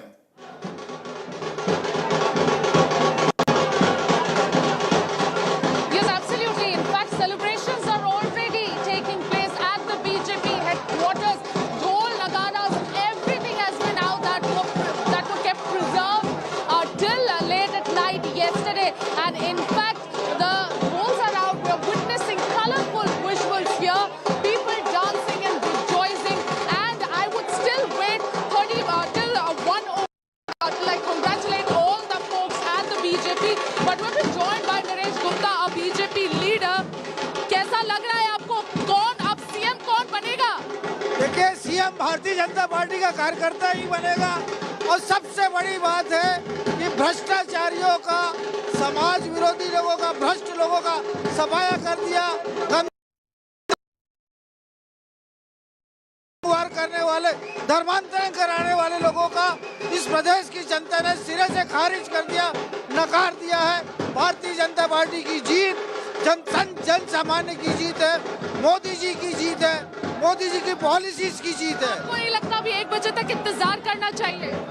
1 बजे तक नहीं, trend तो clear set हो गया है, इसलिए हम now go across to Pooja Shali, who's speaking to Jyotiraditya Scindia. Let's listen in.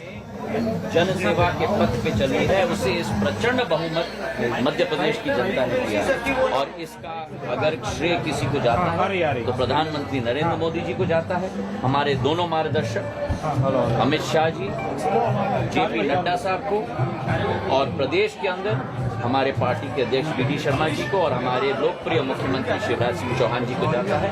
भारतीय जनता पार्टी का एक एक कार्यकर्ता जिसने तन मन के साथ, खून पसीना के साथ इस पार्टी को सिंचित किया है, उन सभी को जाता है।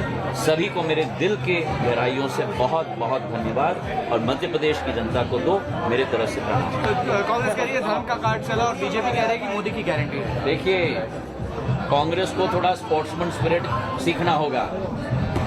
खेल के समय में जीत होती है, खेल के समय में हार होती है। जो जीतता है उसके गले में माला पड़े, जो हारे वो भी अपने दिल पर लेकर हार को स्वीकार करे। ये ईवीएम मशीन इनकी हो जाए, उनकी हो जाए, उनकी हो जाए। हमने कहा और जनता का नतीजा हम स्वीकार करेंगे। हमारे साथ मुख्यमंत्री को लेकर के सवाल मध्य प्रदेश में हमारे मुख्यमंत्री शिवराज सिंह चौहान जी उनके जनहितैषी नीतियों के आधार पर और प्रधानमंत्री जी के पूर्ण एक तरफा एक सोच विकास और प्रगति के आधार पर ये प्रचंड बहुमत है। बेहद खुश नजर आ रहे हैं। आप खुश नजर नहीं आए तो आपकी खुशी भी देखेगी। तो चलिए, आपको बहुत बहुत बधाई इस खुशी के लिए। जैसे सोशल मीडिया पर ट्रेंड कर रहा है कि ये अकेला तत्पर भारी मोदी की गारंटी। मोदी जी की गारंटी एक एक प्रदेश के लिए है, मोदी जी की गारंटी पूर्ण देश के लिए है, और मध्य प्रदेश और देश को विश्व पटल पर उजागर करने की गारंटी प्रधानमंत्री Narendra Modi ji. Jyotiraditya Scindia, it's very nice to see how Jyotiraditya Scindia, Narendra Singh Tomar and Shivraj Singh Chauhan, all the senior BJP leaders were sitting together in Bhopal watching the results come in live. A sign there of sportsmanship and teamsmanship. DK Shivkumar is speaking at this moment in Hyderabad. Let's listen to what the Karnataka Deputy CM is saying. Voters of Telangana for having shown the confidence on us. We will restore the confidence. Do you see that, Mr. Raman?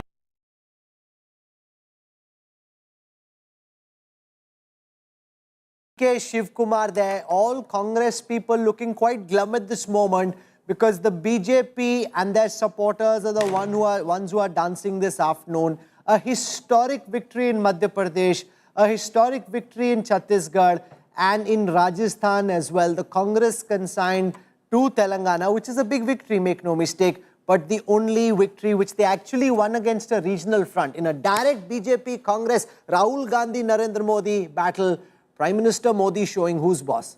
See, basically, Congress at the end of today will be in power, correct me if I got my numbers right, in 3¼ states. They're in power in Himachal, small state.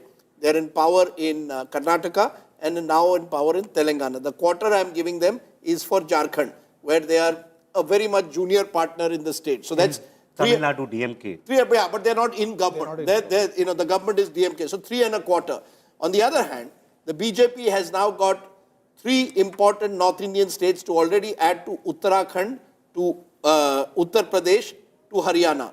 So if you do a map of India and Gujarat and Maharashtra where they are in government with Shiv Sena, the northwest monsoon, as I call it, Rahul, is blowing through this country. You start in Goa, Gujarat, Maharashtra, come into central India, Chhattisgarh, Rajasthan, Madhya Pradesh, and then go into North India, into Haryana and Uttarakhand, Uttarachal. That's a large number. That's a huge geographical area. Can I ask you a question? Sure. Turn it around. Your state, Maharashtra. Yes. What is Mr. Pawar thinking right now? What does he think? I mean, he's already, his own party is imploded. We've seen in recent Panchayat elections, if anything, Ajit Pawar has taken a large chunk of the party organization. So Mr. Pawar, frankly, has to worry about first, you see, all these India alliance leaders have to first worry about consolidating their home turf. Forget about winning Delhi. You see, I think what today has done is put the momentum so firmly in favor of the BJP. I don't see the India alliance recovering from this blow in a hurry. Let's listen to Jyotiraditya Scindia, who's speaking to Pooja Shali at this moment. President JP Nadda ji, who has directed us, asked us to rise to the occasion. It goes to our Chief Minister Shivraj Singh Chauhan ji, whose schemes have resulted in this victory, our party President BD Sharma ji, but most of all, it goes to every BJP party worker on the ground in Madhya Pradesh. Through your channel, I would like to thank every voter in Madhya Pradesh who has blessed us for the 5th time, and I bow down to them.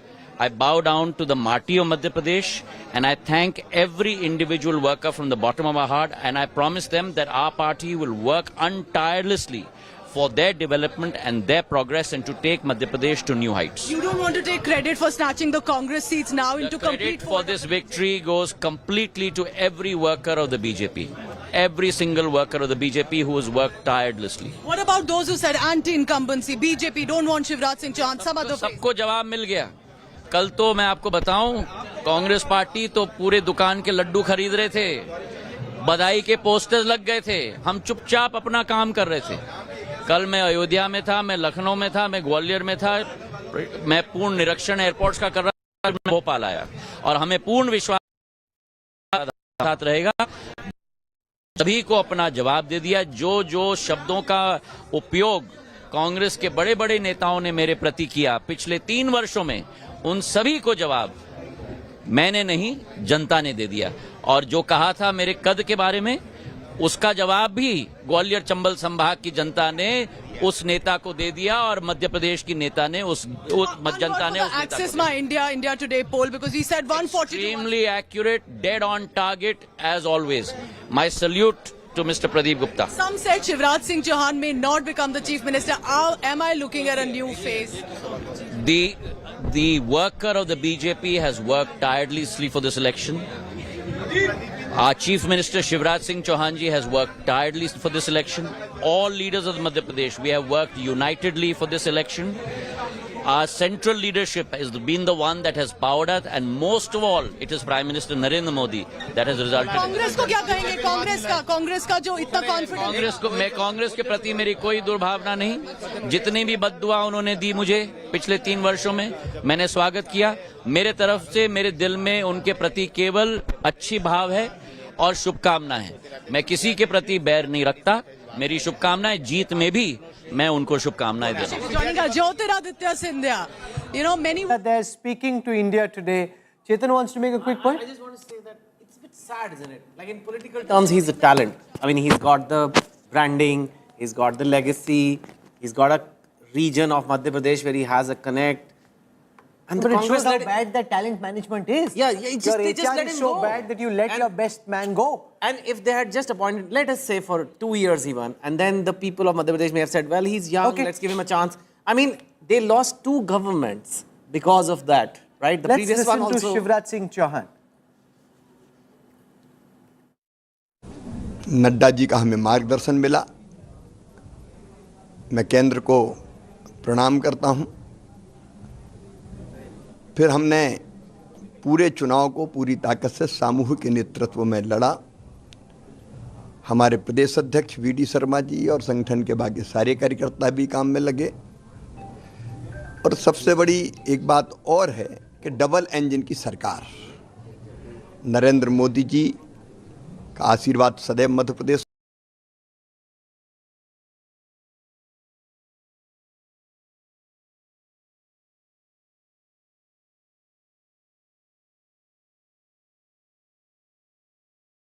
को मिला। तो केंद्र सरकार की योजनाओं का भी आदर्श क्रियान्वयन हमने मध्य प्रदेश में किया।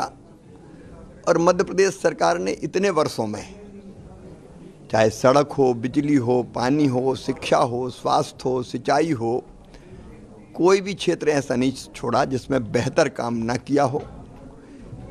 ये एक दिन में परिणाम नहीं आता, लगातार बेहतर काम करने के कारण परिणाम आता है।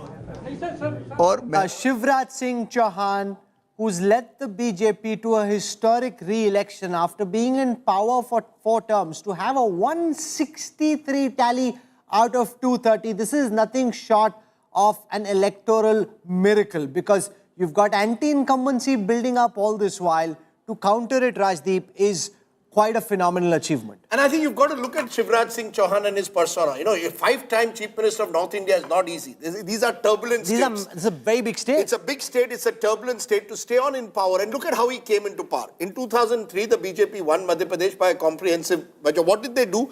They edged out their whole old guard. Sundar Lal Patwa, Kailash Joshi, all were pushed. They brought in Uma Bharti. She didn't succeed in governance. They brought in the old guard in the form of Babulal Gaur. He didn't succeed. And then they took a gamble with a much younger leader, close to Uma Bharti, Yuva Morcha leader, but made him the chief minister. And over time, Shivraj showed that he's a durable leader, able to take people along. And that's his biggest strength. There is space in Indian politics for that old-style consensual leader. There's space for Modi, who's this charismatic figure. No one will call Shivraj charismatic. But Mama Ji has a connect which is very, very also, personal. make no mistake, it also shows how the likes of Kamal Nath and Digvijay Singh have botched this up in quite an epic fashion for the Congress. Even the BJP's internal polls were showing a tougher fight till recently. The BJP pulling off a historic victory, snatching a massive victory from the jaws of a possible defeat in Madhya Pradesh and in Chhattisgarh. I want to go across to Amit Malviya, National IT Cell Chief of the Bharatiya Janata Party. The BJP dancing to victory in Madhya Pradesh, looking extremely strong in Rajasthan, and also now in Chhattisgarh in a very comfortable lead. If there was any question about what would happen in a BJP-Congress duel, I think you've smashed the Congress to smithereens in this election. Mr. Malviya, welcome and congratulations. Thank you, Rahul. I think this is a win for Prime Minister Modi's leadership. Modi ki guarantee, as he said in these state elections, particularly the Hindi heartland belt. And I think no other leader today, other than Prime Minister Modi, has a vision for this country to see a developed India by 2047. And that is what you see in action. He has delivered everything that he's promised. His credibility, the trust people have in him is what is driving the BJP to success in these three Hindi heartland states. The sweetest victory. Would I be right though, Amit Malviya? Would I be right, sir? First of all, congratulations. It's a huge day. Would I be right in saying there's a big difference now between the Hindi heartland, where you're a dominant party, where Mr. Modi is larger than life, and South India, where you would say that the Congress is the principal national party? Am I right, or is that an exaggeration, you think? Let me finish my point, Rajdeep. I will come to the question on southern India and Telangana as well. The important issue that I wanted to bring to your notice is that the Congress lost power both in Rajasthan and Chhattisgarh, the two states where they were in power for the last 5 years. It is therefore quite obvious that the Congress does not know how to govern. The Congress does not know how to retain power after being in office. Perhaps it's a lesson for the chief ministers in these two states that running behind the Gandhis can secure you your job for 5 years, but it's not a guarantee for re-election. On the contrary, you have the BJP, which has won after 20 years again. Barring a brief period of 2 years when the Congress was in power, it's been BJP all the way. It is what governance does, it is what good governance is all about, and governments do get elected on governance. That is the message that is coming through. Coming to southern India and Telangana in particular, let's be very clear that this is a mandate against the KCR government. It is not a mandate for the Congress. Similarly, in Karnataka also, the mandate was against the incumbent government. It was not for the Congress. So let's not make the mistake of assuming that the Congress is gaining ground in southern India. It is the default. Am I to understand, therefore, from what you are saying, that people are you saying, Amit Malviya, that 2024? States. Are you saying, Amit, then for you, 2024 is a done deal?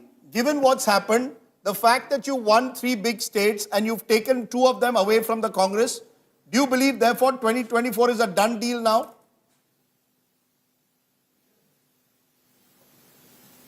Look, we do not take any election as granted. We are going to work very, very hard for 2024. We are going to go to the people asking for a 3rd term for Prime Minister Modi. And that is how we fight all elections. We don't take the electorate for granted. We've never done it. And we never leave any election to chance. And 2024 is another election after these 5 states are done with. We will look at 2024 afresh as a new battle for the BJP. And at the end of the day, we have so much to talk about. And Prime Minister Modi has ensured that India today is looked up to in the world order. It is doing exceptionally well as far as the economy is concerned. Unemployment is at lowest ever.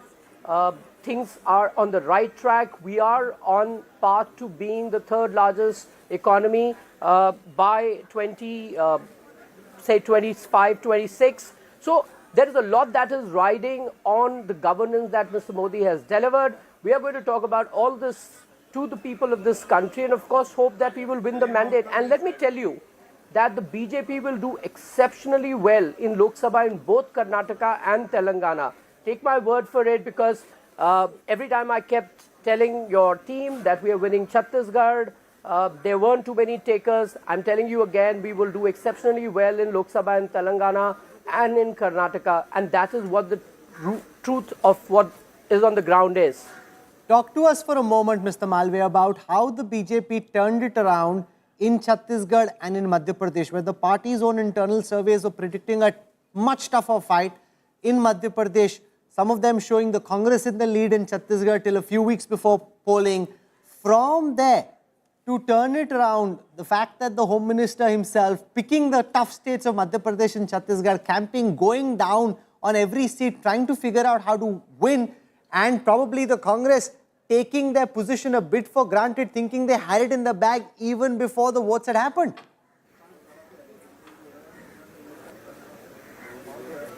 Rahul, let me start with Madhya Pradesh first. Unfortunately, the popular discourse in media is often what people in the media want to see and not what is on the ground. Having said that, when you are in power for 20 years, there is obviously some element of fatigue, if not anti-incumbency, and that was also the case in Madhya Pradesh. But the BJP leadership put its head down, looked at everything that was coming to them as feedback, made the requisite changes in the strategy. We fielded heavyweights across the state. Some people thought this was a sign of lack of confidence in the local representative. That wasn't the case. We look at what is coming to us and you decide on the basis of that, which is exactly what the BJP did. Of course, Mr. Shah was on the ground. He was minutely looking at every region. In fact, he traveled to every sambhag of the BJP in Madhya Pradesh and held meetings with party workers. That is what the commitment was, really down to the lowest level. And you see the results. I mean, the BJP has massively won Madhya Pradesh. Coming to Chhattisgarh, one big question, Amit. Answers Chhattisgarh. No one gave the BJP a chance till. Yeah, go ahead. No one gave BJP a chance in Chhattisgarh 3 months ago. But if I can take you back to the first rally that Prime Minister Modi held in Chhattisgarh, we realized that there was a great deal of spark in his rally and there were people who were flocking to it in very large numbers. And that made us think about the undercurrent, the corruption, the lack of governance, the apathy towards farmers, the liquor scam which destroyed families in Chhattisgarh. It was all there. There was huge anti-incumbency against Bahgel. He may have been popular with the section of the media in Delhi, but he had not delivered on ground. And we started building on it. We realized that the people did not vote us out 5 years ago because they were unhappy with governance, because after all, we had been in power for 15 years after Chhattisgarh was formed. It was because we could not deliver on the bonus on the paddy is the reason why we got voted out. We made good that. We announced that as part of our manifesto. We ensured that we met people's expectations, and because of the trust that people have in Prime Minister Modi's leadership, in the BJP, that they voted for us the way they have. And Chhattisgarh is, like I said again, the sweetest victory because nobody gave us a chance. But the party, the leadership, our cadres, and of course the people of Chhattisgarh have entrusted the BJP again with a mandate, and we are extremely grateful for that. Are you seeing therefore a generational change now in these states? There's much speculation. Kaun banega Mukhyamantri? Does Shivraj Singh Chauhan stay on? Does Vasundhara Raje come back? Do you find a new face for Raman Singh in Chhattisgarh? Is the BJP seeing these elections as a moment for generational change? Look, I don't think it's a matter of discussion in a television studio. It is something that the party's parliamentary board will deliberate upon, and we'll take a decision depending on what the mandate is all about. It needs quite a deal of deliberation, and we will go through it. And we will come up with the best possible alternative. What's your sense? Has the time come that you don't make the same mistakes the Congress makes? Will you all bring in generational change? Rajdeep, allow us to decide who our chief minister should be, and my sense is really not of much consequence here. On another note, Mr. Malviya, there were lots of laddus coming to the Congress office this morning at 7 o'clock. I was told 200 kilograms of laddu. Are you sending them message कि भाई हमें भेज दो, आपके तो किसी काम का नहीं है? Well, I think I don't know about the laddus, but one thing is quite clear. If the Congress thinks that it is their ordained right to rule in this country, then it is not the case anymore. If they persist on continuing with Rahul Gandhi's leadership, they will face lot many more disasters in the days ahead. You should perhaps ask the Congress spokesperson, how many days did Rahul Gandhi spend in Madhya Pradesh and in Rajasthan as part of his Bharat Jodo Yatra? You speak about marginalization of leaders. Mr. Kharge, a Dalit president that the Congress claims to have put in the job, his pictures went missing from Rajasthan advertisements. I mean, is he the president of the Congress party or is he a rubber stamp president of the Congress party? I mean, and what is Rahul Gandhi's credibility to be the face of the Congress party and their campaign? He could not even win Amethi. He had to go to Wayanad to secure himself a seat in the parliament. But if they are not willing to look beyond the Gandhi family, good luck to them. I mean, I hope Rahul Gandhi sticks around for as long as he can, but that's not the kind of leadership people of India are looking at. And it is quite obvious now that Rahul Gandhi, and under his leadership, the Congress has probably lost now 55 elections, but he still continues as their tallest leader. So it's for them to decide, not for me to say. And they can No, cut but the laddus. you have no great love for Rahul. You make an interesting point. You believe in a way that Rahul Gandhi still remains your biggest asset. No, I don't think Rahul Gandhi remains our biggest asset. He is certainly a big catch for the Congress because they can't seem to look beyond him. And if they persist with him, then the people of India have already given their mandate not once but several times. So, I mean, it's not for me to say whether he's an asset or not. It's for the Congress to decide, and it's for the people of India to reject him again and again like they have done for the last 55 elections. Can I get a nice smile out of you, Amit Malviya? We've had very fractious interactions on counting day. Today is a day for you to smile. You've got to smile. Give us a nice Amit Malviya smile. Well, Rajdeep, I am always smiling, but I have advice for you. Instead of going to Chief Minister's residence and stuffing your face with the food there or singing melodies to Chief Minister in their private jets, if you had read the mood and reported it correctly, you will not be feeling so embarrassed today. No, here it is. No, 1 minute. No, Mr. Malviya, you please see Neta Nagari 1 week ago. Congress to lose in Rajasthan. It's here. It's on video. Since you follow video, social media, get your team to please see the video of 10 days ago where I said, and I also said Chhattisgarh will be a tough fight. But it's not you and me, but I hope you'll watch the video, Amit. Okay, so we'll leave it there. I'll send it to you.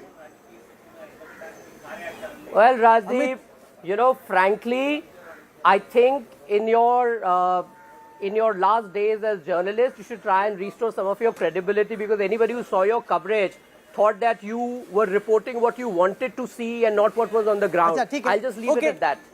No, I am going to send this to you. Amit Malviya, you unfortunately, I asked you to smile. You end up saying something bitter and caustic, which is again, you know, this is not a social media where you can pick what you want. I'm going to send it to you and to your followers. What I said on Neta Nagari exactly a week ago, who will win. Now smile nicely. I want to see a nice Amit Malviya smile. Well, if you can get yourself to smile after the Congress's rout in 3 states, I'm certainly smiling ear to ear. Bas. That's what I like to see. There's a hint of a smile that you've got. Good. That's a No, start. but it's a big victory. Look at how It's a big magnanimous. victory. Of course it is. And for the most part, you know, he was being very balanced after a very big victory. I thought he'd go boom, boom, boom. He didn't. It's a big victory. I think the BJP there acknowledging and respecting the mandate because if you come back to power on the back of the number of years Shivraj Singh Chauhan has been in power in Madhya Pradesh, that's a huge victory. To win Chhattisgarh in this fashion, snatch victory from the jaws of imminent defeat. Again, that's a marvel in election management. It really shows we're seeing a very unequal contest between a Congress that somehow thinks Janta Jita Degi and a BJP which is not willing to take any chances. Amit Malviya, thank you very much for joining us. Big victories in the Hindi heartland. The Congress now, and interestingly, is down to just 62.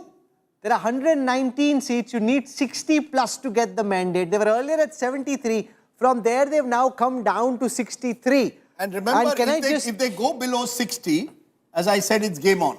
Let me just show that. 60 in Telangana, it's game on. Can I just show on the election intelligence dashboard as I welcome Akshita Nandgopal, I want to look at Telangana and tell our viewers who are watching us in Telangana about the margin calculator for this state. In Telangana at this moment, can the Congress fall around 60? There are 38 seats at this moment where the margin between the winner and the runner-up is less than 500. BRS is leading on 13 of those, the Congress on 21. So 21 of those 65 leads at this moment are quite slender.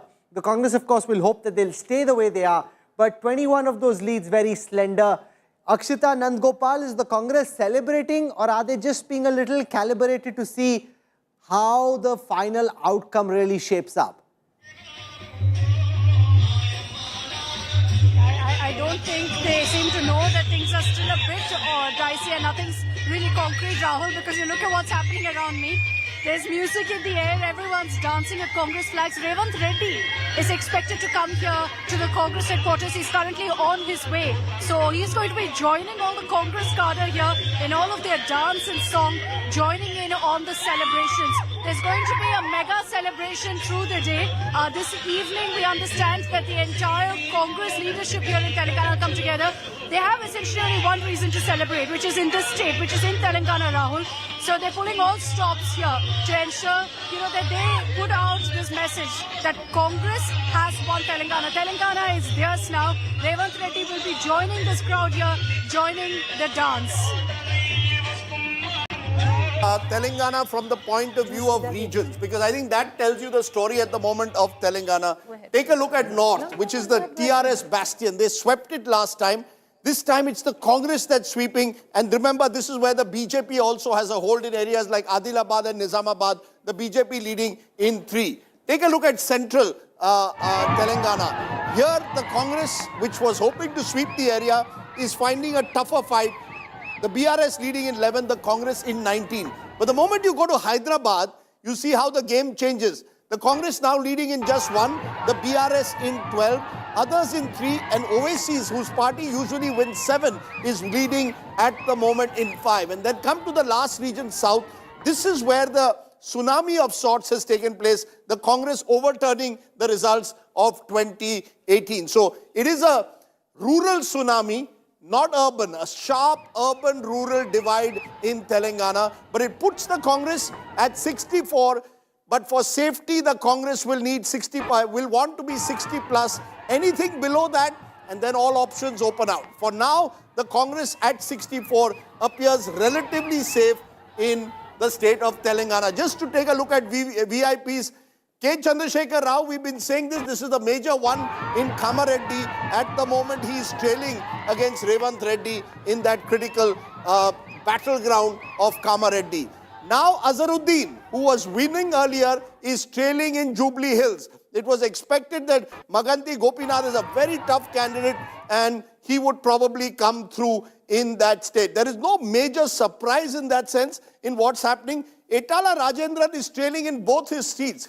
He's the BJP's face, came to it from the TRS, and he's trailing in both his seats. An important loser at the moment is the finance minister of the state, Harish Rao, nephew of KCR, who's trailing at the moment. But overall, if you look right round at the moment, it appears that the Congress is holding its own in rural Telangana, which is why it's ahead.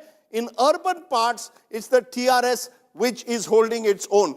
Does that, Rahul Verma, when you have such sharp rural-urban divides, TRS, even in an anti-incumbency wave, the BRS, holding its own in Hyderabad? So it's less to do with rural-urban divide, but much more to do with Congress's structural presence in the state. Congress has been a weaker party organizationally in the Hyderabad region. Plus, there is some kind of understanding between BRS plus AIMM. So that makes Congress's chances of winning seats in the greater Hyderabad region much more difficult. Okay. Let's go across to Yogendra Yadav, Chief of Swaraj India. He's joining us, sharp political mind. Mr. Yadav, what according to you is the big national takeaway from today's election? How would you sum up the results that we've seen so far? Rahul, the major turnaround of the Congress in Telangana, which could have been a national story, has been overshadowed by a very major setback in the Hindi heartland. And it's a setback not just for Congress party, it's also a setback for all of us who want to see a change in this country, who want to see a political badlav at the national level. I must confess that while I can see why some of these elections became much closer than they needed to, because the real setback is that Congress could have actually won all the three. These are not impossible elections that Congress was destined to lose right in the beginning. That's why it's a setback. I must honestly confess, I do not fully understand the extent of BJP's victory in Madhya Pradesh. They are leading by 8%, closer to what your exit poll had shown. I understand it. You had anticipated it. I don't fully make sense of how a party which had almost lost the last election came back illegitimately and did not do a great job in governing in the last 4 years, against which there was a broad sentiment of badlav. That party has won with 8 percentage points. But whatever, this is a fact and one has to reckon with it. To my mind, the three big lessons, while one could always blame, and the usual tendency, at least in political analysis, unlike cricket analysis, Rajdeep would appreciate, is that in politics, whoever wins, we say that they fielded well, they bowled well, and they batted well, which normally doesn't happen. To my mind, in the case of Rajasthan, there was no anti-incumbency against the chief minister nor against the government. There was intense anti-incumbency against MLAs, which the Congress did not acknowledge and ended up rewarding them the tickets back. Also in Rajasthan, the second major factor was that Congress could have struck two simple alliances, one with CPM, the other with BAP. And to my mind, these two have cost Congress at least 15 to 20 seats so far. So it could have been a much closer election. In Madhya Pradesh, I think Congress fought organizationally a better election than they did last time. But they did not have an overall narrative, and they did not have a social strategy. In Chhattisgarh, the story is different. Again, a government against which there was no broad anti-incumbency, but which failed to translate that into a political narrative. So that is what seems to have happened. But it's a very major setback. Yeah. Can I therefore summarize, you're giving us what you believe has happened in these three Hindi heartland states. What if I said in a single line that basically the Hindi heartland is Modified? You can call it BJP-fied, Modified, but that we are seeing consistently Uttar Pradesh, Uttarakhand, now Rajasthan, Madhya Pradesh and Chhattisgarh, across the Hindi heartland, the BJP is virtually becoming a dominant party in several parts. How do you combat a dominant party? Is that in a sense showing the weakness of the Congress or the strength of the BJP? But may I add to it, Mr. Yadav? May I just add to that question? Yes, may I add to that question, Rajdeep? The sheer fact that the Congress now sees, especially in the Hindi heartland, the OBC card, caste census as a game changer going into 2024. Mr. Yadav, you've been also one of the biggest proponents of that. None of that seems to be catching on ground, at least where the Hindi heartland is concerned.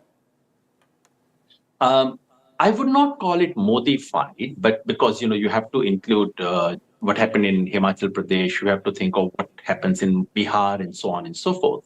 But the fact is that BJP is very strong in this North Indian Hindi leading up to the West India bet. In that, what should Congress do? On the OBC card, it is true that Rahul Gandhi spoke about caste census very clearly. But was this actually an election issue on the ground at all? Did the Congress candidates speak about it? Did the Congress workers even know about it? Did the Congress take this message to the OBC and SC at all? At least I did not see that on the ground. The Congress doesn't with due regard, Mr. Yadav, the Congress doesn't seem to have a strong, viable OBC leadership. You see, the questions, we've been raising this about Bharat Jodo Yatra. You were part of that Yatra. The Congress is taking credit in South India, saying the Bharat Jodo Yatra galvanized us. But look at North India. It also went through Madhya Pradesh. It also went through Rajasthan. And it has zero impact. So you start wondering whether Rahul Gandhi is, and even in Telangana, there will be those who will say this is just an anti-incumbency vote. Nothing to do with this Bharat Jodo Yatra. So questions again over Rahul Gandhi's leadership? Rajdeep, anti-incumbency is something which is invoked as and when a ruling party loses. The question is, why did anti-incumbency not happen 5 years ago? Why has it not affected BJP and so on? So and about the OBC leadership, let's not forget that Congress's CM in Rajasthan and in Chhattisgarh were OBCs. To my mind, the three broad lessons that I see for Congress are the following. Number one, Congress's overall national posture of its leadership is not aligned to its actual ground level political campaign. Number two, Congress's own vote base, which is the bottom of the pyramid, namely the poor, SC, ST, OBC, that is not aligned with Congress's own leadership and Congress's own policies. And number three, Congress needs to be, the third lesson is that Congress could be more harsh on dealing with people within and more liberal in dealing with people outside.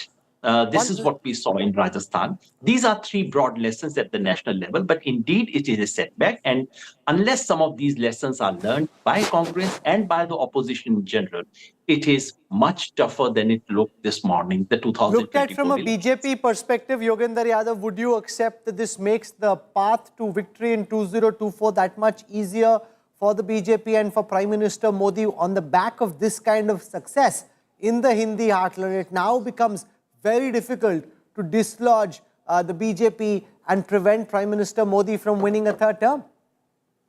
If you did simple numeric calculations, you would not say that, because the fact is that BJP had swept all these states. Telangana was one state where BJP had 4 seats and was hoping to improve. So while today's verdict dashes BJP's hopes of increasing the numbers, the fact remains that Congress needed to do something to BJP's complete dominance over this region. And today's results do not affirm that hope. And therefore, the opposition really needs to think hard about its strategy. So you're not accepting it's a done deal? You're not accepting 2024 is as close to being a done deal? Because remember 2018, the Congress won all these 3 states and yet lost. Now they've lost all these 3 states. Does it make it even more difficult for the opposition? Difficult, yes. Done deal, no. The reason I say no is that in the South India, in a sense, it's curtains for BJP in South India as far as 2024 is concerned. In Karnataka, BJP has 25 seats. No one, not even BJP spokespersons, I hope, on this channel would say that they are going to get 25 in Karnataka.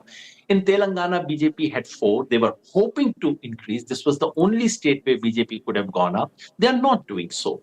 So that larger challenge still remains. But yes, if you ask me, has it got tougher? Of course, it has got tougher today. And the opposition really needs to think fresh. We'll leave it there. We'll hope to have you back in the evening. For the time being, Yogendra Yadav, thank you very much for joining us. I want to welcome Sanju Verma, National Spokesperson of the Bharatiya Janata Party.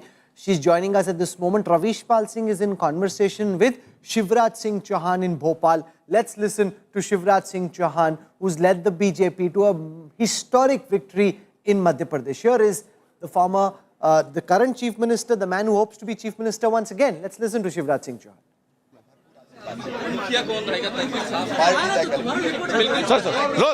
इस वक्त हमारे साथ मौजूद है मध्य प्रदेश के मुख्यमंत्री शिवराज सिंह चौहान, जिनके नेतृत्व में भारतीय जनता पार्टी ने एक प्रचंड जीत की ओर कदम बढ़ा दिए मध्य प्रदेश में। तो सबसे पहले शुभकामनाएं आपको जी। धन्यवाद। आपने एक बात कही थी भोपाल की एक सभा में, मैं फिनिक्स पक्षी हूं, आज वो साबित होता दिख रहा है?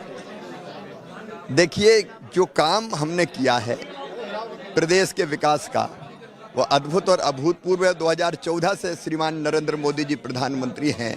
उनका प्यार, आशीर्वाद और मार्गदर्शन और जनता के मन में उनके प्रति अगाध श्रद्धा और प्रेम, डबल इंजन की सरकार के काम, उसका परिणाम आज सामने है। सर, 3 राज्यों के खासतौर से हम बात करें, Chhattisgarh, Rajasthan, Madhya Pradesh.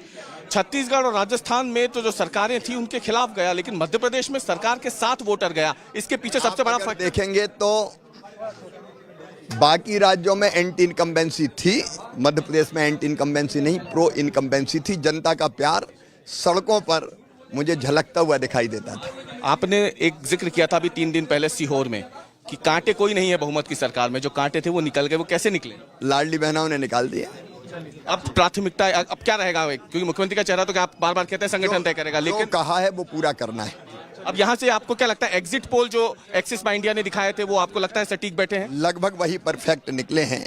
Axis My India, Chanakya, इस तरह के जो कुछ आए थे, मैं एक एक की बात नहीं करूंगा, लेकिन वो परफेक्ट है। राहुल गांधी ने एक पनौती शब्द का इस्तेमाल किया था, आज कब क्या कहेंगे? जनता ने जवाब दे दिया। बहुत बहुत धन्यवाद। ये थे मुख्यमंत्री शिवराज सिंह चौहान, जिन्होंने आज तक से खास बातचीत की।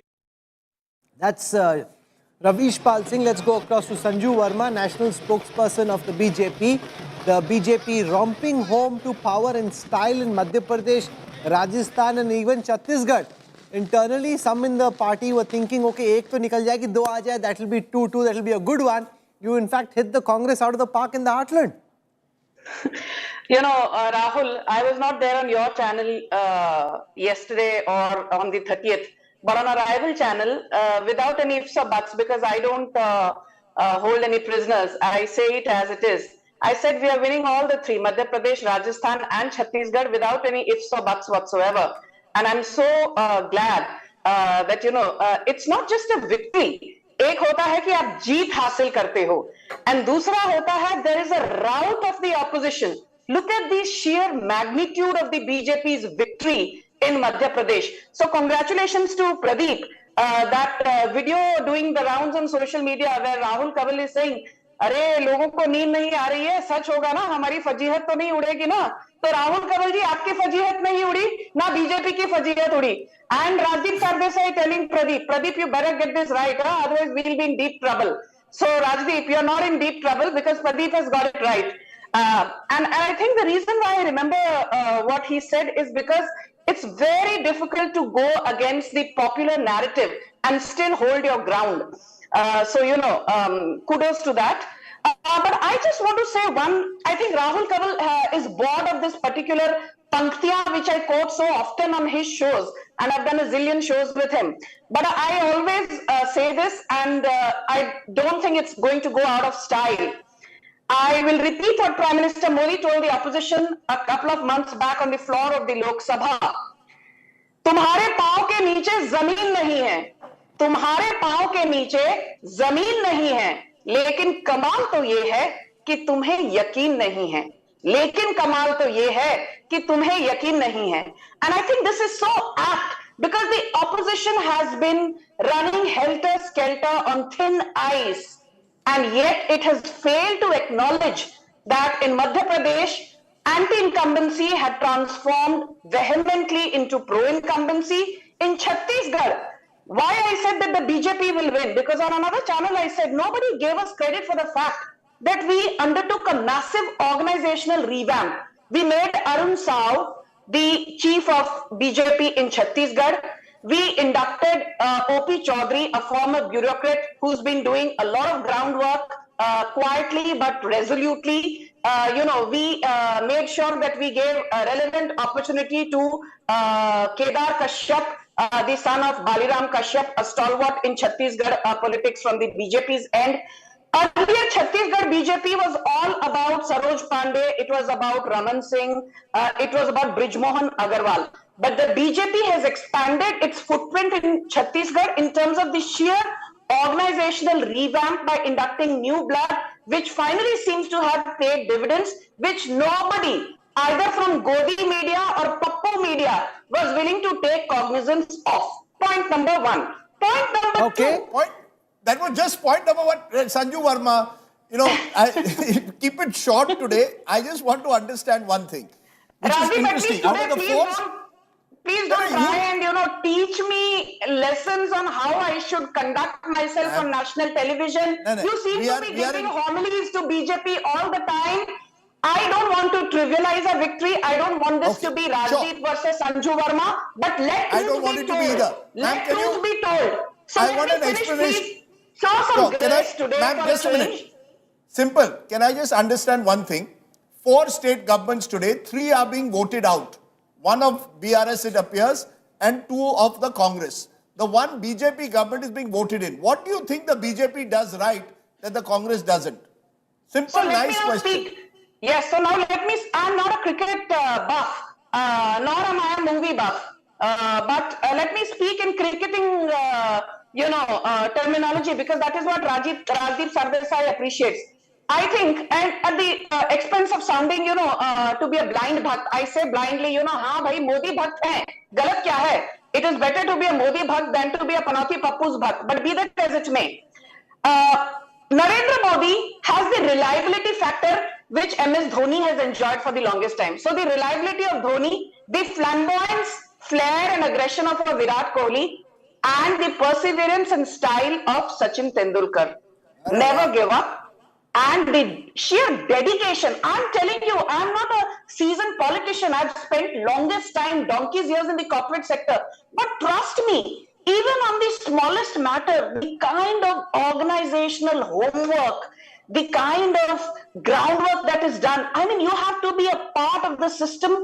It's unbelievable. Sometimes, I ask myself, this is a textbook classic case in management. And, having been a management student, I am told, a small thing that I want to say. Philip Kotler always says that the greatest disservice you can do to a bad product, and listen to this very carefully, the greatest disservice that you can do to a bad product is to continuously market it and not realize that it is the time to abandon it. अब ये किसके लिए साबित हुआ सही? एक product है, वो हर साल, हर 3 महीने में लगातार लॉन्च हो रहा है, लगातार लॉन्च हो रहा है, और लोग ये कहते हैं वाह वाह, इन्होंने तो कमाल कर दिया. And that is the problem with the opposition. That is the problem. They don't seem to realize they're banking on a product that is well past its expiry date. Sanju says she doesn't watch much cricket or Bollywood. That's because she watches a lot of India today. That's one of the reasons why. That's why our ratings are up. Huh? Sanju, I hope you've been watching the channel since the morning. Now don't say you haven't. No.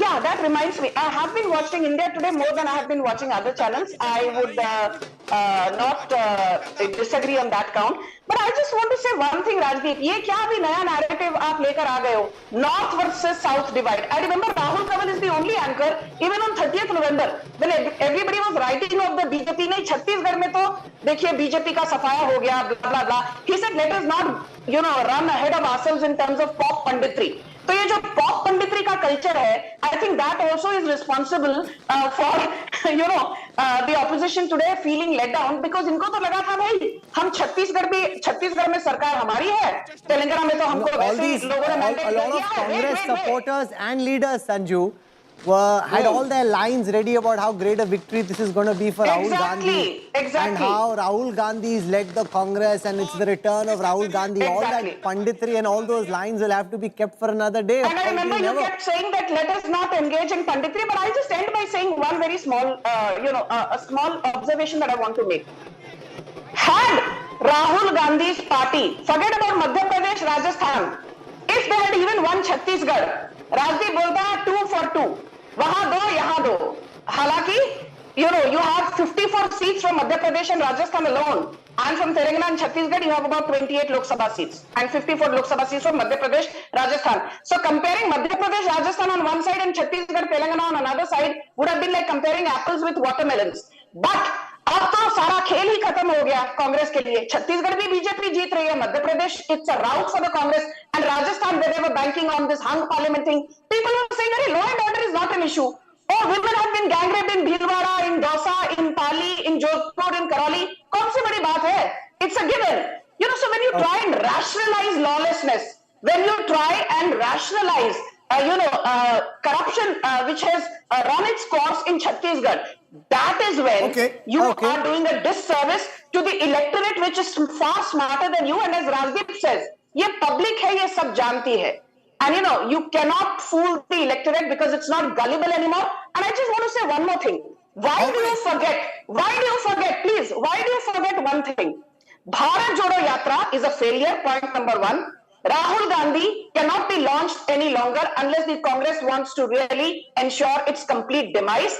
Point number 3, there is no north versus south divide, north of the Vindhyas and south of the Vindhyas. Narendra Modi continues to be the tallest leader by far with zero competition. And if you want to call that the Tina factor, be that as it may, the fact is that the most important point, the biggest takeaway is that you cannot start this narrative about caste census 3 months ahead of state elections and expect the people to not see through your charade. Tell me, Rahul, thank you very much, Sanju Verma. 52% of the population in Rajasthan and Madhya Pradesh is OBCs. If the caste census was such a big issue, why could not the Congress capitalize on the Madhya Pradesh and Telangana OBC electorate? 50 to 52%. Okay, we'll call you back for more. Sanju Verma, thank you so much for your time. Many congratulations on these historic victories. And I love how when any of the guests come, no matter which party they come from, they're able to quote back what we've been saying verbatim. And that's the risk with pop panditry. You say something which is slightly out of line on the back of initial trends, it can come back to bite you very badly later. So you have to be very, very calibrated in what you say. I want to go across to Akshita Nandgopal. She's at the Congress headquarters in Hyderabad. And what I love about the Telangana elections is that they're all glued to India Today. Everywhere, no matter which party office it is, they're all watching India Today. That's Revanth Reddy. 64 leads at this moment, up 45 from the last time. That's the one sliver of hope and the one piece of good news for the Congress in what's otherwise been a pathetic day at the box office.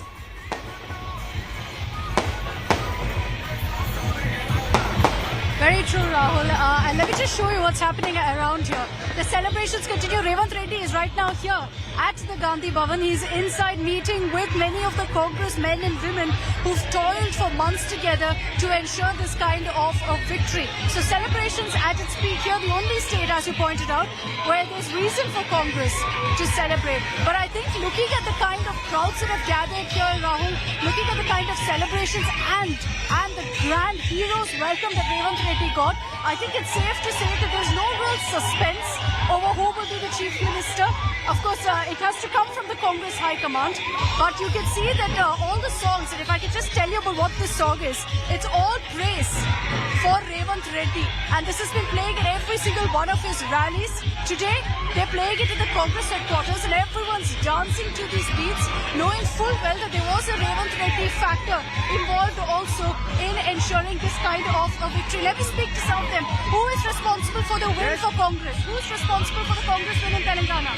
Revanth Reddy. Revanth Reddy. So you want him to be Chief Minister? Yes. Revanth Reddy will be the upcoming Chief Minister of Telangana. He is the only person who has been working hard in Telangana. Jai Revanth Anna, Jai Congress. On December 9, Revanth Anna will be. So he'll be the Chief Minister. KCR bye-bye. KCR bye-bye. But never expect the KCR and KTR. He never expect, and he is the winner of the CM. The Telangana Chief Minister is the 9th of December. Revanth Reddy, Chief Minister. Will you accept anyone else as Chief Minister? Sorry? Will you accept anyone else from Congress as Chief Minister? No. Never accept the BRF team. BRF team. Everything is not accepted, but Congress is the... So these are Congress supporters, but they're also very, very importantly... Okay, thank you. They're also very importantly Revanth Reddy supporters here who've gathered. He's become synonymous with the Congress here, Rahul. So if at any point, there's some big surprise that's coming our way about the Chief Minister face, it's going to lead to all of these people also being very, very angry with the decision by the High Command. But from what I've heard to the senior leaders that have spoken here, all of them are saying that this is a post that belongs to Revanth Reddy. Given how popular he is, given the fact that the India Today Access My India post-poll study clearly puts him at #1 in the Congress pack of leaders and contenders, Rajdeep, the Congress has to be suicidal to pick anybody else apart. No, as of now, he will be CM, and I'm told he's going to be sworn in on the 9th of December, which is Sonia Gandhi's birthday. So they want to give Sonia Gandhi... That's what Revanth is thinking. No, I'm told that's the date that he wants, and that's the date that they hope that the Congress leadership will agree. But there are others. Bhatti Vikramarya is someone who hopes that his name will come. His supporters are already trending Bhatti for CM. He's a Dalit face. He's been the CLP leader. But I think this victory is largely, at the local level due to Revanth Reddy. Just think about it. A couple of years ago, he was a kind of backbencher. He'd won a member of parliament. He had spent a long time with the Telugu Desam, brief spell with TRS, and of course had been in the ABVP. So he was seen as the outsider. But he's come in and galvanized them by going, taking his battle, his Vijay Yatra on the front foot. I think there's a lesson in that.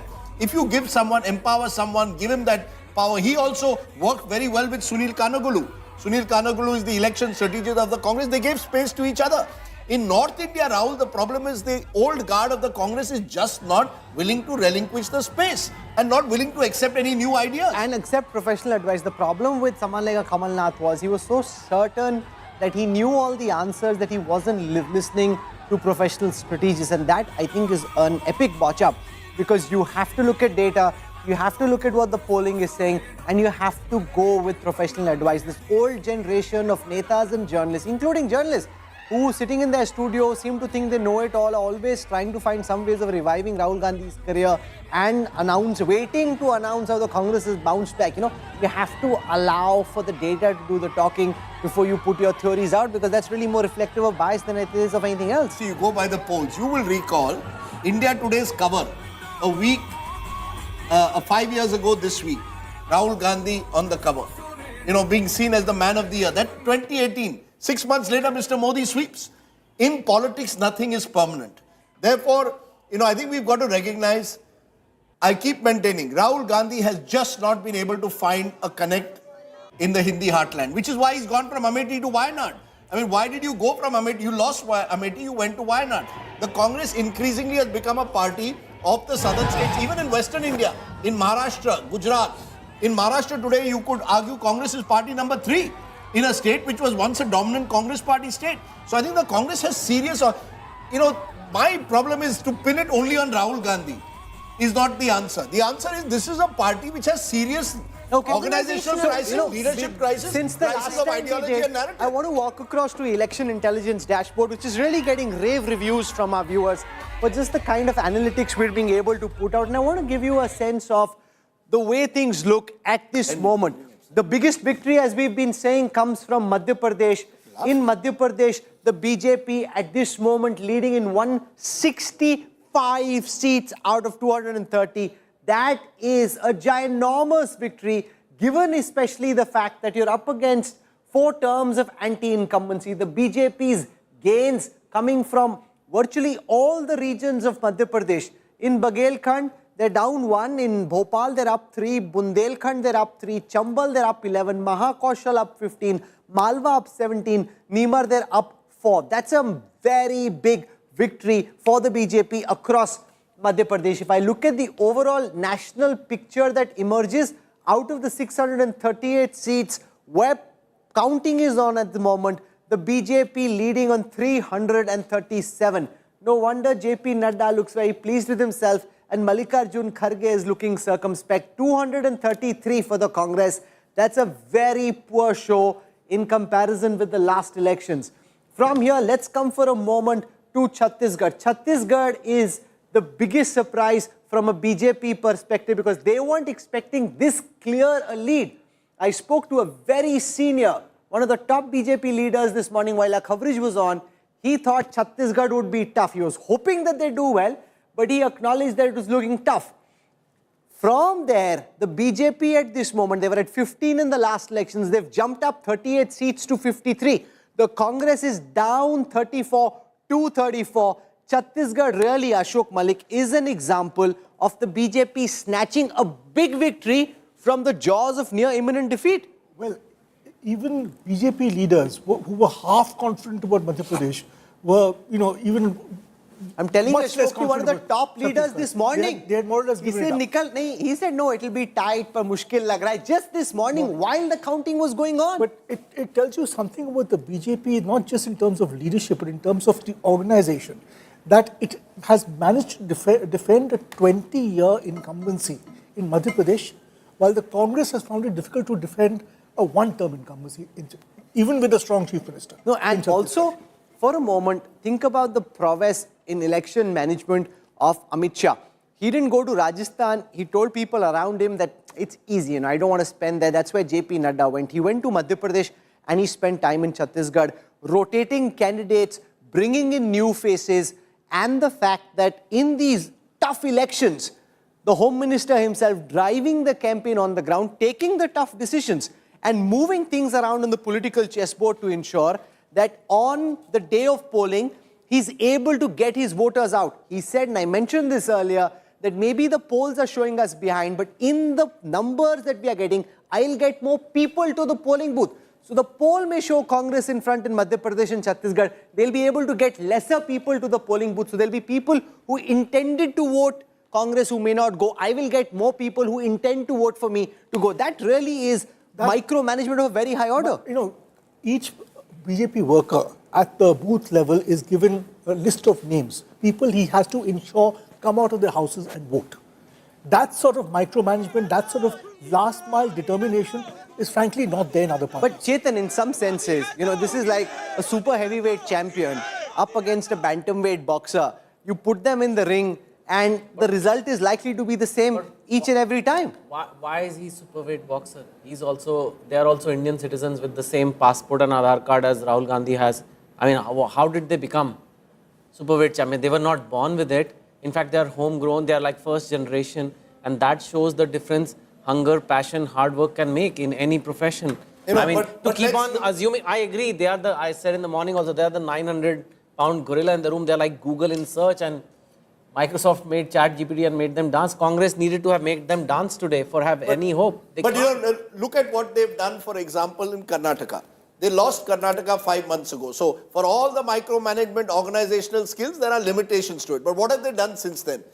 They had marginalized Yediyurappa and believed that they could move to a post-Yediyurappa Karnataka. Now they've gone back to Yediyurappa. His son has been made party president, and they seem to be giving the sense that we believe that we need Yediyurappa for the Lok Sabha. So you're willing to swallow your pride. You made mistake. JDS, Amit Shah, Rahul, Kanwal, you will recall at the conclave said, JDS and Congress are two sides of the same corruption. What have they gone and done? They've gone and tied up with the JDS. Why? Because they believe that in southern Karnataka, you may well need the JDS to offset the rise of the Congress. So you're willing to learn, you're willing to course correct. Sam, Dam, Danda, Bhed. Let's be clear. And you don't put your ego ahead. Kamal Nath could have given a few seats to the Samajwadi Party in the areas neighboring Uttar Pradesh. He chose not to. No, even in Rajasthan, you realize at some stage that you will need Vasundhara. You had to mollify her. It didn't take, it wasn't easy, but you eventually did it. She went and campaigned without being projected as the face. Shivraj Singh Chauhan, let's be clear, today we are playing encomiums to Shivraj Singh Chauhan.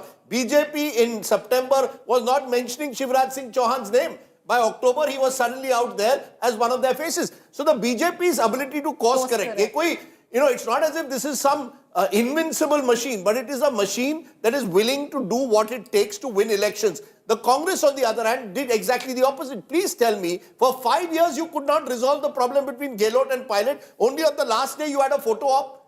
When I look at these numbers, Congress could have been close to the BJP in Rajasthan had you been able to prevent a united front 6 months ago. You failed to do that because you thought Ashok Gehlot, the man who challenged you, Ashok Gehlot challenged your own leadership of 1 year ago, and you were not able to do anything. Twice over. So what did you do? You couldn't do anything. Look at what you did in Chhattisgarh. You last moment made T.S. Singh Deo your deputy CM. You had promised him chief ministership for half the term. For half the term. What happened? So the Congress, unfortunately, the point that Yogendra makes is well taken. There's a huge gap between your national leadership and how your local leaders look at elections. But that also shows how weak your national leadership is, Rajdeep. Or disconnected. Where disconnected or weak. Where you're working in Telangana together, you're completely disconnected and have no idea in the three heartland states. Absolutely. See, they are in power. They had Rajasthan, they had Chhattisgarh, and it's like that Avis, the car rental company, said, we are number 2, we work harder.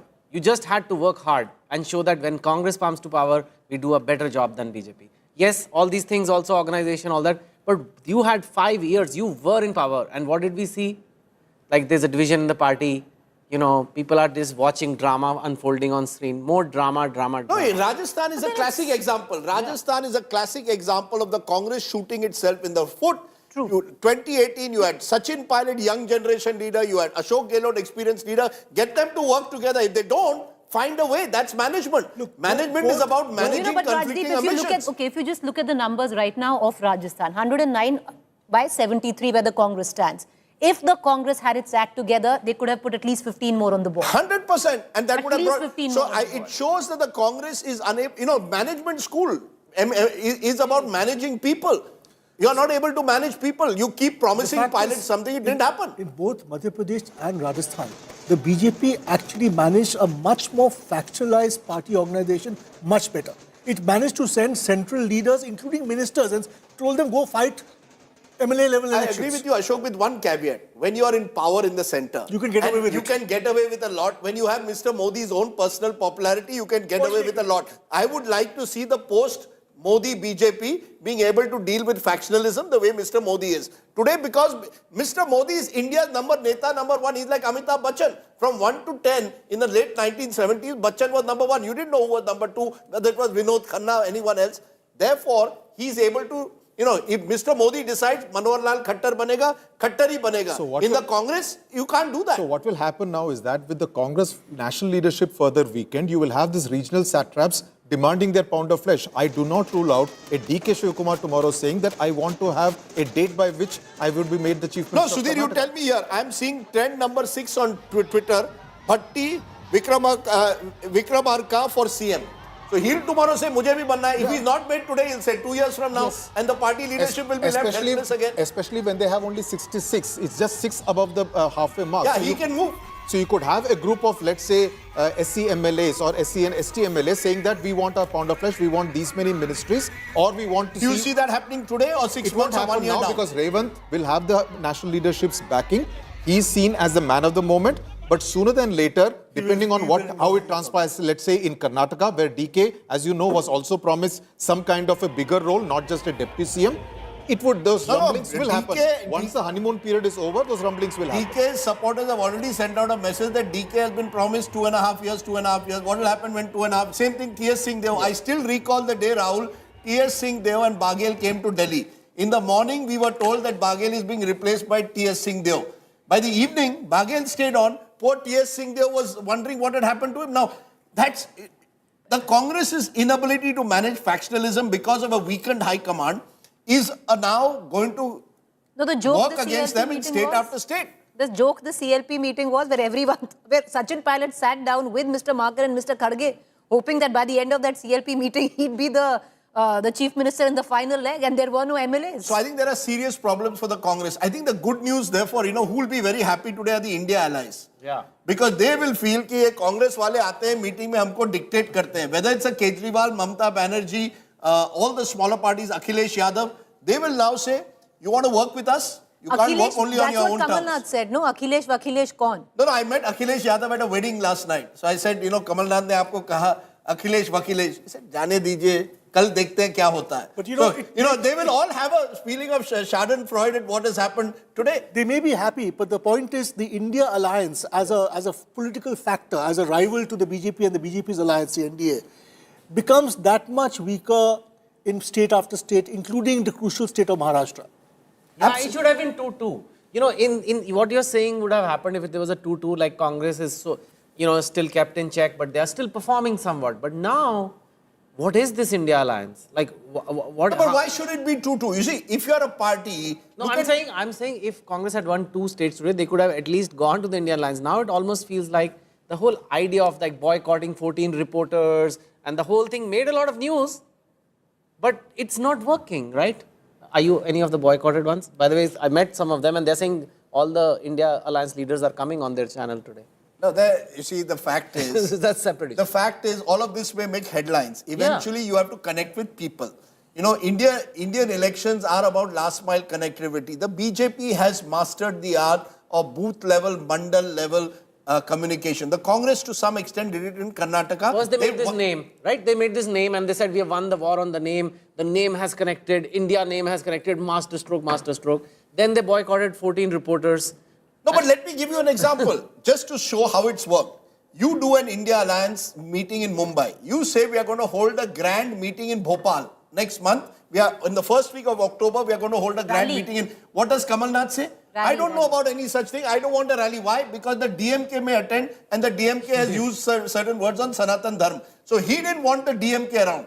Samajwadi Party, which has some hold in Bundelkhand and Bahgel, you don't want to have a tie-up with them, even though Akhilesh was desperate to have a, he said, give me 4 or 5 seats, at least we'll give the impression of being together. So you have an India alliance in Delhi that sits in a 5-star hotel, either in Delhi or Mumbai, but on the ground, what's happening? On the ground, you're fighting Arvind Kejriwal. It'll be interesting to see how many votes he's picked up in Chhattisgarh. When you went in Chhattisgarh, Aam Aadmi Party was fighting the Congress and saying that Bhupesh Bahgel is corrupt. Okay. The loudest voices against Bhupesh Bahgel I heard on the streets of Chhattisgarh were from Aam Aadmi Party activists. So because the Aam Aadmi Party wanted to get into an alliance with Mr. Bahgel, especially where the tribal areas were concerned, and they were completely slighted by Mr. Bahgel. But for no reason why. But what is the Aam Aadmi Party's take in a place like Chhattisgarh? So that was the reasoning given by Mr. Bahgel at that time. No, you can't. You can't. In Indian politics, this has to. When you are fighting Narendra Modi and Amit Shah. You have to have, or you've got to play the perfect match. Australia won the World Cup final by playing the perfect match against India. India is a better team, much better team, but they played the perfect match. The big story today, far from the losers' lament, is the BJP sweep in the saffron states. These are images from the Congress headquarters in Hyderabad. Revanth Reddy has just reached the Congress headquarters. They are fully watching India today in a manner that I am delighted with. The fact that every single person, no matter which party office it is in Hyderabad, we love all of you for watching us so closely. And the fact that our poll also turned out to be correct helps that, of course. And our coverage and the fact that all the leaders have been speaking to India today first. All that now playing out at the Congress headquarters where Revanth Anna has just landed up. Leading, giving the Congress some saving grace. Imagine if they were less than 60, there would have been so much horror and anger in the Congress camp. The only fact that they're still holding on to the straws that they are is because they've won an important state like Telangana. You know, a state which was created in a way by the Congress. Yes. And was also one of the many blunders of the Congress. When you list the blunders, many will say, here was Andhra Pradesh, solid 42 MLA, 42 MP state. 33 won by the Congress in 2009. That's right. You won 2004 and 2009 on Andhra. Sudhir will tell me, but I have still not understood what was the compulsion to push through Telangana. You did so, you lost out to KCR. Today, in a way, it's payback time for the fact that you gave Telangana. But Andhra Pradesh, the Congress is a wipeout there at the moment. I don't think this is going to change anything in Andhra. Though, interestingly, Sudhir, someone has sent me the arrest of Chandrababu Naidu also affected KCR because the Kammas have taken revenge, some say, because KCR was seen to be hand in glove with Jagan Reddy. Is there any truth in that, or is this Congress victory confined now to Telangana? It will have no impact on Andhra that goes to the polls in a few months. That impact of Chandrababu Naidu's Kamma community influencing the vote would be seen only in some constituencies in Hyderabad and some in Khammam district and probably bordering Nalgonda, but not beyond that. But the feeling was that the TDP, even though not contesting this election, was in a sense, in a tacit sense, supporting the Congress this time, even though its alliance partner Janasena was contesting along with BJP. So that's a bit messy, but the Telangana effect will be felt on Andhra Pradesh politics. The interesting part is that Chandrababu Naidu in 2018-19 went against the BJP, fought against, lost both Andhra Pradesh, also got reduced to only 3 Lok Sabha seats. Chandrasekhar Rao, the other Chandra of Telugu state politics, also pretty much reduced to the same state. We'll have to see how the BRS performs in April 2024. You know, it's therefore, you know, the Congress therefore can find this southern comfort. But unless it can build a bridge beyond South India, it's going to find it very difficult to sort of remain relevant to the national discourse. Talking about southern, it's not dominating. We keep talking about southern comfort. Let's face it, if there's a referendum or a presidential contest between Rahul Gandhi and Narendra Modi just in South India, Mr. Modi will win. If we recall on political stock exchange, the only 2 states where Mr. Modi was well below Rahul Gandhi, correct me if I'm wrong, was Kerala and Tamil Nadu. These were the only 2 states where he was below Rahul. Let's listen to senior BJP leader, Union Minister Smriti Irani is reacting on these big BJP victories. जिस प्रकार का कटाक्ष विपक्ष के नेताओं ने नरेंद्र मोदी पर किया, वो कटाक्ष विपक्ष को, गांधी खानदान को महंगा पड़ा है। जनता जानती है कि विकास के मुद्दों पर सिर्फ नरेंद्र मोदी का नेतृत्व, भारतीय जनता पार्टी की सरकार ही खरी उतरी है और जनता ने उसी पर भरोसा कर पुनः मोदी मैजिक के माध्यम से आज ये परिणाम हमारे सामने प्रस्तुत किए हैं। तेलंगाना में अनुरूप नहीं आया नतीजे। मैं इतना ही कहना चाहूँगी, भारतीय जनता पार्टी के कार्यकर्ता प्रतिबद्ध हैं कि नरेंद्र भाई के नेतृत्व में, हमारे राष्ट्रीय अध्यक्ष जी के मार्गदर्शन में हम पार्टी को हर प्रदेश में सशक्त करेंगे। आज के परिणाम हम सबके लिए सुखद हैं, लेकिन साथ ही 2024 में जीत का संकेत हैं। The BJP there, massively reassured by these victories, now almost certain of a strong showing in 2024 unless something disastrous happens. And given the astute political management of the BJP top brass, even when something seems to be going wrong, they quickly make the corrections that are required. This victory pretty much seals 2024 for all practical purposes. The Congress will have to slog it out for another 6 years to try and put together a machine which can take on the BJP if you can snatch if the BJP can snatch Chhattisgarh from the Congress, an election which is really something that the Congress should have won, the Congress will find it very difficult to beat the BJP in a head-on-head fight. 2024, I know nothing is a done deal in politics, but it's as close to a done deal today. That's my sense. Let's say it, because the BJP won 62 out of 65 of these Lok Sabha seats as well. That was, some would say, post Balakot. This is not Balakot effect. This is your state leadership proving itself, your national leadership adding its ammunition. And I can only see the BJP, frankly, once again looking close to 300 at the moment. I'm trying. No, they're going for 400 par. No, one second, Rajdeep. Like we saw in Uttar Pradesh, where everybody was saying 200 par, the BJP said 300 par. The BJP's big war cry, when the Prime Minister speaks, he'll be going to the BJP headquarters at 6:30 p.m. this evening at Deen Dayal Upadhyay Marg. Their big war cry will be Ab ki baar 400 par. So there are 4 states where I see the BJP is still vulnerable. One is Karnataka, one is Bihar, one is Bengal, and one is Maharashtra. These are 4 states that but see what they've done in Maharashtra. They've broken the Shiv Sena, they've broken the NCP. So they've consolidated themselves. They will, I'm sure in Karnataka, they've effected a leadership change. They've brought in the JDS. In Bihar, I think they are very clear that they will try and craft their own caste coalition to take on Lalu. And Amit Shah's first rally. I mean, think about this. Campaign over on the day that voting is taking place in Telangana. Where was Amit Shah? In Bengal, addressing a huge rally. So this is, this machine that keeps roiling on. In Bihar, the BJP alone last time won 17 seats. In alliance with JDU, it won 39. For the BJP to repeat 17 may not be that difficult. Repeating 39 will be tough, I agree. Yes, Rahul. A lot of people are asking what the Lok Sabha trends could look like. So what we'll try and do in just a moment is to give you a sense of in the conversions which have happened. So let me first let me stand in the middle, try to explain, nobody takes a screenshot and gets it all wrong. Let me explain what we're going to do. In the seats which we've converted, I'll show you what the parliament conversions are going to look like. If you aggregate the assembly-wise vote share, what does parliament look like? I'll show that to you. Akshita Nandgopal is just trying to get a mic in to see if she can speak to Revant Reddy. Let's listen and if we can catch in there.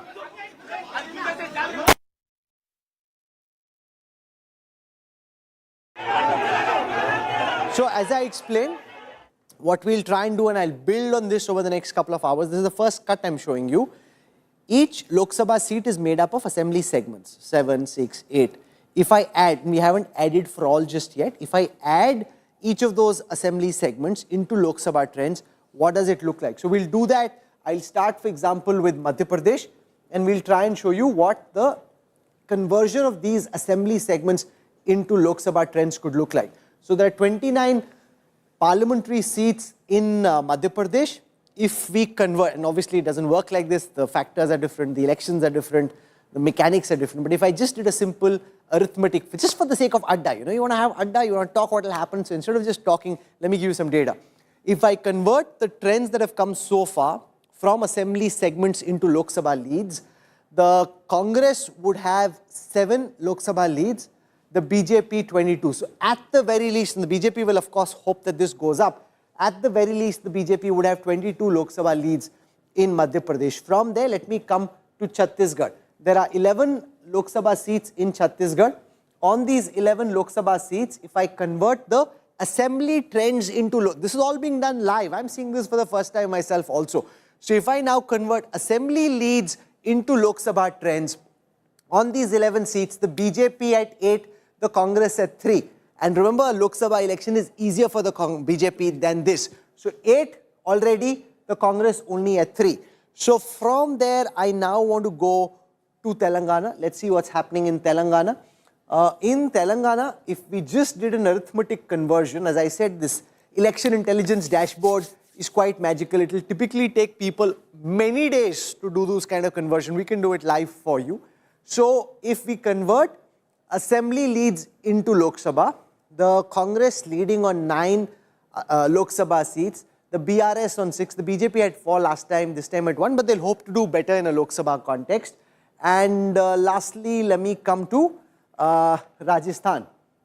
In Rajasthan, when I last checked, the data wasn't complete, but for what it's worth, from the seats we've been able to convert so far, the BJP leading on 16, the Congress only on 3. The other data I don't have just at this moment. I'll update it next time. It's looking pretty good.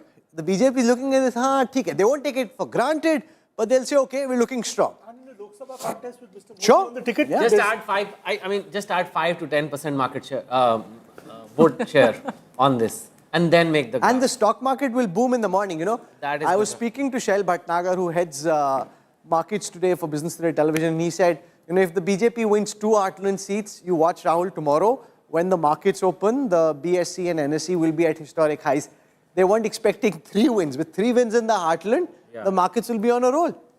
Absolutely, and just you have. I mean, this is. I understand they're just doing a literal translation, but the vote share is going to be very different in the next, and it's going to be advantage BJP. And I don't know what the India Alliance will do. Maybe they'll come up with another story. We'll know. In a world which is so volatile, in a world that is so volatile, with elections so unpredictable in democracy after democracy, if India gets the same government and same prime minister for 3 successive terms, Remember, that's a Margaret miracle. Thatcher and Tony Blair, 2 other transformative leaders in their 3rd election struggle. I mean, they did win, but it was a lot of struggle. Any leader, you know, any leader internationally, if you're looking at these results, globally, they'll be envious of Narendra Modi. India's Prime Minister, after 9.5 years of being in power, to have this kind of popularity across the heartland is quite amazing. It's an astounding achievement to be able to keep voters on your side. The pundits may not be on their side. They're just itching and waiting to write his obituary. The voters have a mind of their own, Rajdeep. And it's not going to stop. On 22nd of January, you'll have Mr. Modi doing the Ram Mandir inauguration. If anything, that will give it even more emotive resonance across North India. In that sense, he's got the narrative. He's got the leadership, the leadership battle, in a sense, sewn up. If I was the opposition, I wouldn't really know what to do. You know, assume that you are actually talking of a rival who's ticked all the boxes at the moment. There was even talk that the poorer sections of society, those on the margins who've suffered during COVID, are the ones who perhaps would vote against the BJP. But look at what's happened in Chhattisgarh. The poorer parts of the country, Chhattisgarh has some parts of the country where a large number of Dalits, tribals who live on the margins are there. They've all reposed their faith in the BJP in this election. So in parts of Madhya Pradesh, Malwa, Nimad, for example. So clearly, I think he's built what with Shivraj Singh Chauhan also is true, bharosa, trust. So when you're looking at a double engine then, he's also built a welfare architecture that gets linked directly to the union government and to him. And you know, even when you went across the states, Rajdeep, which we spoke of during the exit polls, when we were trying to conflate both the two, you can't, because the voters which were very clear, who were very clear that they were going the Congress way, made it very clear that when it comes to 24, they're going to vote the Prime Minister. Hello? Okay, let's just listen into Akshita Nandgopal, who's finally caught up with Revant Reddy, the one Congress leader who's beaming at the moment, even though at 63, the Congress is only 3 above the halfway mark. Think about it. If there's a split tomorrow in the Congress, what happens next? I'm happy for that. I'm happy for that. You have assessed. You won today, sir. Your party has won today. Revant sir, क्या कहेंगे?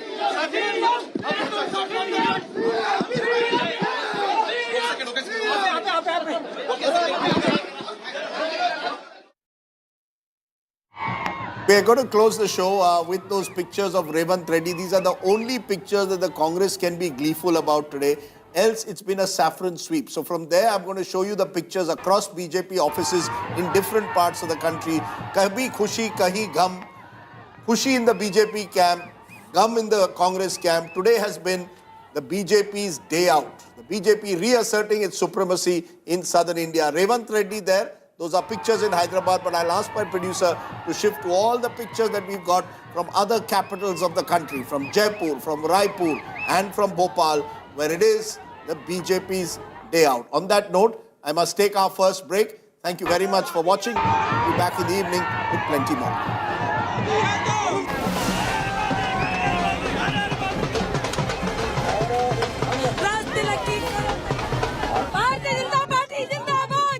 भगवादारी आ गए राजस्थान में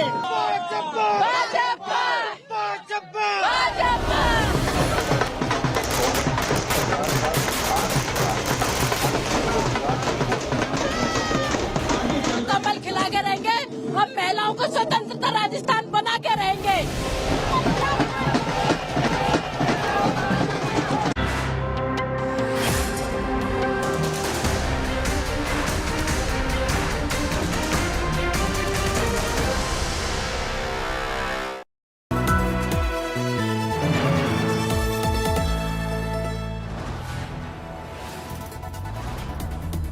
You are watching India Today, powered by Finest, Be Sustainable Change, a BNP Group company.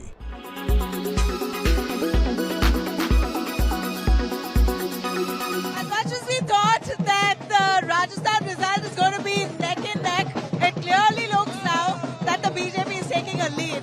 The numbers are showing BJP leading. You're already celebrating. What's the mood here? बिल्कुल भारतीय Janata party प्रचंड बहुमत से राजस्थान में सरकार बनाने जा रही है और हम इसके लिए बहुत बहुत धन्यवाद करते हैं राजस्थान की प्रत्येक नारी शक्ति का, जिन्होंने कि इस महिला विरोधी कांग्रेस सरकार को उखाड़ फेंकने का जो प्रण लिया था वो आज पूरा हो गया है और पूरी महिला शक्ति। और इसलिए शांति धारीवाल जो महिला विरोधी बयान देते हैं वो पीछे हैं और राजस्थान ने महिला जाति ने उखाड़ कर फेंक दिया कांग्रेस। सीएम कौन है? सीएम कौन होगा? अगर सीएम कोई भी बने, राजस्थान में बहुमत से सरकार बन रही है। मोदी मोदी मोदी मोदी मोदी मोदी मोदी कौन वसुंधरा राजे? वसुंधरा राजे। देखिए सीएम चाहे जो भी बने वो हमारे शीर्ष नेतृत्व का निर्णय है और हमें सिरों उतार रहे हैं। हम तो बस इस बात में खुश हैं कि राजस्थान में कमल का फूल अपने प्रचंड बहुमत के साथ खिल रहा है। जय भाजपा, जय भाजपा। क्यों आपको क्यों लगता है कि गहलोत अगर हार गए, क्यों हार गए? मीठी रेवड़ियां देने के चक्कर में हार गए। किसके चक्कर में? मीठी रेवड़ियां बांटने के चक्कर में फ्री रेवड़ियां बांटने से कुछ नहीं हुआ। राजस्थान की जनता पीड़ित थी कांग्रेस सरकार से और राजस्थान की जनता ने नतीजा दे दिया। आप वसुंधरा राजे को चाहते हैं सीएम या कोई और अगर जीत गई भी? बीजेपी ऐसी सरकार है जहाँ कोई भी सीएम बने, हम जीत गए, सीएम कोई भी बने हमें स्वीकार है।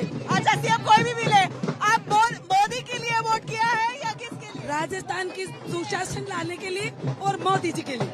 आप गहलोत अगर हारेगा तो क्यों हारेगा? अगर नहीं हार गया गहलोत, गहलोत लिपट गया, नारी को सुरक्षा दे न सके वो सरकार निकम्मी है। जादूगर, there you have it, a whole bunch of women here in Rajasthan, Jaipur, right at the BJP office to come here to जादू का पिटारा खो चुका है, मोदी आ चुका है। मोदी आ चुका है। Well, this is obviously keeping a hawk eye on the 2024 elections. You have the BJP already doing the victory dance here. Massive jubilant celebrations as we see here right outside the BJP office. There you have the entire setup here, all decked in saffron. BJP flags, orange balloons, people wearing orange gear.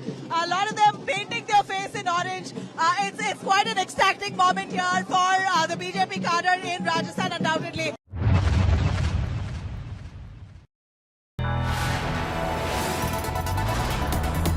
You are watching India Today, powered by Finest, Be Sustainable Change, a BNP Group company.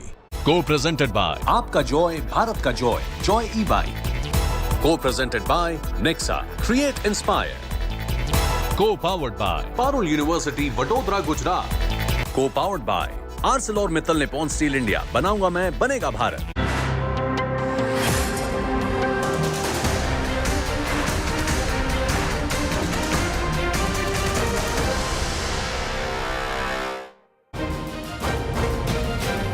Welcome back. Big day for the BJP, sweeping the Hindi heartland, 3 states, 2 of which were earlier with the Congress, Rajasthan and Chhattisgarh, and retaining power in Madhya Pradesh. The Congress's sole comfort is coming from Telangana at the moment, where I can tell you their lead also has narrowed. They're 63 in that 119-member assembly. One of the heroes of the day, Rahul, is Shivraj Singh Chauhan. You can't get enough of him on a day like today.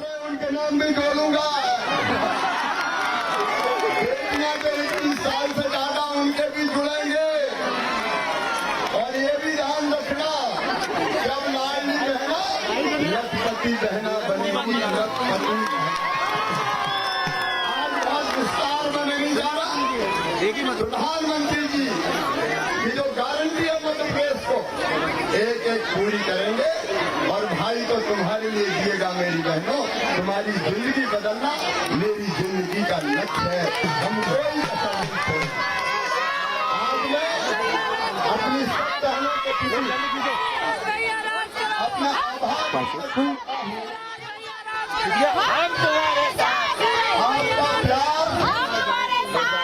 आपका प्यार अनमोल है और मैं फिर दोहराता हूँ, मेरे लिए जगत में जितनी स्त्रियां हैं देवी की मूर्तियां हैं। मैं आपका मान, आपका सम्मान और आपकी सुरक्षा ये हमारी जिंदगी का लक्ष्य है। लंबी बात करने का वक्त नहीं है, रिजल्ट आ रहे और अपन जीत रहे हैं। ये जीत मैं प्रधानमंत्री नरेंद्र मोदी जी को समर्पित करता हूँ, क्योंकि उनके आशीर्वाद से जीत हासिल की है। और लाडली बहनों, तुम्हें ये जीत समर्पित करता हूँ, तुम्हारी जीत है। भाई और बहन मिलकर हम साथ चलेंगे और मध्य प्रदेश को भी आगे बढ़ाएंगे और जनता की और बहनों की जिंदगी भी बदलेंगे। बोले भाई बहन सदा साथ रहेंगे, मिलकर मध्य प्रदेश को आगे बढ़ाएंगे, जनता की जिंदगी भी बदलेंगे और बहनें भी आगे बढ़ती जाएगी। मेरी बहनों, बारंबार फिर मैं अपनी बहनों को शीश झुका के प्रणाम करता हूँ, बारंबार प्रणाम करता हूँ। या देवी सर्वभूतेषु मातृरूपेण संस्थिता, नमस्ते मैं बारंबार प्रणाम मेरी बहनों, बारंबार प्रणाम। भारत माता की, लाडली बहनों की, प्रधानमंत्री नरेंद्र मोदी जी की बहुत बहुत धन्यवाद।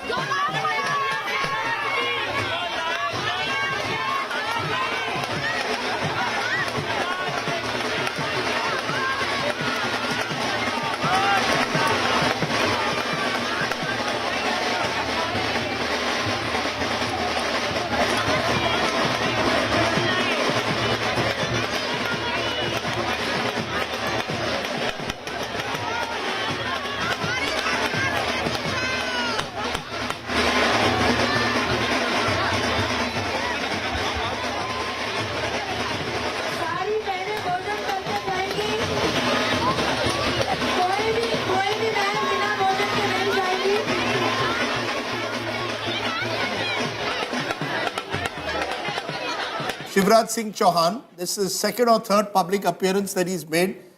It's interesting, Rahul. It's Shivraj Singh Chauhan's second or third public appearance he's made. And look at it, right down the line, all the front rows dominated by women. And he's been open about it, Ladli Behna, he's giving it credit. He's got women right there. He's projecting himself as the next Chief Minister. Ashok Malik may not necessarily believe that he will be one, but the fact is that Shivraj Singh Chauhan, is there any leader who's come out as often as Mamaji has this morning? That's right. He is coming out at every available opportunity, from the Bhopal gas tragedy anniversary to meeting a Ladli Behna to coming out and speaking to speaking inside his house. This is a victorious Shivraj Singh Chauhan, signaling to voters in Madhya Pradesh, signaling to his bosses in Delhi, signaling to the BJP Karyakarta across the country that this is a big victory. You cannot take credit away from Mamaji. So there's a lot of posturing and signaling as well. Raman Singh's done a bit of that in Chhattisgarh, but he's on a shakier wicket because he, A, wasn't projected, B, he was in opposition. Shivraj Singh Chauhan is in government, and while he acknowledged the role of Home Minister Amit Shah in micromanaging the campaign, in helping on the ground, it then becomes very difficult for the BJP at this juncture to institutionalize a generational change, even if they were thinking about one. Huge difference between Raman Singh and Shivraj Singh Chauhan. Shivraj Singh Chauhan, incumbent Chief Minister, with his back to the wall, wins an election, wins such a massive mandate. On the other hand, Madhya Pradesh, Chhattisgarh, the OBC factor is important. Raman Singh comes from a previous era where the BJP could perhaps was what I call the pre-OBC BJP. Now you've got a BJP which at every level is dominated by OBC leadership, starting with the Prime Minister. And to counter what the Congress says about OBCs being discriminated, I see any one of 3 or 4 names within the BJP's Chhattisgarh unit who are from the OBC community, who are the front runners to become the chief minister. Meanwhile, the breaking news we are getting is the BRS appears to have conceded. KCR concedes defeat in Telangana. KCR says... No, this is Krishank Mane of the BRS saying that we respect the verdict. Yeah. So, I mean, the fact is that the first time the BRS is coming out and saying it, even though, Sudhir, the margin isn't as if, it was looking like 70 about an hour ago, it's down to 63. And we want to make very cautious. If it were to come to anywhere below 60, then all options again open in Telangana. Because the BRS so far was in the 30s, it has moved to the low 40s. 63 incidentally was the number that KCR's TRS won in 2014, the first election after the bifurcation or around the time the bifurcation took place. So 63 is not a safe. In fact, many Congress leaders, including Renuka Chaudhary, said below 65 we are not safe. Okay, so 41 for the BRS, 63 for the Congress. The Congress, which looked to be winning big, is now winning but just about crossing the finishing line, not looking comfortable. And that's been the case. Where the BJP is winning like it is in Madhya Pradesh, it's picking up 161 seats. Our poll was bang on in Madhya Pradesh. But this is just a phenomenal victory. After 20 years of being in power, 18 years of being in power, to win in this fashion is just an electoral marvel. This is the command the BJP machine, the chief minister, the party leadership has with the voters of the state, that the Congress is less than half of the BJP. Look, there are two really major verdicts, I think, today that have come, or you could say 2.5. One big one is Madhya Pradesh. The surprise of the day is Chhattisgarh. I think Chhattisgarh has given the BJP a sense that this is a momentum that they've built. It's not just about Madhya Pradesh, not just what the exit pollsters like Axis said. We've turned around Chhattisgarh, a state where no one gave us really... I mean, out of 10 pollsters, 8 predicted a BJP defeat in Chhattisgarh. They've won that and winning it handsomely. Not in a super over as we thought, winning it handsomely. Rajasthan, you could argue that, compared to 2013, it's not as big a win, but it's still a win is a win. So for the BJP, all three coming together perfect. 2.5, I said, because in Telangana, if the Congress is able to go above 65, it is some southern comfort. But boss, to win 161 after 20 years in power is tremendous, remarkable. But they won in different ways in different states. Madhya Pradesh is a pro-incumbency vote, women voting for Shivraj Singh Chauhan and the BJP on the back of Ladli Behna and various other schemes. Chhattisgarh is a management ka election. In that micro-management that is required, throwing up new leaders, removing your old leaders who have disaffection or anti-incumbency, and finding a way of making the Congress lose and finding a way to win. And all the big Congress leaders are losing. T.S. Singh has not lost an election in 15 years. So let's show that on the election intelligence dashboard. We'll go through the VIPs in different states. You mentioned Chhattisgarh, so I'll start from there. In Chhattisgarh, if we look at the key candidates and how they are faring, Dr. Raman Singh in Rajnandgaon is leading. Bhupesh Bahgel in Patan, the chief minister who's now on his way out, is leading. T.S. Singh is actually trailing in Ambikapur. He comes from the Sarguja area. He's trailing Deputy Chief Minister. Amit Jogi naturally trailing in Patan if Bhupesh Bahgel is winning there. Vijay Bahgel, again, the third, the MP over there, he's trailing. Apart from that, Arun Sao. Now, listen to this man and his story carefully, because he's one of those who could potentially be Chief Minister. He is leading in Lormi. He is the state party chief. He's a sitting MP. I was on a flight with him on the way back from Raipur. He thinks he's going to be Chief Minister if the BJP wins, and now they've won. So he thinks he'll be fancying his chances. Fancying his chances also will be Brijmohan Agarwal. The problem, though, is that he comes from the Banya trader community, and therefore it's much tougher for him to be made Chief Minister in a tribal state, because, the tribals versus the traders, that's the dynamic at play over there. So it's complicated for him. Apart from this, let's take a look at, for example, another senior Congress leader is trailing again in Durg Gramin. Tamraj Dhwaj Sahu is trailing, the state home minister. So that's as far as Chhattisgarh is concerned. From here, let me come to Rajasthan and take you through some of the key VIPs for Rajasthan. Ashok Gehlot leading in Sardarpura. He, though, is on his way out. To his credit, if there is credit, he hasn't been hammered as badly as he usually gets hammered at the end of his term. He's been beaten, but not as badly as he usually gets beaten. Vasundhara Raje Scindia in Jhalra she has won. Sachin Pilot is leading in Tonk. CP Joshi in Nathdwara is trailing. Rajyavardhan Rathore is leading. He was trailing initially in Jotwara. Rajendra Rathore in Taranagar is trailing. Pratap Khacharewas, interestingly, Preeti, he is trailing in civil lines. Satish Punia of the BJP trailing at this moment. Govind Dotasra is leading in Lachmangarh. Professor Gaurav Vallabh, the spokesperson who's contesting in Udaipur, is trailing. Shanti Dhariwal is leading.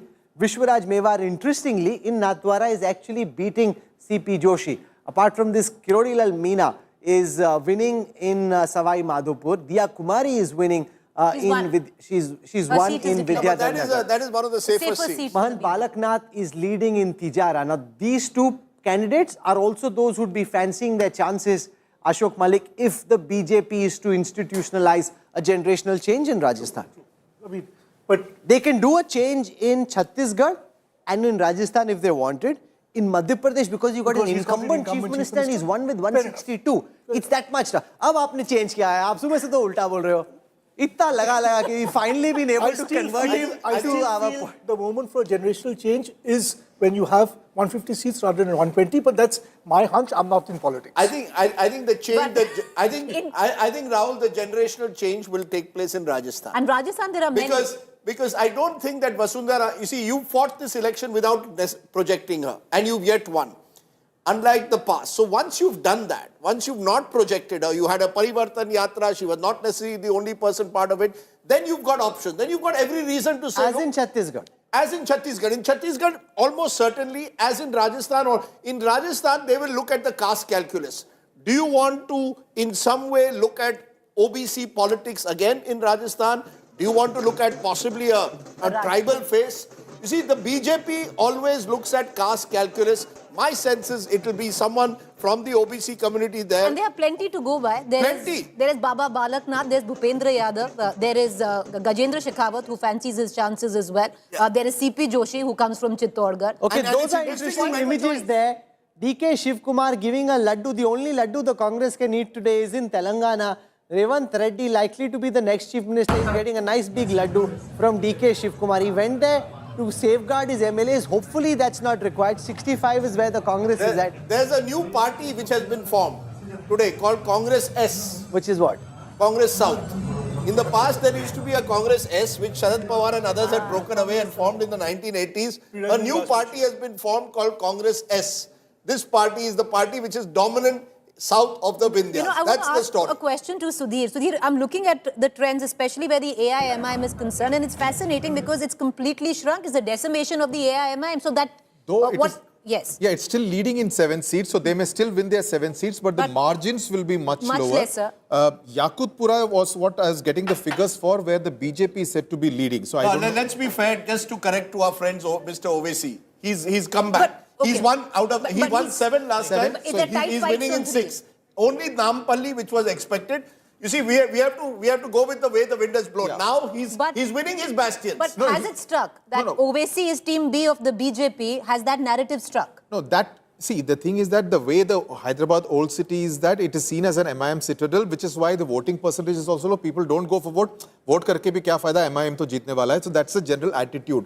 But this time, it has kind of fluctuated a lot, which normally does not happen with the MIM seats. You know, it goes in one direction. Exactly. This time, the BJP has also made inroads into the MIM citadel, which would be a matter of worry for Ovesi 4 months down the line. Okay, Pradeep Gupta now joins us, lead pollster at Access My India. Pradeep, welcome. You've got the Telangana poll right, you've got Madhya Pradesh right. Madhya Pradesh bang on, and a real outlier. Madhya Pradesh is a real outlier, so full marks to what you got in Madhya Pradesh. Telangana. Telangana full marks again. You cannot compare my performance with others. My performance is my performance. Okay, so two you've got bang on, Madhya Pradesh, Telangana. Rajasthan, directionally you were showing the Congress in front, the BJP doing much better than you'd anticipated. No, you've got, let's be honest also, we've got to be honest, you got Rajasthan wrong, you've got Chhattisgarh badly wrong. That's the truth.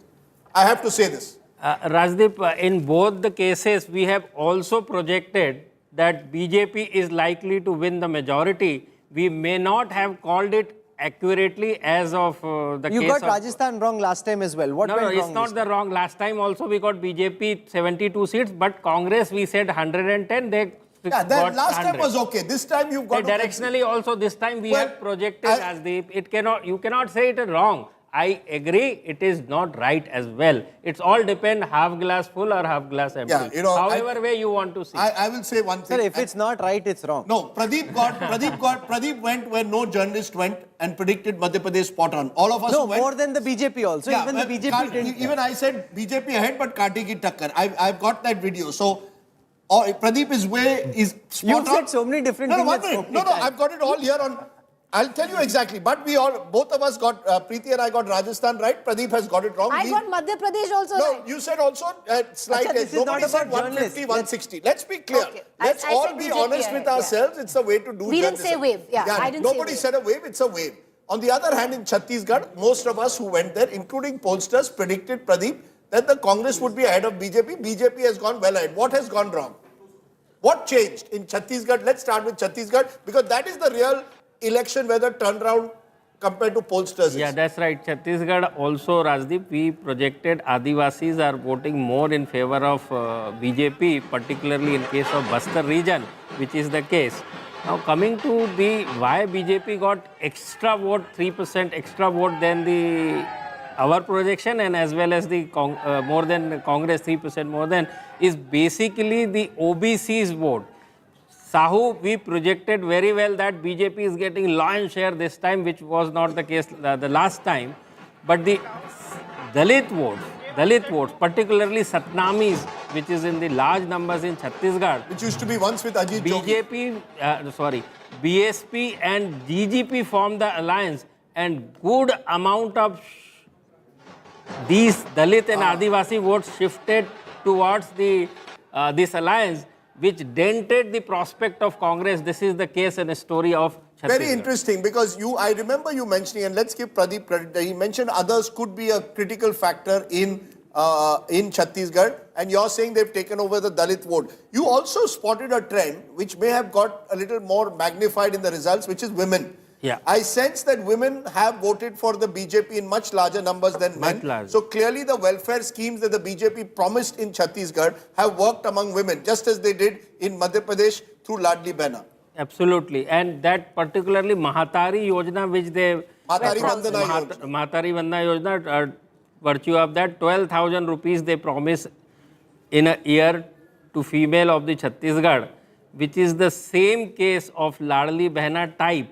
And these are the more or less same state, Madhya Pradesh and Chhattisgarh. And people believe in that, particularly female, and voted large number in favor of So you're BJP. saying the others, in a way, took away a bit of the Congress vote, especially Dalit vote. Dalit and the Adivasi. BJP's got the Sahu vote back. They put 14 Sahu candidates up there. And the woman vote has gone towards the BJP. What about Rajasthan? What you had said in Rajasthan, and you're right there, that you had said it's possible that the BJP could, in one of your scenarios, get a majority. But the gap, the Congress has come nowhere close to the nervous 90s. They've fallen to 71. BJP has pulled ahead. Is it the Gujjar vote, in particular eastern Rajasthan, when I look at it? No, actually, if you look at the map, no. So it's the Jaipur division, it's Bikaner, it's Hanumangarh, it's Nagaur. Yes. That's the area where they've So totally... what changed? Here also the others damage the prospect of Congress here, I would say again, because BJP vote bank is largely the same as Brahman, Rajputs, OBCs, which is the same. But if you see the Jat votes particularly and then the Adivasi and Dalit votes, it seems here as well, BSP has played a very big role in Rajasthan. If you see the vote share of BSP, overall is 2 to 3% is a significant vote for BSP in the state like Rajasthan. In fact, others are about... difference between BJP and Congress That's the 3% That's the 3% difference between BJP Well, and actually, Congress. others are about 18% at the moment. So others are very significant in Rajasthan. We projected now, a local journalist in Rajasthan has told me that the biggest problem that Gehlot had was repeating candidates. You only cut 17 tickets. And the sense one gets is that has also cost the Congress local anti-incumbency, because region after region, Preeti, there's not a single region at the moment where I see the Congress ahead of the BJP in Rajasthan. No, Shekhawati. That's the only region. Shekhawati, they are ahead.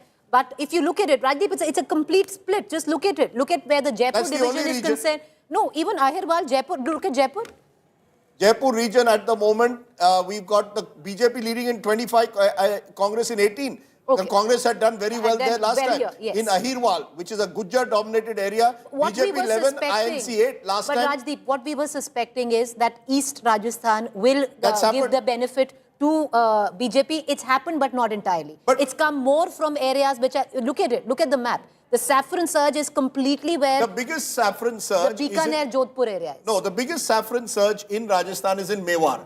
25 to the BJP, 6 to the Congress. So some element of polarization on the ground. Remember the Udaipur incident was magnified. The Prime Minister spent a lot of time claiming that if the Congress came back, there Kanhaiya Lal bhi hai. would be, the Kanhaiya Lal story was played out. So across Rajasthan. But this has always been the stronghold. This has been a BJP stronghold. Are we saying, therefore, Pradeep, picking up others is the challenge for a pollster? You see, and who those others are picking up votes from becomes a bigger challenge. You can get the vote share of the top two parties right, but the others, where do they get their votes from? Even in case of Rajasthan, that too, others numbers also we got a spot on. We said between 14 to 18, and 18s are likely to win as per our whatever current trends now. What is more important here, whose vote share they are getting more in numbers. And you think they got the Congress's vote share? Yes. Whether they are denting to the Congress or to the BJP, that is the precisely reason why last time also our poll was not spot on, though directionally absolutely right. What does this verdict mean for the Lok Sabha elections? I don't think it has any bearing on the outcome of Lok Sabha 2024, but yes, it does moral booster for the party, for the Karkartas, for the trained kind of a setting in media. You will talk lots on this direction, the way we have been talking in last 1 year for Madhya Pradesh. We were always saying too much, anti-incumbency, fatigue factor, this No, and but that. this is not fatigue or anti-incumbency. Other way around, we were talking about the Chhattisgarh. Chhattisgarh is, last time it was a landslide 68 versus 15 for Congress to BJP. And that is the precisely reason why whatever is available before us, we have no choice but to analyze that. No, but Pradeep, look at 2018 and what happened in 2019. That's what I'm saying. There was about a 10 to 15% incremental vote in these states for the BJP between 2018 Which could November, still well December, happen. which is what I'm saying. Now you've gone on a higher base. You've already, for example, in Chhattisgarh, Rahul, the BJP fell to about 34% of the vote. Now they've come back over 40. Imagine if they get a 15% bump. So let me ask Pradeep that question, because a lot of the BJP top leaders who are messaging and people around them, their big thrust, and we'll hear a lot of this from the BJP in the hours and days to come, is Ab ki baar 400 par. Given the electoral arithmetic, is that possible? Is that a campaign cry or is that possible? That's what, again, I am telling you, whatever people and everybody will see in front of them, they are going to do analysis based on that. That is the reason why we have been saying Chhattisgarh to Congress ka secured hai. And Madhya Pradesh to BJP. How did the Congress botch up Chhattisgarh? The problem here is that... How did the Congress botch up Chhattisgarh, do you think? In both the... See, the biggest picture over here is the Congress is not able to repeat their government. Governments are always repeat purely based on the performance of incumbent government, which is not the case. On the other side, BJP has shown that the kind of credibility and the kind of people belief in the leadership of Narendra Modi, and whatever he says, whatever they promise. One top BJP leader who called this morning while our coverage was going on said, Pradeep tells us that Hindutva doesn't work. This verdict says Hindutva works. That is the problem with entire country. Whenever BJP is winning, meaning it is only winning because of Hindutva. This is never the case. Again and again, I keep on reminding, if that was the case, that Atal Bihari types of leader, too tall a leader, and Ram Mandir movement at that time, they never ever secured more than 180 seats. No, but India has changed since then. Nothing is changed. In fact, the kind of a religious alignment with the emergence of youth demographically, No youth likes to go in mandir. Tell me how many youths like to go in mandir and go in a religious way? Can I just give you I don't agree. One second. one minute, India one is more conscious of religious identity than they were previously. People are being made more conscious of religious identity, and they are more conscious of religious Rahul, identity. I'll give you a distinction. It is the media. 1993, these same states, because let's call apples to apples. 1993, then of course Madhya Pradesh was one state, went to the polls in the backdrop of the Babri Masjid demolition at the peak of the Ram wave. What happened? BJP didn't have this kind of organizational machinery. So I'll just come to it. BJP had to get independent support to win Rajasthan, Bhairav Singh Shekhawat. Madhya Pradesh, the Congress won, and the third, and Himachal Pradesh. Himachal Pradesh, the Congress won, and Delhi also the BJP won. Oh, yeah, but these were the three. These were the three big ones that went. What has changed from 1993 to 2023? 30 years have gone. I think three things have changed. A, the BJP, you are absolutely right, organizationally has become much stronger. The ability to do last mile connectivity is much stronger, more robust under the Amit Shah regime. Number two, you've got in Narendra Modi a leader who embodies, I would say, what I call Moditva, which is a mix of this kind of Vikas Purush that I'm going to bring you, the promised land, a better tomorrow. At the same time, the core Hindutva vote is still with you. So you've got a core plus vote. He's added a Hindutva plus vote. Number three, I think, we've seen, I believe, a weakening of the Congress over the last 30 years. You see, when you look at a leader, you also have to look at it in the context of the opposition. I just look at the Congress in Madhya Pradesh. I covered that election 93. On the stage, Digvijay Singh, Madhav Rao Scindia, Arjun Singh, VC Shukla, they had a phalanx of leaders. Look at the Congress today. The only leader from that time is, the two leaders from that time are still around. Everyone else is gone. You don't have a younger leadership. You look at your opposition weakens, you strengthen, it becomes a bit of a no Pradeep contest. Gupta, would the BJP be able to change chief ministers, or are they likely now, in your view? What is the data telling you? Forget what actually happens. What's the data telling you in terms of the message for who should be chief minister next? Data is clearly, people have seen whatever the current chief minister, and in the past whoever was the chief minister, or if any party declare the chief minister candidate. So again, whatever facts before them, based on that they say whatever they have to say. My question is, on the basis of this verdict, what's your interpretation on who's best suited to be chief minister in Rajasthan?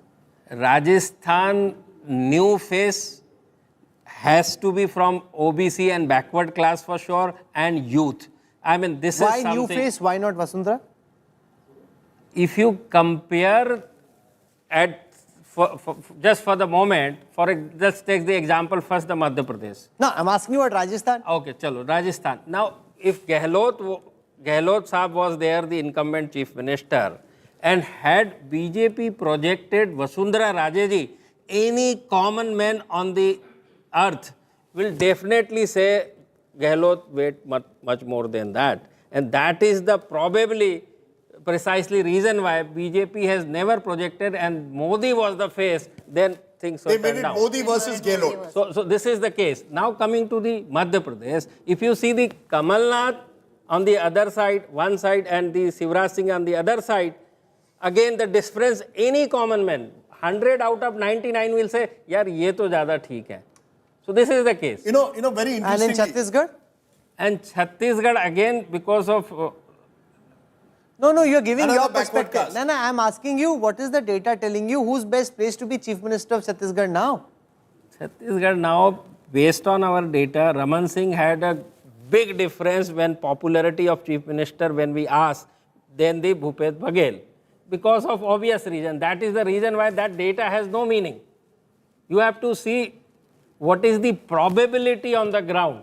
But provided you project someone, then they select one. Can I just tell you what Pradeep had told me, and it has stayed in my mind. I used it in my book as well.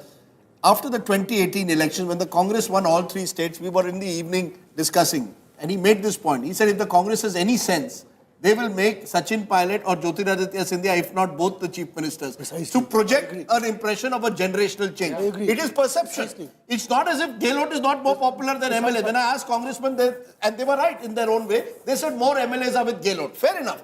Similarly, more MLAs were with Kamal Nath. precise But when you win an election, you're not winning it only for your MLAs. You're also looking at your future. See, who are you as a leader? You are a public representative. So you have to see what is the ratio of representation individual personality belonging to. If your generation is 65% in the age of up to 35 years of age, then you have to look this demography and take your decisions. But Pradeep, in Rajasthan, would you fancy the chances of someone like a Baba Balak Nath? He's OBC, he's young, and he's also a polarizing figure going into 2024. This is a very good question you ask, and again I want to give the answer of Rahul that Hindutva work or doesn't work. See, again the ratios.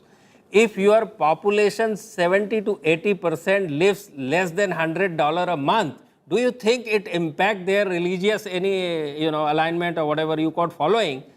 Whereas definitely it affect the 5 to 10% of people who are the affluent class belonging to the upper caste. Definitely it does matter. So you have to decide what you want. That you want whether the lion's share or the real representation, or you are looking for those 5 to 8%. Media you will get lots of mindshare, not a single % doubt. But media and one of the things that has also changed when I compare 93 to 2023, and Ashok, you were also around in 1993, is the OBCization.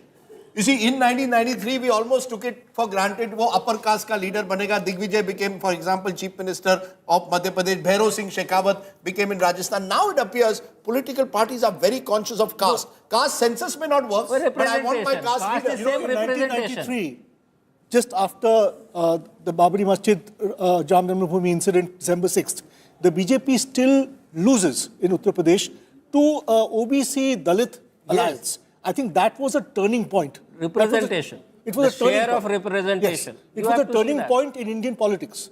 Because after that, the BJP also had to change. Why Naveen Patnaik is winning consecutive 5 elections? You are ignoring all this performance. And here you talk about the performance. When actual somebody come victorious, you ignore the performance when it is the case of BJP. I'd like to say one thing. I agree with Pradeep on one issue, that elections are multifactorial. Yeah. Identity is there, of course it is there, but it's not the only factor. Okay, one BJP leader sent me a message. You are missing on the fact that Mr. Modi will look for a woman face either in Chhattisgarh or Rajasthan. He has to, with 33%. And 2 names, of course, doing the round: Saroj Pandey in Chhattisgarh, Vasundhara, of course, herself, and Diya Kumari in Rajasthan. He says Mr. Modi is very clear. He needs to see one major woman face in the BJP. I'm just telling you what I'm just telling you. They are 100% right, but both of them belonging to upper caste. That's right. I agree with you. I'm just telling you. You will need backward caste. You will get backward caste chief ministers, backward caste Dalit chief ministers. Sure. Vasundhara Raje is doing a press conference at this moment. Let's listen to what she's saying. I think आप लोग सबसे ज़्यादा मजा तो आप लोग ले रहे हो. 55.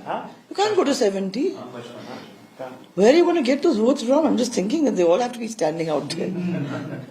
55. 34 last time. Last time, you know the circumstances. So circumstances all around Rajasthan था. Otherwise we'd have won Rajasthan.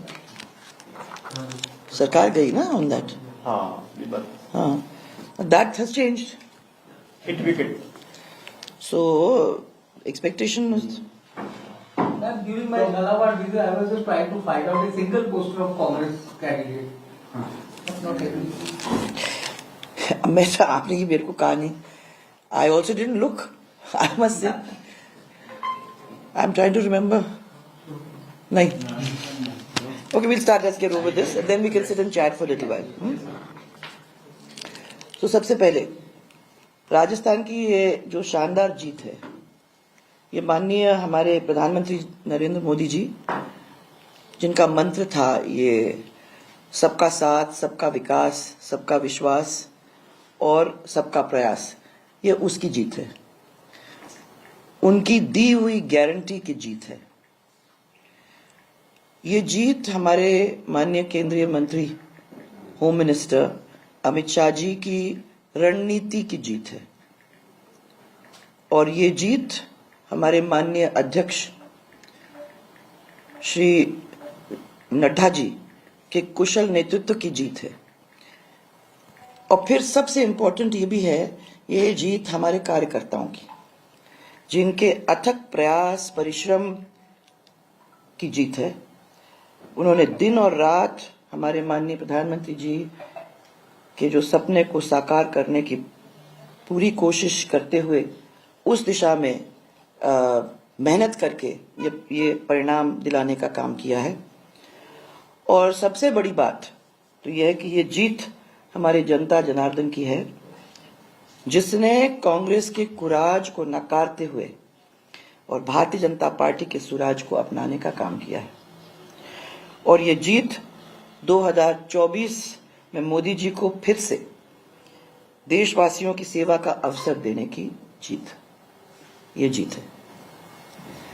So that's all I wanted to say. मेरी तरफ से तो इतना ही है। फिर आप बंद कर दो तो फिर अपन सवाल नहीं, नो सवाल। आपने जहाँ रेडियन की सवाल नहीं सर, नो सवाल।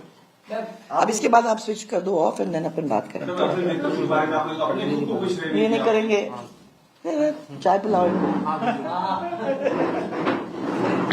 You know, right through this campaign, Rahul, Vasundhara Raje has been refusing to take questions, and she's done the same today, because the obvious question that was going to be asked to her, are you in the chief minister race? She doesn't want to get into it at the moment, and she's praised Narendra Modi 4 times but it's in 5 beyond minutes. her control now. It's frankly beyond her control. No, but the difference with Yogi Adityanath was the top BJP brass said a lot of MLAs wanted Yogi Adityanath. He was the #1 most popular candidate when it came to who people wanted should come and campaign for them. You can't really say that. Shekhawat doesn't command that same pan-Rajasthan appeal at the moment, but you never know. But you never know. I want to spend a moment on the Gujarat is sui generis. dashboard. I can appoint even Rajdeep Sardesai can become chief Looking minister. at Mr. Modi vote share numbers, okay? So we'll start with Rajasthan. I want to show you the vote share numbers it gives, because we've seen the seats enough. The vote share breakup gives you a good sense of how each of these states is actually looking. So I'll take Madhya Pradesh, for example, and give you the vote share numbers from Madhya Pradesh. What here on your screen now, what you see initially are the previous year's numbers. Now you're seeing the current year's numbers, 49 versus 41. That's a 8% lead for the BJP in Madhya Pradesh in terms of vote share. And that really is hats off to Pradeep for picking it up, because your estimates were higher than the BJP's own estimates. Some of the top BJP leaders I spoke to said, "Ye thoda zyada bol raha, अच्छा ही होगा, इतने आ जाएंगे," but they weren't expecting this either. So that is as far as, I can do a few other things which makes the vote share numbers more interesting. I'll show you a heat map of Madhya Pradesh. What this does is it shows you in how many seats was the Congress really in the fray. There are only 117 seats where the Congress's vote share is above 40%, which means in the other seats, the Congress didn't even get 40% of the vote share. The BJP had 40% plus vote share in 187 seats. This is a very important data point that we're putting out, showing the dominance of the BJP versus how weak the Congress's performance. Once you break it down, so this is called a vote share heat map. What you're seeing is how many seats did the BJP do well in, which is above 40%. How many did the Congress put up a good fight in? They didn't do that in too many seats. If we compare this with the historical vote share for Madhya Pradesh, the BJP has actually done better in this election than it ever has. In 2003, the BJP's vote share was 43%. 2008, it was 38%. 2013, it was 45%, came down to 41%. Now it's 49%. So an 8% increase. The Congress, roughly where it was at 41% earlier, it's at 41%. It's the BJP that's pulled votes away from the others, brought it to itself. That's a big number there. I can do a dispersion. I'll show you what the dispersion looks like in Madhya Pradesh. What this dispersion does is it shows you how strongly the BJP has done. It's done poorly in very few seats, doing strongly in a lot of seats. And we can do the same now for Rajasthan. Let me do the same for Rajasthan and show you the Rajasthan numbers for vote share. So in Rajasthan, if we look at the vote share, 39-39 it was roughly last time round. This time the BJP at 42, the Congress at 39. So Rajasthan was tighter, more contested. 19% to the others, a lot of vote to the others, a 3% gap in favor of the BJP in Rajasthan, 3% up from the last time. Again, the Congress roughly where it was. So they're pulling votes from the others. The Congress holding on both in Madhya Pradesh and in Rajasthan to where it was last time. Yeah, so this is where my poll is. See, 41% we said for the BJP, they are getting 42%. And also we said 42 for the Congress, they are 39, meaning -2 added to 1 to the 3% BJP difference. and 2 to the others. I'll show you a vote share heat map for Rajasthan. What the vote share heat map does is it tells you how strong a performance the Congress put up. So there are 122 seats where the BJP had 40% plus vote share. 122 seats, BJP's vote share is more than 40%. The Congress's vote share is more than 40% only in 98 seats. So in half the state, the Congress couldn't even get 40%, so it never really was in the reckoning on these seats. If I do a historical breakup of the vote share details, as I've been saying since the morning, this kind of micro detailing is not available anywhere else. I mean, there's no other network that can come anywhere close to matching the level of detailing that we can do. So where does this look in terms of historical vote share? It's kind of where it was. The BJP's biggest victory was in 2013 when it had 45% of the vote share. It now has 42%. Last year it was 39%. In 2008 it was 34%. So this is really not the BJP's biggest victory in terms of vote share in Rajasthan. It's actually not so, when you look at those numbers, it just shows you the role that others play in Rajasthan. Correct. In no other Hindi heartland state will you feel such big numbers for others. 21% went down to 19. The Congress, the gap is only 3%. You see, it's not as if the gap, Rahul, even when you do the heat map, when you say 98 seats over 40%, that's quite a lot. That's almost half the seats of Rajasthan. Congress was over 40%. Just think about it. Yes. The Congress needed one extra incremental vote. You could have either done that with alliances or you could have presented a more inclusive leadership. These are the small micro detailing in a state election management. I'll give you a small example.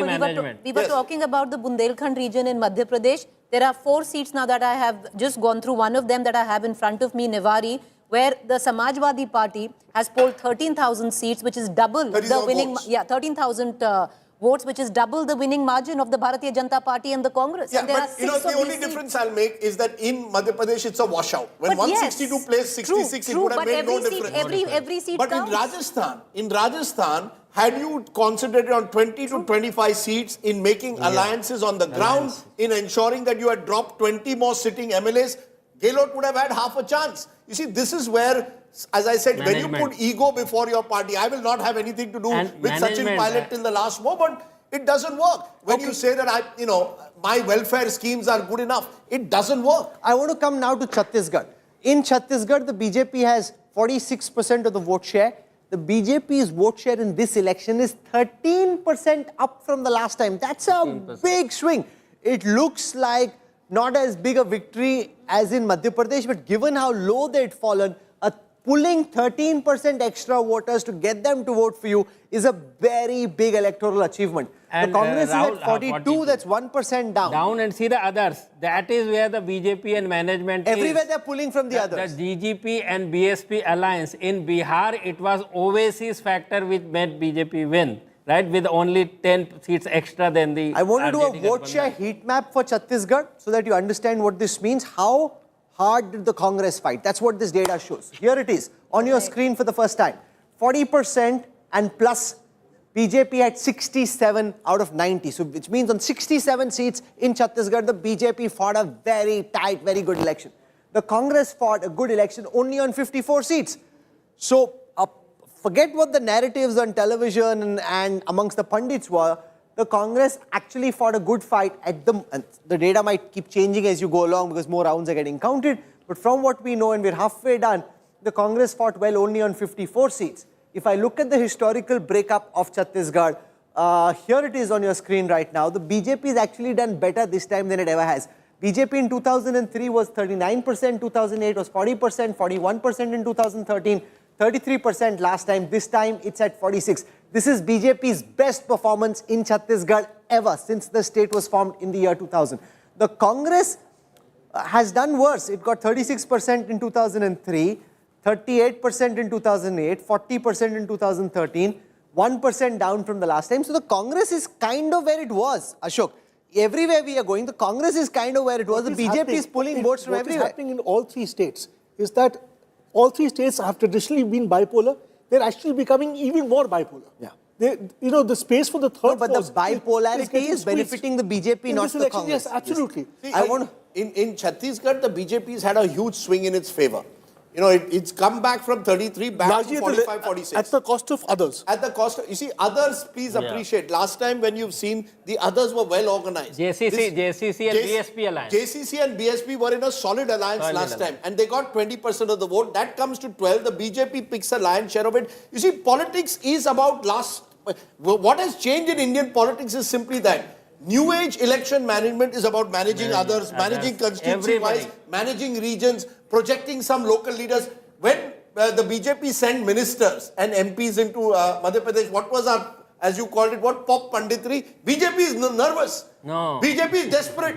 BJP does not know whether they can put all their faith in Shivraj Singh. Let's send them there. What they did is they used these leaders to create a mahal in the local areas. No. They fielded all these except Prahlad Singh Patel, that to his brother constituency. All are very difficult seats for BJP to win. Yes, but what you did also... there you need somebody but what you also... skin in the game. You also create... you also make sure that all these leaders have a skin in the game. Okay. And they're going to also fight. So I think strategy mattered. Strategy at election time is where the BJP bested and demolished the Congress in the Hindi art. So I want to leave you with one data set before we end. I said that the kind of analytics we'll be able to run are unprecedented. And I'm glad that so many people now, after watching our coverage, feel the same. Here is the aggregate of all elections. 638 seats up for grabs today. The BJP has won or is leading in 339. The Congress only at 232. So game, set, match today to the BJP, opening the doors for what could be a historic re-election. Not since Pandit Nehru has an Indian Prime Minister won 3 terms in office. From what we've seen, it seems India mange more Modi, more BJP. That's what this verdict is telling us. We're slipping into a break. Our coverage continues. There's so much more we have from the ground, from the election intelligence dashboard. We'll keep pulling this out for you. We'll be talking to the big players on the ground. Many of them messaging, calling to say they want to come live on our coverage. So we'll do that. We'll invite them, get them live when we return on the other side of a quick break. Stay with us.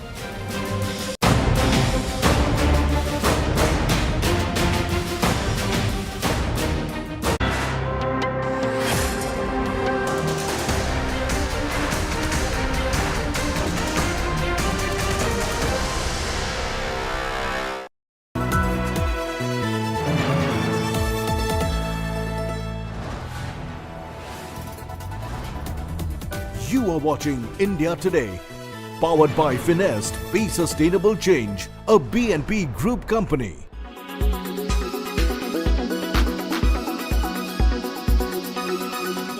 The promise that you have made, if Congress is voted to power, you will shave your beard earlier. You have told. What do you want to say at this moment, sir? Yeah, after we form the government, probably I'll take off my beard. So what do you have to say about the current politics that is going on in Taj Krishna? We have seen that Karnataka Deputy Chief Minister is in Park Hayat and other MLAs also are there. So what do you have to say about that? No, any coaching that can be done, any MLAs that can shift sides is what you feel? See, in contemporary politics, when we're dealing with people like the BJP and the BRS, we will take our precautions. And while I don't see, I'm not aware of whatever is going on about poaching and all, but I'm confident that our Congress elected MLAs will stay with us with no problem. And if our party organization is taking any steps to prevent others from having any mischievous ideas in their mind, I think that's the right thing to do. Telangana में हमने पहले से कहा कि Congress party 70+ यहाँ पे सीटा जीतेगी, तो वो नतीजे सामने आ रहे हैं। तो पहले से ही हम सोनिया जी गांधी ने जो तेलंगाना की निर्मित यहाँ पर की थी, तो तेलंगाना आने के बाद यहाँ पर जिस तरीके से केसीआर ने गवर्नमेंट चलाई है, अपने फार्म हाउस से गवर्नमेंट चलाई, जो भी उन्होंने वायदे किए थे कोई वायदा वो पूरा नहीं कर पाए। यहाँ बेरोजगारी बढ़ी है, बड़े पैमाने पे बेरोजगारों को रोजगार नहीं मिला है। यहाँ पर ना कोई 10 साल के अंदर ऐसी कोई बात हुई है कि जो तेलंगाना के डेवलपमेंट के लिए उन्होंने कुछ किया हो। और इस तरीके से गवर्नमेंट चलाना कोई डेवलपमेंट्स नहीं है, सिर्फ एडवर्टाइज के माध्यम से सब तक। आपका जॉय भारत का Joy, Joy e bike co presented by Nexa, create inspire, co powered by Parul University Vadodara Gujarat, co powered by Arcelor Mittal Nippon Steel India, बनाऊंगा मैं बनेगा Bharat.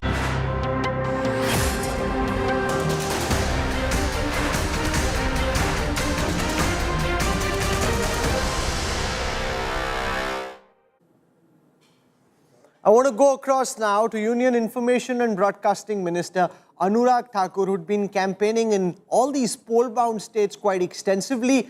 The Bharatiya Janata Party, Anurag ji, winning 3 out of 3 Hindi heartland states.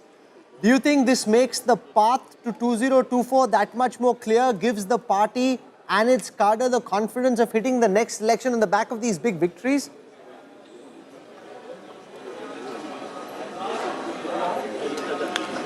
Let me first thank the voters for their trust in Narendra Modi, in the policies of Modi government and the double engine government, which has successfully worked in states like Madhya Pradesh, Uttar Pradesh to Assam, Gujarat, where they have seen the impact, what is the advantage of a double engine government. Secondly, this is a historic win. Look at the Madhya Pradesh results. I mean, your channel is one of the channels who have shown this kind of landslide victory in your exit polls. And let me again say here, people have shown their faith and trust in Narendra Modi ji. And Modi ji was the face during the election campaign. He is not only India's most popular leader, but the world's most popular leader for the last 4 years. The trust shown by the people, I can say here with full guarantee that will ensure whatever has been promised during the election time. There is only one guarantee which works in India today, that is Modi ki guarantee. In Chhattisgarh, Anurag ji, the BJP was trailing for the longest time. Even this morning when I spoke to one of your senior most leaders, he thought it will be tight, that you should end up slightly in front, but he himself said it would be tight. You actually ended up 54 versus 33. It's a very big victory for the Bharatiya Janata Party, much bigger even in Chhattisgarh than your own estimates internally, including this morning.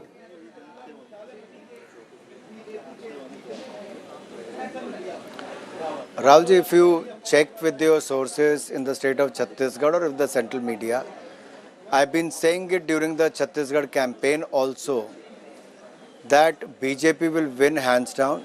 And the reason for that, I'll give you that. When I went to Chhattisgarh to launch the Bhupesh campaign, the single line I said, Bhrashtachar karo, Bhupesh karo. It was known to everyone in the state that you can do corruption and can make payment to Bhupesh Bahgel, because state of Chhattisgarh have become a ATM for the Congress party. They've been funding the Congress party from the state of Chhattisgarh. One after another scam has tarnished the image of the Chief Minister and the state of Chhattisgarh and Congress party. Now, look at what they promised 5 years back. They could not deliver on that. और मैं कहता हूँ इसको हिंदी में जरूर कहूँगा, माँ उन्होंने गंगा जल की कसम खा के कहा था कि that they will make Chhattisgarh liquor free. तो माँ गंगा का श्राप, कांग्रेस साफ. They did Mahadev app corruption, घोटाला, Mahadev का श्राप, कांग्रेस साफ. Similarly, they lied to the poor people, गरीबों का श्राप, कांग्रेस साफ. गौठान घोटाला, माँ गौ के साथ घोटाला, माँ गौ माँ का श्राप, कांग्रेस साफ. So whatever they promised, they could not fulfill that. On the other hand, if you look at Madhya Pradesh, the guarantees were delivered. And it is the Modi guarantee which is fulfilled by the state chief minister and the entire government. And here, whatever we have promised, look at Chhattisgarh. Congress promised 15,000 rupees to the women, but they could not give 500 rupees per month, which becomes 6,000 rupees per year. They could not do that. The people were making a comparison. If you could not give 6,000 rupees per annum, how can you give 15,000 rupees now? So that believed in Prime Minister Modi and his guarantees. So I think that is the advantage BJP, the leadership of Prime Minister Modi. What does this verdict mean in your view for the 2024 elections? Given the fact that you've been able to fight off anti-incumbency in Madhya Pradesh, deliver this big victory, snatch both Chhattisgarh and Rajasthan from the Congress, increased your vote share in Telangana but ended up distant third. What does the aggregate of all of this, in your view, mean for the Lok Sabha elections?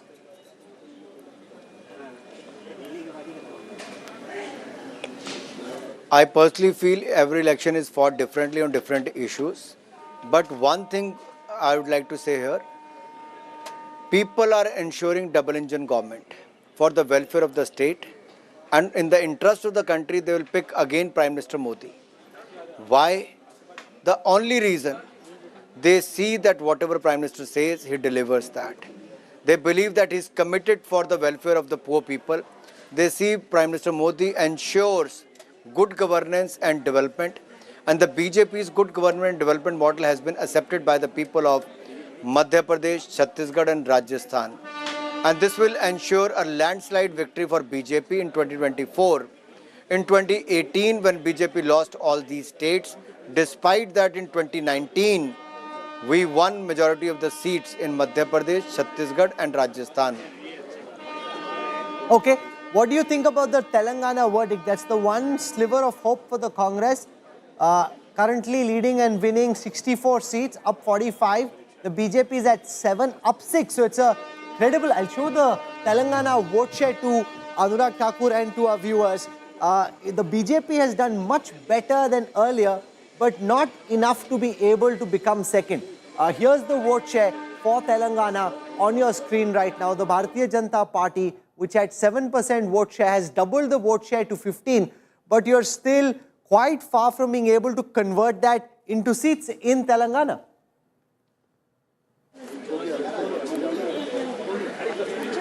You rightly mentioned, Rahul, but the issue is BJP was working hard for the last 5 years against the corrupt KCR government. It was BJP who created the environment in the state of Telangana, which is anti-BRS. But if you look at the by-elections, out of 5, BJP won 2 by-elections. And during the Greater Hyderabad Municipal Corporation polls, we did extremely well. Here also our vote share has gone more than double, which clearly shows people want BJP. But yes, we could not convert that into those kind of seats. The advantage went to Congress. But there is always a next time, and we're going to do well next time, which is the upcoming Lok Sabha election in the state of Telangana. There were lots of laddus at the Congress office this morning. I wonder what they're going to do with those laddus. But how is the BJP going to be celebrating this big victory in the Hindi heartland, Anurag bhai?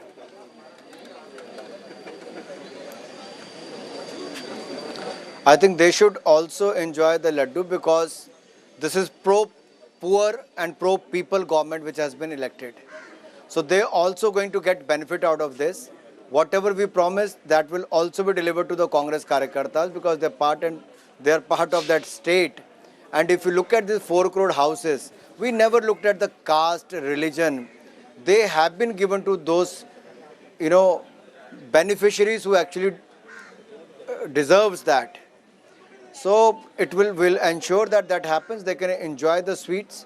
They can have laddu on the BJP's victory, because this is actually going to benefit them, because Prime Minister Modi believes in delivering what he has promised.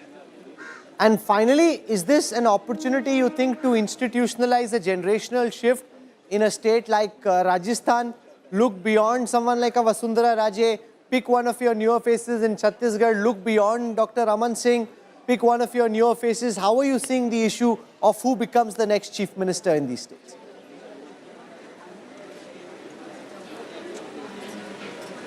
I think if you ask most of the BJP panelists or the BJP leaders on these channels, everyone will say there is a system in place where the elected representatives will elect the leader, and the party high command will also decide on that. So let us wait for that. Me and you can't decide on the TV debate. Okay, we'll leave it over there for the time being. Thank you very much for joining us. There's a new parliament session that's starting tomorrow. The winter session is also when we have that journalists versus MPs match. You promised to have a cricket match, journalists versus MPs. Now that you won all of this, hopefully we can have a match and maybe the journalists will win. Maybe there the journalists can beat the MPs. Thank you, Rahulji. Thank you, Rahulji. Surely we will play a cricket match for TB Mukt Bharat with the theme of making India TB free. And whosoever win, TB हारना चाहिए, tuberculosis हारना चाहिए, चाहे पत्रकार जीते या चाहे सांसद जीते, whether journalists or whether the MPs win. That doesn't make much difference. We Can I should play, just but let play our for viewers good into cause. a secret? Let's play. Anurag Thakur is being very magnanimous over here. He's saying TB should win, but when he actually gets down into a cricket match and actually is playing, he takes his cricket as seriously as he takes his politics. Abhi ye sab bol rahe ho, match start hua to aap full serious ho jate ho. When we were shooting, jab we met in Himachal during the elections, we said, okay, we'll play a few balls just to kind of shoot that. He missed the first few, then got excited when the bat started connecting with the ball and said, ab to aur khelna padega, itna jaldi chhod nahi sakte. So he takes his cricket as seriously as he takes his politics.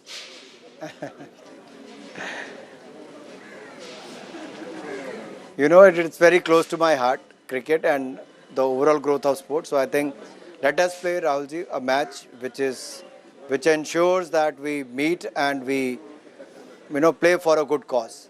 And let us meet soon.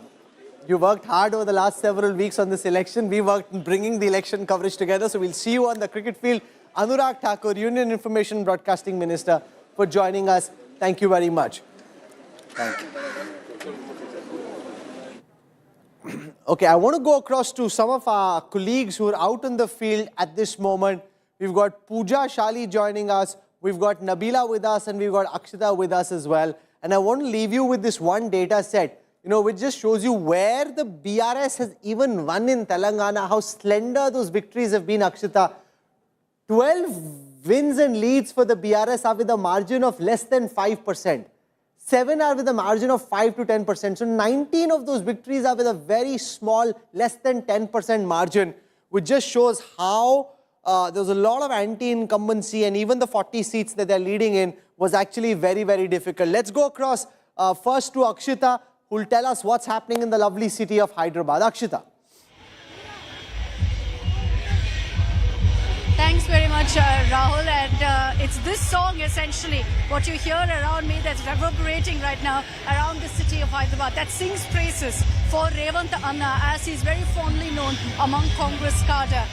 Hello and welcome. You're joining us on the special broadcast here on India Today. We're going to be getting you all the latest from the ground, where all the action is, where, as you can see, all of the celebration and introspection for some parties is. I'm joining you from the Congress office in Hyderabad, where the celebrations have been on from as early as 10 a.m. this morning. We've got Nabila Jamal also standing by. She's joining me live from Jaipur. Nabila, good afternoon. What's happening where you are? Well, I needn't say much. The BJP has managed a victory here in Rajasthan. They were super sure of a victory, and it appears their wish has now come true with the entire BJP cadre who's come in hordes.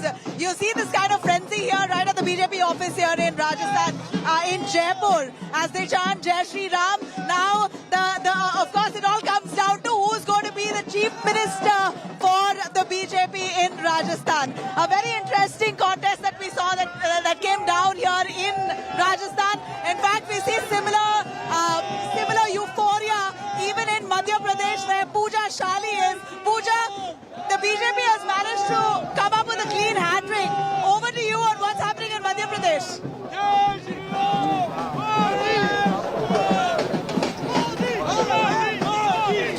Well, incredible moments that each one of us are witnessing. Akshita in Telangana, Nabila in Rajasthan. and I Puja Shali here in Madhya Pradesh, and this special telecast comes to you from each of these locations, because if there is Revant Anna in Telangana, there is a Mama and a Bhaiya here in Madhya Pradesh, and he's about to make a record historic victory, and that for the 5th time possibly he's going to now become the Chief Minister if there's not a change in name, and that's Shivraj Singh Chauhan. And the deciding factor for him, apart from, of course, there are the tribal belts, of course there are people who support him, but then there are the women. Young women, old women who voted for him en masse because of the different welfare schemes that he had announced for them. And of course, an aggressive Bharatiya Janata Party campaigning till the last minute. So as we begin, let's take a look first at the state of Madhya Pradesh. Getting it exactly accurately right was India Today Access My India predictions. And that was about 140 to 162, and it's touching there. It's touching to that maximum number. And here at the Chief Minister's house, I'll just briefly take you through where I'm standing, because this is where Shivraj Singh Chauhan is going to be. People refuse to leave. They do not want to accept anyone. Flowers are ready. And here's what it looks like. Let me take you through what the current situation is for the state of Madhya Pradesh. What is central India looking like? Shivraj Singh Chauhan set to return as the Chief Minister. This is Saffron Party leading already, touching 160. It's Prime Minister Modi's guarantees, and it is Shivraj Singh Chauhan's welfare schemes as well, and a certain connect, a mass connect that he's been able to pull off all these years. BJP workers erupted in joy moments after the Bharatiya Janata Party clearly widened a lead that the Congress could not catch up to. For the grand old party, there is a lot to deliberate upon for the state of Madhya Pradesh. The numbers are exactly what our polls had predicted. Listen in now to the exclusive reactions coming in from Madhya Pradesh, and then we'll get you more updates. देखिए, अगर आप विनम्रता के साथ जनता की सेवा प्रमाणिकता के साथ करते हैं तो लोग आपसे प्यार करते हैं। ये जनता का प्यार है। लेकिन मैं कहता हूं कि श्रीमान नरेंद्र मोदी जी, हमारे प्रधानमंत्री जी, वो जन जन के मन में है, एमपी के मन में मोदी। ये इस चुनाव ने सिद्ध किया है। उनकी गारंटी पर लोग भरोसा रखते हैं। और डबल इंजन की सरकार ने जो काम किया, हमने 18 साल में मध्य प्रदेश बदला है। ये विकास के कामों पर मोहर है, जन कल्याण की योजनाओं पर मोहर लगाई। जब आज तक India Today Axis My India poll ने कहा 140 से 162 सीट्स आएंगी, काफियों ने कहा ये कैसे इतना बड़ा मार्जिन हो सकता है, और आज वही सटीक हुआ। नहीं, मुझे भरोसा था। एक तो आपका जो अनुमान है वो सटीक बैठा है, लेकिन जनता का जो प्यार सड़कों पर दिखता था, लाडली बहनें मैं जहां जाता था गले लगती थी, सिर पे हाथ फेरती थी, आंखों में आंसू आ जाते थे और कहती थी अपन जीतेंगे। उससे लगता था कि परिणाम आएंगे। आप मानते हैं कि औरतें, लड़कियां, इनका वोट सबसे मायने रखा, ये कांग्रेस नहीं खींच पाई अपनी तरफ। आप विश्लेषण करेंगे तो यही सामने आएगा कि बहनों ने जाति और धर्म से ऊपर उठ के भी हमें वोट किया। आखिरी सवाल सर, हमने जब सपोर्टर्स से और लोगों से पूछा कि मुख्यमंत्री यही रहेंगे या बदलेंगे, तो सबने एक साथ आपका ही नाम लिया। वो रेडी नहीं है नाम बदलने के लिए? देखिए, हम लोग कार्यकर्ता हैं। भारतीय जनता पार्टी एक मिशन है भारत के निर्माण का, वैभवशाली, गौरवशाली, शक्तिशाली, संपन्न और समृद्ध भारत के निर्माण का। हम उस मिशन के अंग है। पार्टी तय करती कौन कहाँ काम करे। जनता ने Axis My India Today poll, because he said 140 extremely accurate, dead on target as always. My salute to Mr. Pradeep Gupta. जिस तरह से प्रदेश में सरकार चली, 18 वर्षों में अच्छा काम हुआ, जितना अच्छा काम माननीय शिवराज जी ने किया, जितना अच्छा काम डबल इंजन की सरकार ने किया, जितना अच्छा काम संगठन ने किया, उसका आशीर्वाद आज प्रदेश की जनता ने दिया। हमने कुछ बहनों से बात करी जो यहाँ मुख्यमंत्री निवास पर हैं, भोपाल में, मध्य प्रदेश में। तो ये जो लाडली बहना की बात हो रही है, और मुख्यमंत्री ने खुद अभी मुझसे बात करते हुए कहा कि बहनें जो बाहर निकली हैं उन्होंने आके वोट किया। तो ये क्या है लाडली बहना स्कीम जो इतना डिफरेंट, क्या उससे लगता है फर्क हुआ है? बहुत फर्क हुआ है। हमारी भारतीय जनता पार्टी में अभी मध्य प्रदेश में आप देख रहे हो पूर्ण बहुमत, और अच्छे बहुमत से कमल का फूल खिल रहा है। और इसका ज्यादातर श्रेय सारी योजनाओं के साथ साथ योजनाएं तो मोदी जी ने भी बहुत चलाई, और भैया शिवराज भैया ने भी मध्य प्रदेश में बहुत चलाई है। उसका फायदा तो आम जनता को बहुत मिला है। लेकिन अभी वर्तमान अभी तुरंत में ही जो लाडली बहना योजना चलाई, उससे महिलाओं को बहुत फायदा मिला। ऐसा क्या फर्क है? लाडली कितना, आप मुझे बता सकते हैं कितना पैसा मिलता है लाडली बहना में? पैसा जितना उन्होंने बोला उसी हिसाब से मिल रहा है हम लोग को, और जैसे ही बोला तुरंत आया है। 1250। हाँ, तुरंत आया है, कहीं कट नहीं हो जाता? नहीं, कुछ नहीं, तुरंत आता। अगर आज तारीख दी तो आज ही आना है। और बच्चों के लिए भी उन्होंने बहुत कुछ किया है। सबसे ज्यादा जो लड़कियां पढ़ रही हैं उनके लिए भी किया है, और लेडीज जो बाहर निकल रही है उसके लिए भी भैया ने बहुत कुछ किया है। बिल्कुल हैंड टू हैंड, तारीख के तारीख पैसे आते हैं, कुछ भी नहीं कटते उसमें से।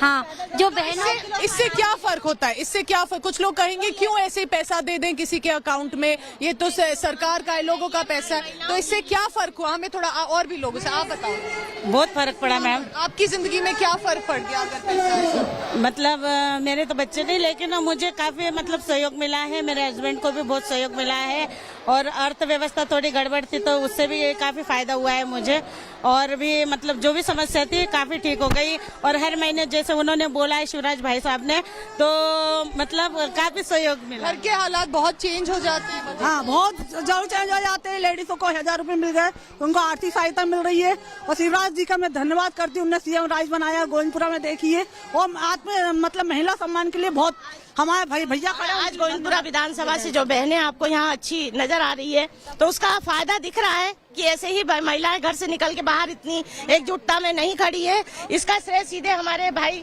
शिवराज सिंह चौहान जी को जाता है। इसके साथ में हमारी दीदी प्रकाशना गौर भी पूर्ण बहुमत से जीत रही हैं, और अच्छे बहुमत से भाजपा सपोर्टर हो आप, एकदम आपकी बात से पता लग रहा है।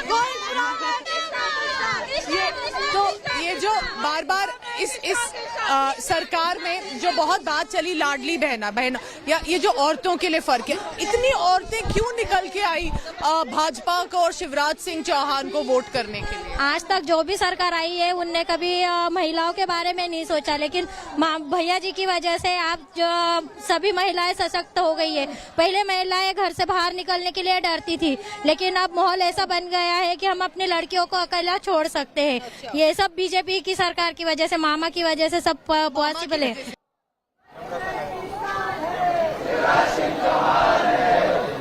So you heard it. Women have become the deciding factor for this Madhya Pradesh elections. But was it just that? Can be such a thumping victory coming just because perhaps a gender, so to say, came en masse and decided to vote? Or was there something else too that contributed? Hemendra Sharma, my colleague who's been tracking all these years, Madhya Pradesh's changing face. And one thing that remains constant at least is Chief Minister Shivraj Singh Chauhan. Hemendra, let's take 3 key takeaways. What happened with this thumping victory that is coming to Bharatiya Janata Party? What do you think are the reasons for that? Why could the Congress not catch up? Why has the Bharatiya Janata Party pulled this off? Well, as it was mentioned in the exit poll that India Today, Access My India did, the difference between the percentage of women voters who voted for the BJP and to the Congress is a huge 10%. So if there is a huge 10% gap between 50% of the population, because women comprise 50% of the population, so there's half of this voter chunk that is voting for the BJP. So a 10% shift actually leads to a wave, and this wave, as was explained earlier also, was something that led to this huge victory for the Bharatiya Janata Party in Madhya Pradesh. That is point number one. Plus, the leadership of the Bharatiya Janata Party, they fought this election very strategically. They realized initially that there was a possibly anti-incumbency against the government, so they didn't declare the Chief Minister's face, and then they fielded 7 members of Parliament and Kailash Vijayvargiya, who was the National General Secretary, and also these 7 members of Parliament included 3 sitting union ministers. So these 7 members of Parliament came from 7 different regions of Madhya Pradesh, and so they galvanized their workers over there. And plus, one more thing that very importantly has not been mentioned yet is that the RSS, because Madhya Pradesh is considered to be the lab of the Sangh Parivar, they activated all their Anushangik, the organizations that they have. True. Because this is an umbrella organization, they've got many organizations. So all those organizations which owe affiliation to the RSS, they were activated, and they ensured that the cadre that initially was felt, or it was suspected that they were not happy with the government, they ensured that the cadre came out in large numbers, canvassed for the party, and ensured that the voters reached the polling stations. On the other hand, the Congress party kept on saying that it is a people's election, the people are fighting. So the people are fighting, people could fight this much only, and the Congress leadership in the last week or so during elections, it was found like not campaigning that hard as BJP was campaigning. BJP left no stone unturned. You know, what you're saying is absolutely correct. what Hemendra you're pointing out, it was the faces, for example, from Prime Minister Modi to Home Minister Amit Shah's campaigning to, of course, Shivraj Singh Chauhan and Jyotiraditya Scindia. Let's not forget him. But it was the cadre on the ground that was activated from all corners to try and approach as many people as they can. And this is something that the Congress party will have to deliberate on. Where is the anti-incumbency in Madhya Pradesh? That's all from central India. Now going across to Akshita and Nabila, who continue to be with us. Akshita, over to you now. Well, this is the only state where I am right now, Pooja, that the Congress has reason to celebrate and the BJP has to introspect. And let me get you breaking news first before I get you the excitement around me. Here's a look at the first reaction that's coming in right now from BRS. They've officially conceded defeat. Breaking news that's coming in. KTR has now tweeted, and I quote here, "Grateful to the people of Telangana for giving BRS party 2 consecutive terms of government. Not saddened over the result today, but surely disappointed as it was not unexpected lines for us. But we will take this in our stride as a learning and will bounce back. Congratulations to Congress Party on winning the mandate. Wishing you good luck." This is the detailed message that KTR has put out on social media. Nagarjun Dwarkanath is joining us with more on that first official communication from the BRS. They're conceding defeat, congratulating the Congress over their victory, Naga. Well, that's true. It's official that the BRS concedes defeat by congratulating the opposition Congress Party. KTR, who is number 2 in the government today and who is also the working president of the BRS Party, has tweeted 2 tweets, in fact, as we speak, saying that this time we missed the mark. He had put out a tweet with a gun yesterday saying 3.0 coming soon. Now he has tweeted quoting that, saying, "I have missed the mark this time around," and also congratulating the Congress Party. Congress was waiting for this, Akshita, that we will keep our flock together. We never know when BRS and BJP will try to poach us, but now officially the BRS has gone on the back foot and has conceded defeat, congratulating the Congress Party, thus giving some relief to the Congress that we can keep our flock together this evening. And most likely there will be a CLP when all the MLAs will reach this evening to Hyderabad. Most likely in a private hotel there will be a CLP symbolic meeting. Not likely to choose an elected representative to be the CM, but just to make sure that all the MLAs are with the party as well. There will be DK Shivkumar, there will be KJ George's observers, Manikrao Thakre is here. So all the negotiations and communications will happen from this evening to Delhi, where the next action moves. All right, now I request you to stay on with me because we're going to discuss and decode the result further. But right now, as in fact the BRS has conceded defeat, let me show you what the mood is around me here at the Congress office. We'll go in. आप सब उस side आ जाइए, हम वहाँ पे बात कर लेंगे. I'll show you what's happening inside because that's where you've got all of the celebration playing out. You've got people with crackers, people with fireworks and lighting off every few seconds. And there you have it. You know, this has been the scene for the last many hours where they've been lighting off crackers every few seconds. I have a feeling my audio is going to go off now because they're getting set to light that massive cracker as well. But there are people dancing, all of them fully in colors of green and orange in the tricolor and waving the Congress flag. What's also common here is all of them are Revanth Reddy supporters. It doesn't stop with just being Congress supporters. Why did someone just speak first? Tell us. Hindi nahi, English. Hindi? आपको क्या लगता है इस जीत किसकी वजह से?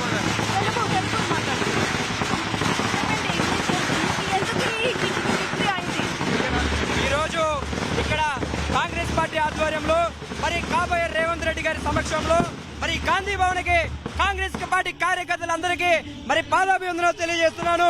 ఈ విజయం మీ అందరికీ అంకితం. జై కాంగ్రెస్, జై కాంగ్రెస్, జై రేవంత్ రెడ్డి. తెలంగాణ రాష్ట్రంలో అవినీతి పాలన పోయింది, ప్రజాస్వామ్యం వచ్చిందని తెలుపుతున్నాను.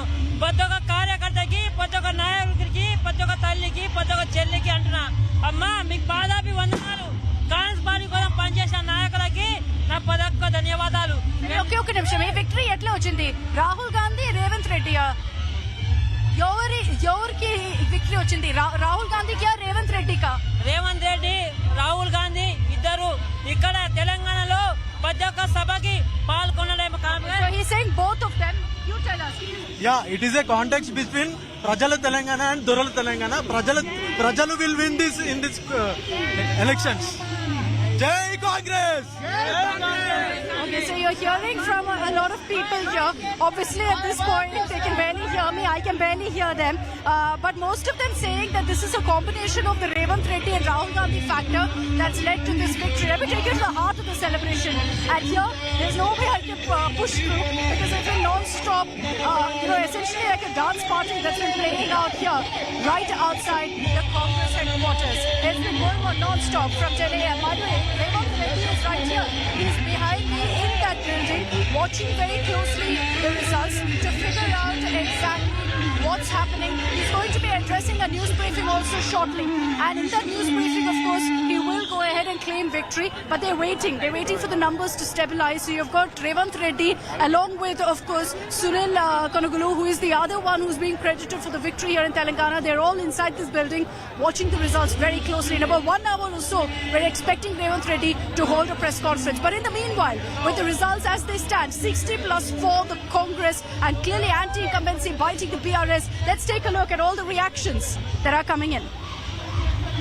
With the trends increasing towards the Congress party in this election, Telangana elections, Congress party has come on high alert where they have called all the candidates to Taj Krishna Hotel here in Hyderabad, where DK Shivkumar, who has been assigned the responsibility to keep the flock of Congress candidates together if they gain the majority in the state of Telangana. Among 119 seats, 60 is the majority. If they cross this number, then it is the responsibility of DK Shivkumar to keep them all together. And DK Shivkumar is right now stationed with 11 ministers from Karnataka in Taj Krishna Hotel. We are right now at Taj Krishna Hotel. Inside the hotel, you have 3 buses that have been stationed here at this particular point, where if at all necessary, the candidates will be taken from this Taj Krishna Hotel to a destination. What we are getting to know is they will be taken to shifted to Karnataka is what we are getting to know. So right now, these buses have been stationed in Taj Krishna. Let us talk and get to know what exactly the buses are for. आपका नाम बताइए. जी मेरा नाम आदिल. आपको यहाँ पर buses लेके हैं, कितने बसेस यहाँ पर आए हैं? हमारे 3 बस आए. तो कितने लोग एक बस में यहाँ पर बैठेंगे? किसने इस बस को बुलाया है? 36 बस सीट्स है इसमें. वो हमको कोई बुलाएगा मालूम नहीं. हमारा मैनेजर इंस्ट्रक्शन से इधर आके. कितने बजे आए हैं यहाँ पर? हमें सब 5 बजे है. तो कब कोई डेस्टिनेशन वगैरह कुछ बताया है? अभी नहीं बताया. अभी नहीं बताया. तो आपको कुछ कांग्रेस पार्टी या किसी पार्टी की तरफ से फोन आया है? नहीं आया अभी. तो यहाँ पर what we see is that 36 members in each bus, and it is almost accounting to more than 120, that is 119 of the candidates can be taken in this 3 buses which have been stationed here. Whoever has booked this bus is not known except the manager here, but what we are getting to know is that these buses have been bought to take away the flock of Congress MLAs if they are selected, if they are elected in this particular results. If the Congress gains majority, then to avoid any kind of poaching of these MLAs, this step has been taken by the Congress party. So this is where the Congress party has now stationed all its candidates, 11 ministers, and along with DK Shivkumar in Taj Krishna Hotel, where these buses are also waiting. After the results are clear, then maybe if necessary, all the candidates will be taken in these buses to a unknown location. With camera person Damodar, Abdul Bashir, Hyderabad. Remember the promise that you have made. If Congress is voted to power, you will shave your beard earlier. You have told. What do you want to say at this moment, sir? Yeah, after we form the government, probably I'll take off my beard. So what do you have to say about the current politics that is going on in Taj Krishna? We have seen that Karnataka Deputy Chief Minister is in Park Hayat, and other MLAs also are there. So what do you have to say about that? No, any coaching that can be done, any MLAs that can shift sides is what you feel? See, in contemporary politics, when we're dealing with people like the BJP and the BRS, we will take our precautions. And while I don't see, I'm not aware of whatever is going on about poaching and all, but I'm confident that our Congress elected MLAs will stay with us. No problem. And if our party organization is taking any steps to prevent others from having any mischievous ideas in their mind, I think that's the right thing to do. I don't want to tell this is a personal win. This is the win of the people of Telangana. People of Telangana has paid their gratitude to Sonia Gandhi for giving them the Telangana. They have seen the last 10 years rule. They are fed up with the rule. They have decided that there should be a change, and change for a progress, change for a development, change for a gratitude. This is what I could say. India today has predicted your win, sir. We had predicted your win. I'm happy for that. I'm happy for that. India today has predicted your win, sir. We had predicted your win. I'm happy for that. I'm happy for that. So the celebrations continue here at the Congress headquarters in Hyderabad, and why not? This is the only result that they actually can afford to celebrate. While everywhere else, the Congress has to consider introspection. This is the saving grace for them. What's happened in Telangana and the Congress sweep that's taken place in the face of BRS losing out on several seats. I'm going to hand it over to my colleague Nabila Jamal. She's reporting from Jaipur, where again, it's a sea of saffron. Nabila, over to you. Right, Akshita, up here, the kind of euphoric celebrations here, it's amazing. The kind of excitement, enthusiasm, and the love that people have here for the Bhajpa.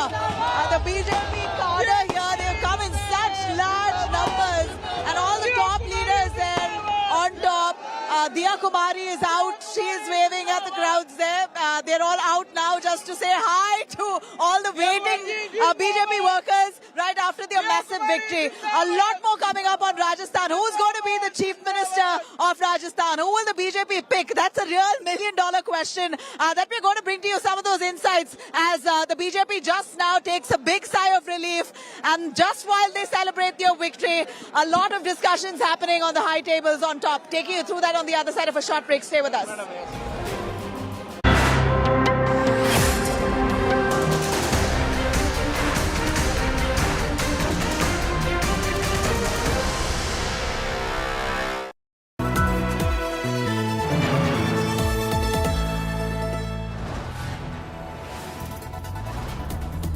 You are watching India Today, powered by Finest. Be Sustainable Change, a B&P Group company.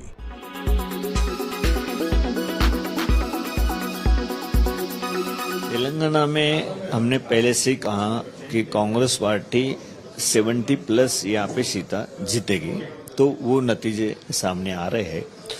तो पहले से ही हम सोनिया जी गांधी ने जो तेलंगाना की निर्मित यहाँ पर की थी, तो तेलंगाना आने के बाद यहाँ पर जिस तरीके से केसीआर ने गवर्नमेंट चलाई है, जो अपने फार्म हाउस से गवर्नमेंट चलाई, जो भी उन्होंने वायदे किए थे कोई वायदा वो पूरा नहीं कर पाए।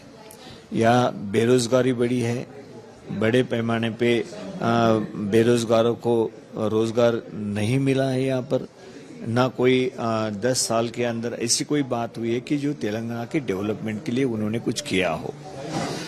और इस तरीके से गवर्नमेंट चलाना, कोई डेवलपमेंट्स नहीं है, सिर्फ एडवर्टाइज के माध्यम से सब तरफ एडवर्टाइज करना कि हम बहुत अच्छी गवर्नमेंट है, केसीआर बड़े किसानों के प्रति ये है वो है, तो ये नहीं चलता है ज्यादा दिन तक।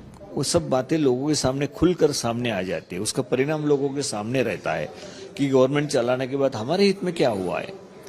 अगर गवर्नमेंट चला रहे हो, हमारे हित में कुछ नहीं हो रहा है, सिर्फ बातें बना रहे हो हाँ, तो लोग एक बार समझ जाती है कि ये गवर्नमेंट हमारे लायक नहीं है, ये हमारा हित नहीं कर सकती। Some of our candidates have informed us that whomever he has spoken, whomever the party people are speaking, they all have spoken to us. They have informed. We have made elaborate arrangements for all our candidates. All our party cadres will be with them. Our leaders will be with them. They are safe. We will see that they are protected. Sir, is there any possibility that Congress MLAs may break towards BRS? At no point of time, not even a single candidate or MLA will break.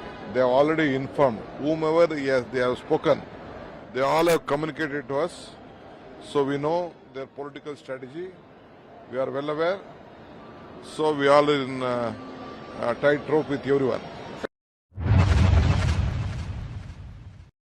श्रीमान Narendra Modi ji MP के मन में है और मोदी जी के मन में भी एमपी है। उनके प्रति असीम श्रद्धा और अगाध विश्वास है। उन्होंने जो यहाँ सभाएं की, जनता से अपील की, वो जनता के दिल को छू गई और उसी के कारण ये परिणाम जो अभी रुझान आ रहे हैं, ये प्रमुख कारण है।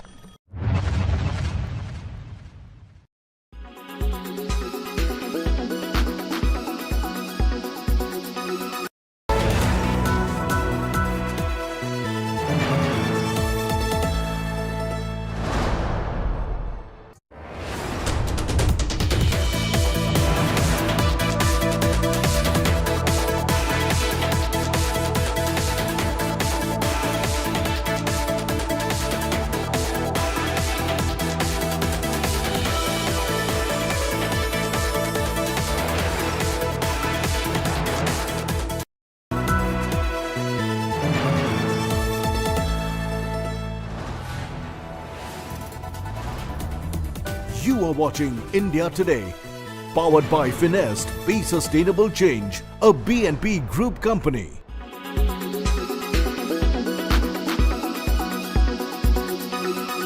हमारे प्रधानमंत्री श्रीमान नरेंद्र मोदी जी एमपी के मन में है और मोदी जी के मन में भी एमपी है। अमित शाह जी की अचूक रणनीति, उनका जिस ढंग से यहाँ साथ मिला और हमारे राष्ट्रीय अध्यक्ष श्रीमान जेपी नड्डा जी का मार्गदर्शन, हमारे संगठन के नेतृत्व में कार्यकर्ताओं ने अनथक परिश्रम किया। प्रदेश अध्यक्ष, संगठन महामंत्री, उनके साथ टीम जुटी रही और जैसा भूपेंद्र यादव जी ने, शिव प्रकाश जी ने, अश्विनी वैष्णव जी ने जो मार्गदर्शन किया, उससे चुनाव के अभियान को सही गति और दिशा मिली। और इसलिए मैंने पहले भी कहा था, हम बिल्कुल कंफर्टेबल मेजॉरिटी, शानदार मेजॉरिटी भारतीय जनता पार्टी को आएगी। आपको लगता है कि मोदी मैजिक ने अपना काम कर दिया मध्य प्रदेश के अंदर? ये मोदी मैजिक ही है, क्योंकि हमने पहले दिन जब मेरा बूथ सबसे मजबूत का अभियान माननीय प्रधानमंत्री जी आए थे, 10 लाख बूथों से संवाद किया था उन्होंने और हर बूथ को जीतने का संकल्प दिलाया था। तब हमने कहा था कि मध्य प्रदेश के मन में मोदी और मोदी जी के मन में मध्य प्रदेश। आज जनता ने ये आशीर्वाद प्रधानमंत्री जी को दिया है कि 2024 में ताकत के साथ प्रधानमंत्री जी को इतिहास बनाना है, तो मध्य प्रदेश में हो रहे सेमीफाइनल को प्रचंड बहुमत से जिताना है। जनता ने आशीर्वाद दिया है। जब आज तक इंडिया टुडे एक्सिस में इंडिया पोल ने कहा 140 से 162 सीट्स आएंगी, काफियों ने कहा ये कैसे इतना बड़ा मार्जिन हो सकता है, और आज वही सटीक हुआ। नहीं, मुझे भरोसा था। एक तो आपका जो अनुमान है वो सटीक बैठा है, लेकिन जनता का जो प्यार सड़कों पर दिखता था, लाडली बहनें मैं जहां जाता था गले लगती थी, सिर पे हाथ फेरती थी, आंखों में आंसू आ जाते थे और कहती थी अपन जीतेंगे। उससे लगता था कि परिणाम आएंगे। आप मानते हैं कि औरतें, लड़कियां, इनका वोट सबसे मायने रखा, ये कांग्रेस नहीं खींच पाई अपनी तरफ? आप विश्लेषण करेंगे तो यही सामने आएगा कि बहनों ने जाति और धर्म से ऊपर उठ के भी हमें वोट किया। आखिरी सवाल सर, हमने जब सपोर्टर्स से और लोगों से पूछा कि मुख्यमंत्री यही रहेंगे या बदलेंगे, तो सबने एक साथ आपका ही नाम लिया। वो रेडी नहीं है नाम बदलने के लिए? देखिए, हम लोग कार्यकर्ता हैं। भारतीय जनता पार्टी एक मिशन है भारत के निर्माण का, वैभवशाली, गौरवशाली, शक्तिशाली, संपन्न और समृद्ध भारत के निर्माण का। हम उस मिशन के अंग है। पार्टी तय करती कौन कहाँ काम करे।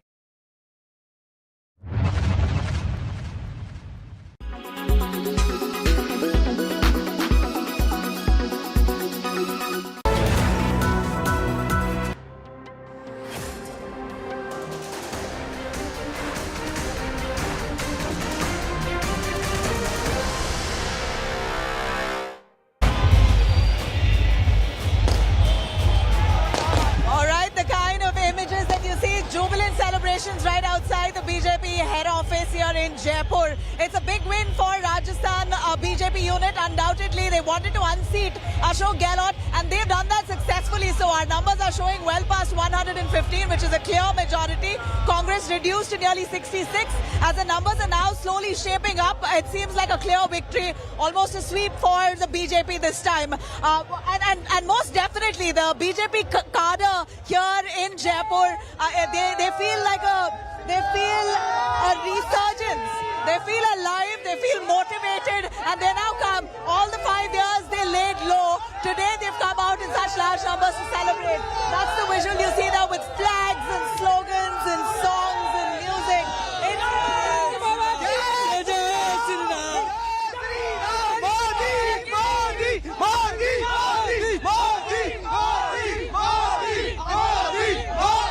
Well, there you have it. There you have it. It's Modi chants all through the way. But before I get to all that's happening here, the big news that's coming in from Rajasthan, and let me break that for you, is that CP Joshi, the BJP heavyweight, BJP speaker here, has lost his constituency. Here, cutting across to this big breaking that's coming in right now. Rajasthan Assembly Speaker CP Joshi has been defeated. He's known to be a heavyweight. He's lost in Nathdwara constituency. He's a Congress heavyweight. Congress heavyweight, in fact, has lost to Vishwaraj Singh. As we see all this euphoria that we see here, but unfortunately one of them for the Congress itself, CP Joshi, who's lost out. Rajasthan Speaker himself loses out in Nathdwara. Congress heavyweight loses to Vishwaraj Singh. All right, that's a big news here. If I have Aishwarya Paliwal joining us. Aishwarya, I'm not able to hear you well, but if you can hear me, Congress's CP Joshi has lost out in Rajasthan. All right, I'm going to try and patch. All right, let me pan to some live images there. There you have Gajendra Singh Shekhawat, Union Minister Gajendra Singh Shekhawat there, standing right outside the BJP office, waving to the crowds. That's live images that we're relaying to you. Rajasthan indeed has a trend of a revolving door trend where you have always a different, basically the BJP and the Congress alternating every 5 years. So to that pattern, we see the BJP coming back effectively. Let me take you through all that's gone by today in Rajasthan as the counting has happened. Congress has taken a big drubbing, a defeat here in the state. The BJP is coming back with a nice big majority with 114 seats. Congress has come down to nearly 66. BJP workers are celebrating with a huge excitement as they have come here all the way to celebrate the victory of their party. Quite a grand celebration. Rajasthan has been the state that has voted for the ruling party in every election. Basically has had a rotating pattern of the BJP or either Congress taking to power here. So BJP has now come. I'm going to take you through all our reactions coming in on Rajasthan's massive victory for BJP. Rajasthan की ये जो शानदार जीत है, ये माननीय हमारे प्रधानमंत्री नरेंद्र मोदी जी, जिनका मंत्र था ये सबका साथ, सबका विकास, सबका विश्वास और सबका प्रयास, ये उसकी जीत है। उनकी दी हुई गारंटी की जीत है। ये जीत हमारे माननीय केंद्रीय मंत्री होम मिनिस्टर अमित शाह जी की रणनीति की जीत है और ये जीत हमारे माननीय अध्यक्ष श्री नड्डा जी के कुशल नेतृत्व की जीत है। और फिर सबसे इम्पोर्टेंट ये भी है, ये जीत हमारे कार्यकर्ताओं की, जिनके अथक प्रयास परिश्रम की जीत है। उन्होंने दिन और रात हमारे माननीय प्रधानमंत्री जी के जो सपने को साकार करने की पूरी कोशिश करते हुए उस दिशा में मेहनत करके ये परिणाम दिलाने का काम किया है। और सबसे बड़ी बात तो यह है कि ये जीत हमारे जनता जनार्दन की है, जिसने कांग्रेस के कुराज को नकारते हुए और भारतीय जनता पार्टी के सुराज को अपनाने का काम किया है। मैम, जिस प्रकार का रिस्पांस और जिस प्रकार का जन समर्थन मिला आपको, क्या लगता है? नो ये देखिए ऐसा आप मना कर रहे हैं लोगों को कि आपको सीएम ना कहें, पर लोग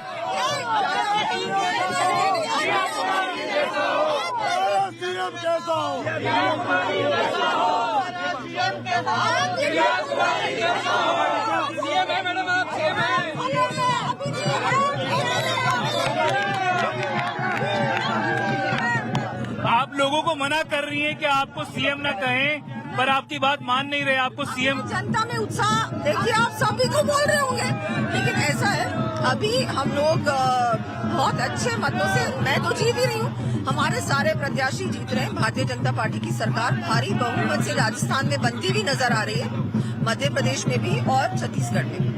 बहुत अच्छी कुमारी जी, जिस तरह से पार्टी ने आपको विद्याधर नगर से चुनाव लड़ने की जिम्मेदारी दी और जिस तरह से आपको जन समर्थन मिला है, अगर पार्टी आपको कहती है कि आपका अगला पड़ाव मुख्यमंत्री के पद के तौर पर जिम्मेदारी निभाने का होगा, क्या आप उसको एक्सेप्ट करेंगी? ये कोई ऐसी चीज थोड़ी है कि आप एक्सेप्ट करो या नहीं करो। देखिए, ये सब डिसीजंस पार्लियामेंट्री बोर्ड और टॉप लीडरशिप करेगी और जिम्मेदारी के लिए आप तैयार? भारतीय जनता पार्टी का सीएम बनेगा, सबसे बड़ी बात तो वही है और हम लोग सब बहुत खुश है कि हमारी सरकार बन रही है और ये भ्रष्टाचारी सरकार फाइनली आउट है राजस्थान से और हमेशा के लिए आउट है। भटिया जी, यहाँ पे कई कद्दावर नेता माने जाते हैं, वसुंधरा राजे, राजेंद्र राठौड़, उन सबके बावजूद अगर आपको पार्टी कहती है कि आप कमान संभालें लोकसभा चुनाव से पहले, कुछ भी नहीं है। अभी हम लोग चुनाव जीते हैं, रिजल्ट आएंगे शाम तक, ये सारे डिसीजन आगे होंगे, टॉप लीडरशिप करेगा, ये मेरे लिए जवाब देने का विषय नहीं है। राजस्थान की जनता ने भारतीय जनता पार्टी को आशीर्वाद दिया है, ऐसा स्पष्ट संकेत लगते हैं। इसलिए जनता को और जो हमारे कार्यकर्ताओं ने मेहनत की, उनको मैं बधाई और शुभकामनाएं देता हूं।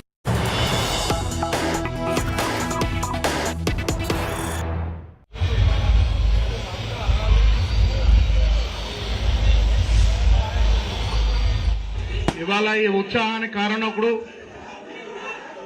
3 సంవత్సరాల క్రితం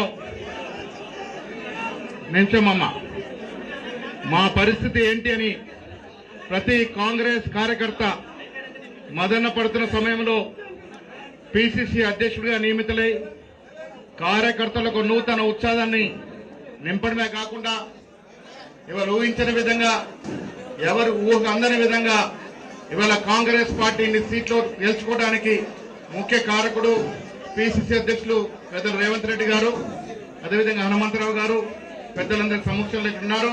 ఇప్పుడు ముందుగా మిమ్మల్ని ఉద్దేశించి ఇవాళ సంవత్సరం పాటుగా అందరినీ కోఆర్డినేట్ చేస్తూ ఇవాళ కాంగ్రెస్ పార్టీ రాష్ట్ర అధికారం రావడానికి మరో కారకుడైనటువంటి ఠాకరే గారు మొదటగా మాట్లాడతారు. ఆ తర్వాత గౌరవ పిసిసి అధ్యక్షుడు గారు మాట్లాడతారు. ఠాకరే సార్.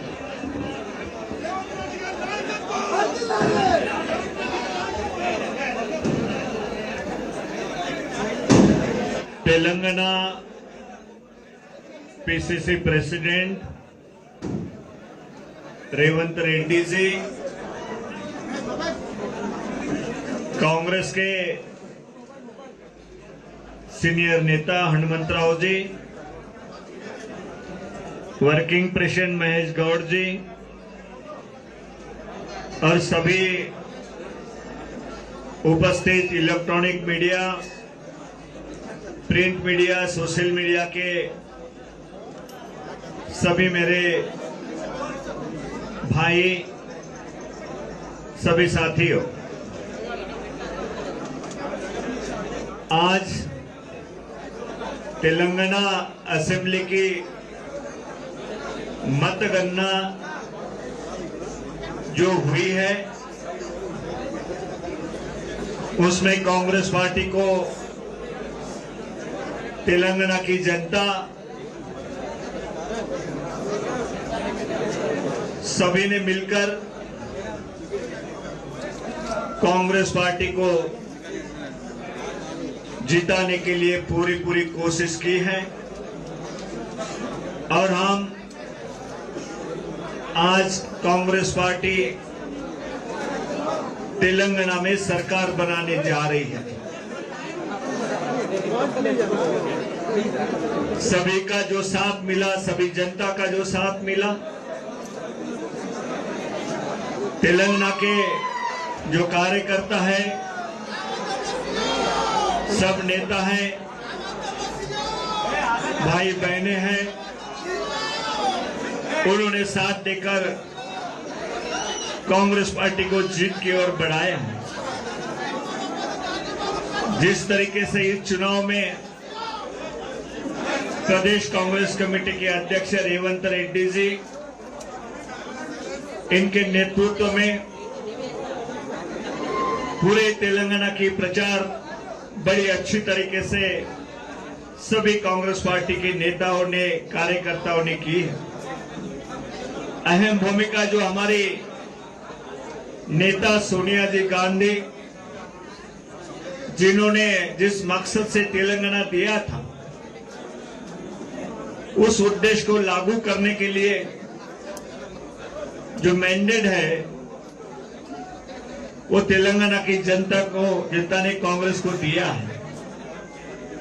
और जो तेलंगाना के लिए सभी हमारे ऑल इंडिया कांग्रेस कमेटी के अध्यक्ष खारगे साहब, हमारे कांग्रेस के युवा नेतृत्व राहुल जी गांधी, हमारे नेता प्रियंका जी गांधी, जिन्होंने धुआंधार इस प्रदेश में प्रचार किया है, और वेणुगोपाल जी जो हमारे राजकीय जनरल सेक्रेटरी जो है, उन्होंने अहम भूमिका की है।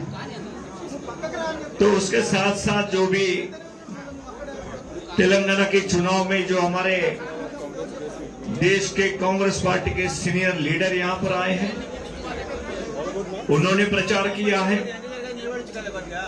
सभी का भी मैं तेलंगाना कांग्रेस पार्टी की ओर से मैं धन्यवाद करता हूं।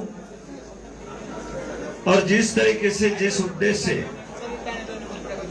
रेवंत रेड्डी जी के नेतृत्व में, पीसीसी के नेतृत्व में आज जीत के और हम बढ़े हैं, जो मकसद से जनता ने जितवाया है, वो कांग्रेस पार्टी पूरी करने की कोशिश करेंगी। मैं पीसीसी प्रेसिडेंट रेवंत रेड्डी जी को आपके सामने उनके विचार रखने की यहाँ पे मैं सिफारिश करता हूं।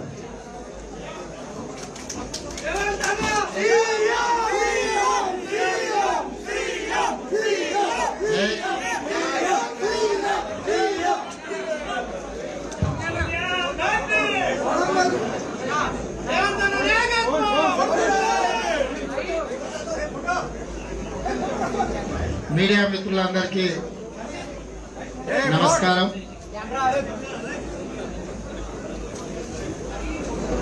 డిసెంబర్ 3, 2009 శ్రీకాంతాచారి అమరుడైండు. ఈరోజు డిసెంబర్ 3, 2023 4 కోట్ల తెలంగాణ ప్రజలు విలక్షణమైన తీర్పు ఇవ్వడం ద్వారా తెలంగాణ రాష్ట్రంలో ప్రజాస్వామ్యాన్ని పునరుద్ధరించి శ్రీకాంతాచారికి ఘనమైన నివాళులు have chosen progress, have chosen development for the state of Telangana. Congress party తరఫున కూడా మళ్ళీ తెలంగాణ ఉద్యమంలో అమరుడైన శ్రీకాంతాచారికి నివాళులు అర్పిస్తూ తెలంగాణ ప్రజలు ప్రజాస్వామ్యాన్ని పునరుద్ధరించడానికి కాంగ్రెస్ పార్టీని గెలిపించి శ్రీమతి సోనియా గాంధీ గారికి కృతజ్ఞతలు తెలిపే అవకాశాన్ని కాంగ్రెస్ పార్టీ నాయకత్వానికి ఇచ్చినందుకు The people of Telangana have decided that they need a leader like Sonia Gandhi for Telangana. ఈ ప్రజల యొక్క ఆకాంక్షల్ని, ఆలోచనని, వాళ్ళ యొక్క ఆకాంక్షల్ని అమలు చేయడానికి ఈ తీర్పునివ్వడం ద్వారా కాంగ్రెస్ పార్టీ బాధ్యతను This is so గుర్తు that చేసిండ్రు, the బాధ్యతను Congress can పెంచిండ్రు. ensure that the dreams of the people of Telangana. శ్రీమతి సోనియా గాంధీ గారికి కృతజ్ఞత తెలుపుకునే విషయంలో ఆనాటి ఉమ్మడి హైదరాబాదు రాష్ట్రం ముద్దుబిడ్డ మల్లికార్జున్ ఖర్గే గారి నాయకత్వంలో భారత్ జోడో యాత్ర కన్యాకుమారి నుంచి కశ్మీర్ వరకు It is with the 150 guidance of రోజులు Sonia Gandhi under the 4,000 leadership of kilometers Mallikarjun Kharge and because of the success of Bharat Jodo Yatra. Bharat Jodo Yatra ద్వారా మా నాయకుడు రాహుల్ గాంధీ గారు మాకు స్ఫూర్తిని నింపి తెలంగాణ ప్రజలకు విశ్వాసాన్ని కల్పించి తెలంగాణ ప్రజలతో And it is with the Bharat Jodo Yatra that our leader Rahul Gandhi instilled faith in the people of Telangana Shrimati Sonia in Gandhi గారు, Congress. రాహుల్ గాంధీ గారు, ప్రియాంక గాంధీ గారికి రాజకీయ పరమైన అనుబంధం కాదు, కుటుంబ అనుబంధం ఇది. ఈ కుటుంబంలో మేము కూడా సభ్యులము. మీకు ఏ అవసరం వచ్చినా, ఏ కష్టం వచ్చినా, ఏ సందర్భమైనా మేము మీ తరపున ఉంటాము, కొట్లాడతాము. మేము We are like a Telangana family. 4 కోట్ల ప్రజలు If there is మేము కూడా any ఒకరము అని problem, any issue that the ఈ people face, ప్రజలకు we will be there విశ్వాసాన్ని, for you. నమ్మకాన్ని కలిగించి ముఖ్యంగా నన్ను వెన్ను తట్టి ఏ సందర్భం వచ్చినా నిటారుగా నిలబడి కొట్లాడమని రాహుల్ గాంధీ గారు అండగా నిలబడడంతో నేను మా మిత్రుడు మల్లు భట్టి విక్రమార్క గారు సిఎల్పిగా This was the message that Rahul Gandhi gave to the people ఈ of విజయాన్ని Telangana. పార్టీని ముందుకు Like a family నడిపించడంలో member, if you face any problem, if you పెద్దలందరి face any సహకారం, issue, we are there for you. ముఖ్యంగా మాజీ PCC అధ్యక్షులు హనుమంతరావు గారు కావచ్చు, లేకపోతే పెద్దలు జానారెడ్డి గారు కావచ్చు, మా పార్లమెంట్ సభ్యులు ఉత్తమ్ కుమార్ రెడ్డి, కోమటిరెడ్డి గారు, దామోదర్ రాజనరసింహ గారు, శ్రీధర్ బాబు గారు, క్యాంపెయిన్ కమిటీ చైర్మన్ మధు యాస్కి గారు లాంటి సీనియర్ నాయకులందరి సహకారంతో ఈరోజు ఈ విజయాన్ని సాధించినము. It is with the help and coordination of every single senior Congress leader that this ఈ victory has విజయం been possible. తెలంగాణ అమరవీరుల యొక్క ఆకాంక్షలని అమలు చేయడానికి, తెలంగాణ ప్రాంతంలో ప్రజాస్వామ్యాన్ని పునరుద్ధరించడానికి, This is to ensure justice for the Telangana movement. This is to ensure that for every martyr of Telangana, for the statehood movement, that we stand up for them and ensure the welfare of Telangana.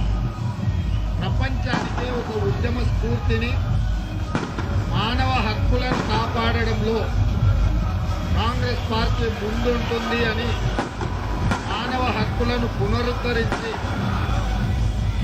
ప్రజాస్వామ్యంలో ప్రజలు It is with the intention of setting up వాళ్ళ అభిప్రాయాలను తెలియజెప్పి చట్టసభలలో ప్రతిపక్ష నాయకులు ప్రభుత్వం తీసుకున్న నిర్ణయాల మీద హేతుబద్ధమైన వాళ్ళ వాదనను పెట్టడానికి కాంగ్రెస్ పార్టీ అవకాశం ఇస్తుంది. ఈరోజు కాంగ్రెస్ పార్టీ గెలుపును కల్వకుంట్ల తారక రామారావు గారు అభినందించారు, వారిని స్వాగతిస్తున్నా. ప్రజలిచ్చిన తీర్పుకు తల వంచి కొత్త ప్రభుత్వం ఏర్పాటు చేయడానికి సంపూర్ణంగా ప్రతిపక్షము సహకరించి, ప్రభుత్వ ఏర్పాటు ప్రక్రియలో కూడా ప్రతిపక్షాలందరూ పాల్గొని, గెలిచిన పార్టీలే కాదు నాయకత్వం వహిస్తున్న పార్టీలను కూడా Congress All right, so that was our special telecast. 4 states, Chhattisgarh, Rajasthan, Madhya Pradesh and Telangana. Mizoram, of course, is awaited and we'll be giving you, of course, the latest updates on that as well in the next few hours. That is going to be very important.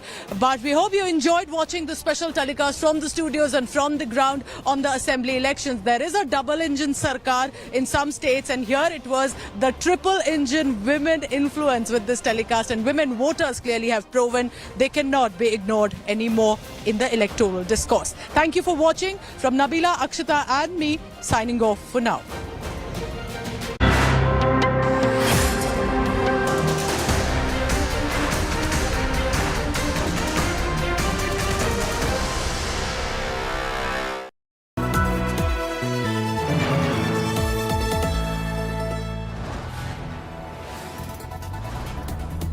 You are watching India Today, powered by Finest, Be Sustainable Change, a BNP Group company.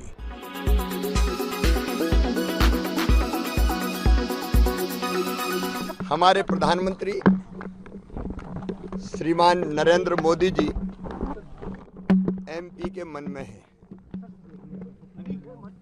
और मोदी जी के मन में भी MP है। अमित शाह जी की अचूक रणनीति, उनका जिस ढंग से यहाँ साथ मिला और हमारे राष्ट्रीय अध्यक्ष श्रीमान जेपी नड्डा जी का मार्गदर्शन, हमारे संगठन के नेतृत्व में कार्यकर्ताओं ने अनथक परिश्रम किया। प्रदेश अध्यक्ष, संगठन महामंत्री, उनके साथ टीम जुटी रही और जैसा भूपेंद्र यादव जी ने, शिव प्रकाश जी ने, अश्विनी वैष्णव जी ने जो मार्गदर्शन किया, उससे चुनाव के अभियान को सही गति और दिशा मिली। और इसलिए मैंने पहले भी कहा था, हम बिल्कुल कंफर्टेबल मेजॉरिटी, शानदार मेजॉरिटी भारतीय जनता पार्टी को आएगी। आपको लगता है कि मोदी मैजिक ने अपना काम कर दिया मध्य प्रदेश के अंदर? ये मोदी मैजिक ही है, क्योंकि हमने पहले दिन जब मेरा बूथ सबसे मजबूत का अभियान माननीय प्रधानमंत्री आए थे, 10 लाख बूथों से संवाद किया था उन्होंने और हर बूथ को जीतने का संकल्प दिलाया था। तब हमने कहा था कि मध्य प्रदेश के मन में मोदी और मोदी जी के मन में मध्य प्रदेश। आज जनता ने ये आशीर्वाद प्रधानमंत्री जी को दिया है कि 2024 में ताकत के साथ प्रधानमंत्री जी को इतिहास बनाना है, तो मध्य प्रदेश में हो रहे सेमीफाइनल को प्रचंड बहुमत से जिताना है। जनता ने आशीर्वाद दिया है।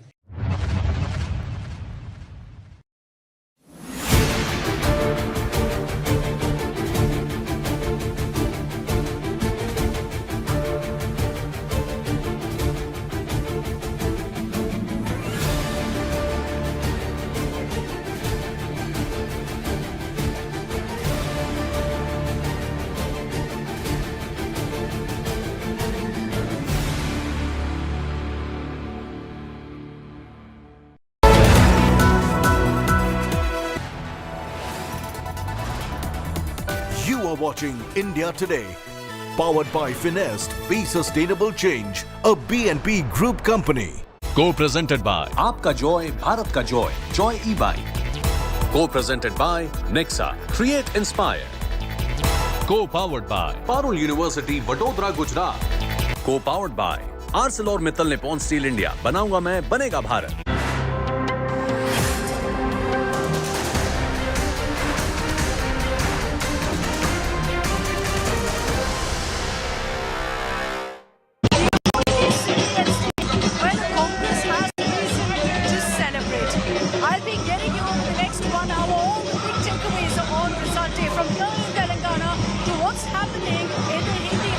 Madhya Pradesh, Rajasthan, Chhattisgarh, it's 3-1.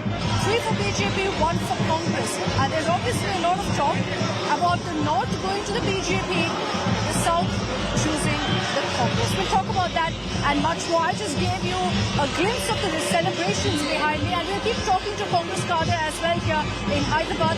First, let's begin the special broadcast with the headlines.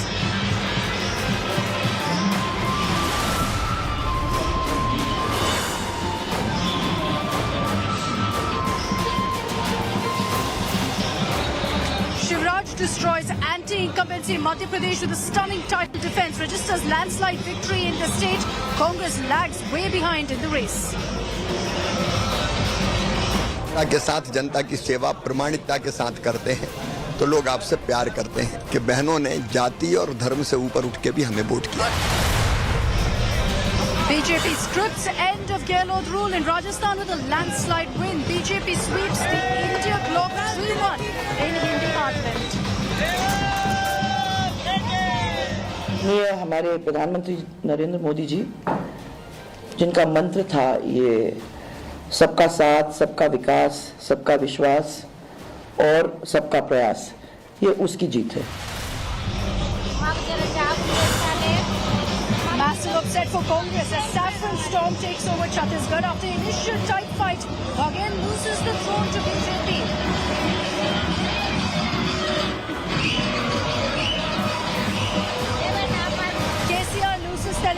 road to Congress. Roaring Revant delivers big for Congress as he wins second South Kingdom, winning Telangana in style after Karnataka.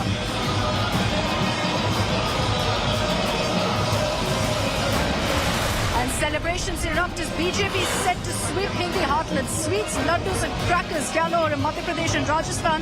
Prime Minister Modi will be joining the celebrations at the Delhi headquarters this evening, post 6:30.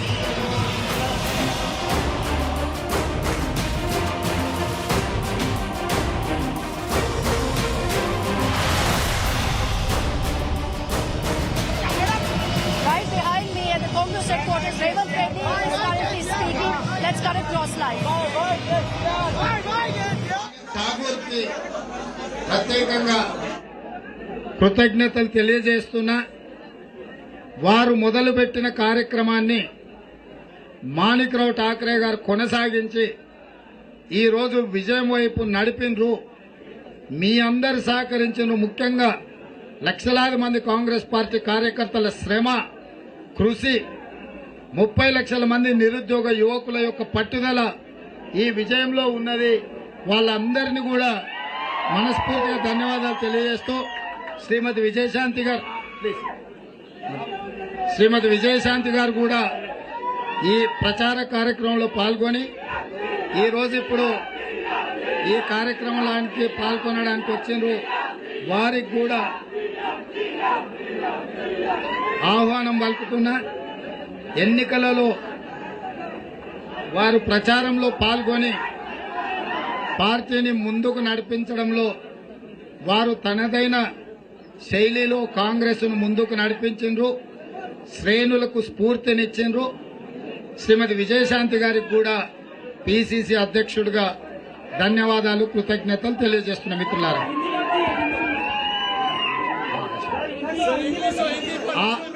आज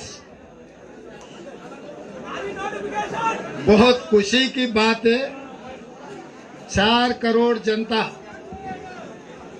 हमारे नेता श्रीमती सोनिया गांधी जी, श्री मल्लिकार्जुन खड़गे जी और इस देश युवता को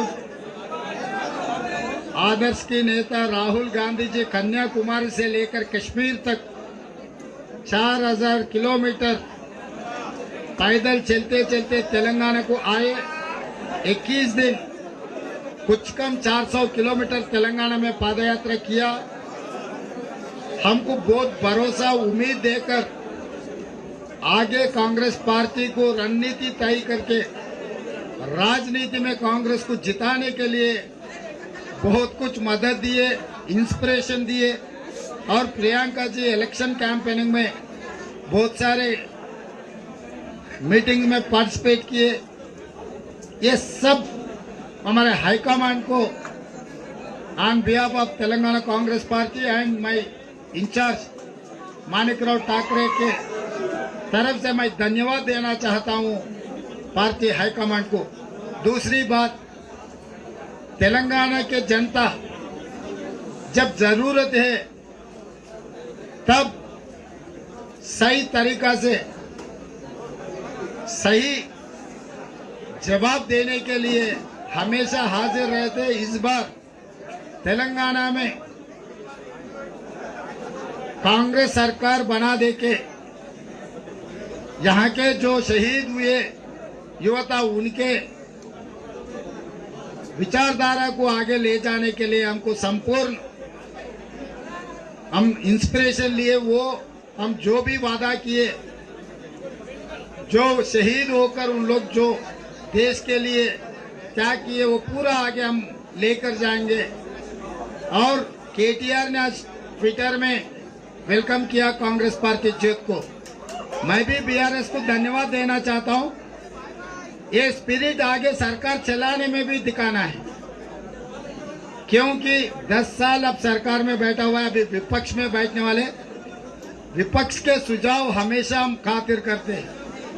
policy हम बनाएंगे, सजेशंस विपक्ष की जिम्मेदारी है सजेशन देने का. तो इसीलिए असेंबली हम चलाएंगे, विपक्ष का सुझाव लेंगे, अच्छा सरकार बना के गरीब लोगों को मदद करने के लिए हमेशा कांग्रेस पार्टी कोशिश करने वाले, इसमें हम बीआरएस और कल्वकुंट्ला Chandrashekhar Rao, Bharatiya Janata Party mister Kishan Reddy, MIM अध्यक्ष Asaduddin Owaisi and CPI, CPM and Telangana Janasamiti professor Kodandaram सबके मदद लेकर, सुझाव लेकर एक अच्छी सरकार बना के देश में एक आदर्श सरकार बनाने के लिए हमेशा हम लोग कोशिश करेंगे। All right, that is in fact Revant Reddy speaking right now live and thanking Rahul Gandhi, Mallikarjun Kharge, Sonia Gandhi for their leadership and saying that they will serve the people of Telangana. The Congress jubilant here, but they have only one reason to celebrate, which is here in the state of Telangana. Besides that, Madhya Pradesh, Rajasthan and Chhattisgarh has got the BJP's way. Let's get you details of each state, beginning first with Madhya Pradesh, where the term anti-incumbency seems to completely disappear, has no meaning when it comes to Mamaji, when it comes to Shivraj Singh Chauhan. Once again managing to do the seemingly impossible, defeating the Congress with what can only be defined once again as a sweep by the BJP. It's led to massive celebrations in Madhya Pradesh as well, in a landslide victory by the Saffron Party. They're leading in over 160 seats. Imagine this, they're so much ahead of Congress. Congress is at just about 66 seats. The number may be going up or down, but essentially you get a sense of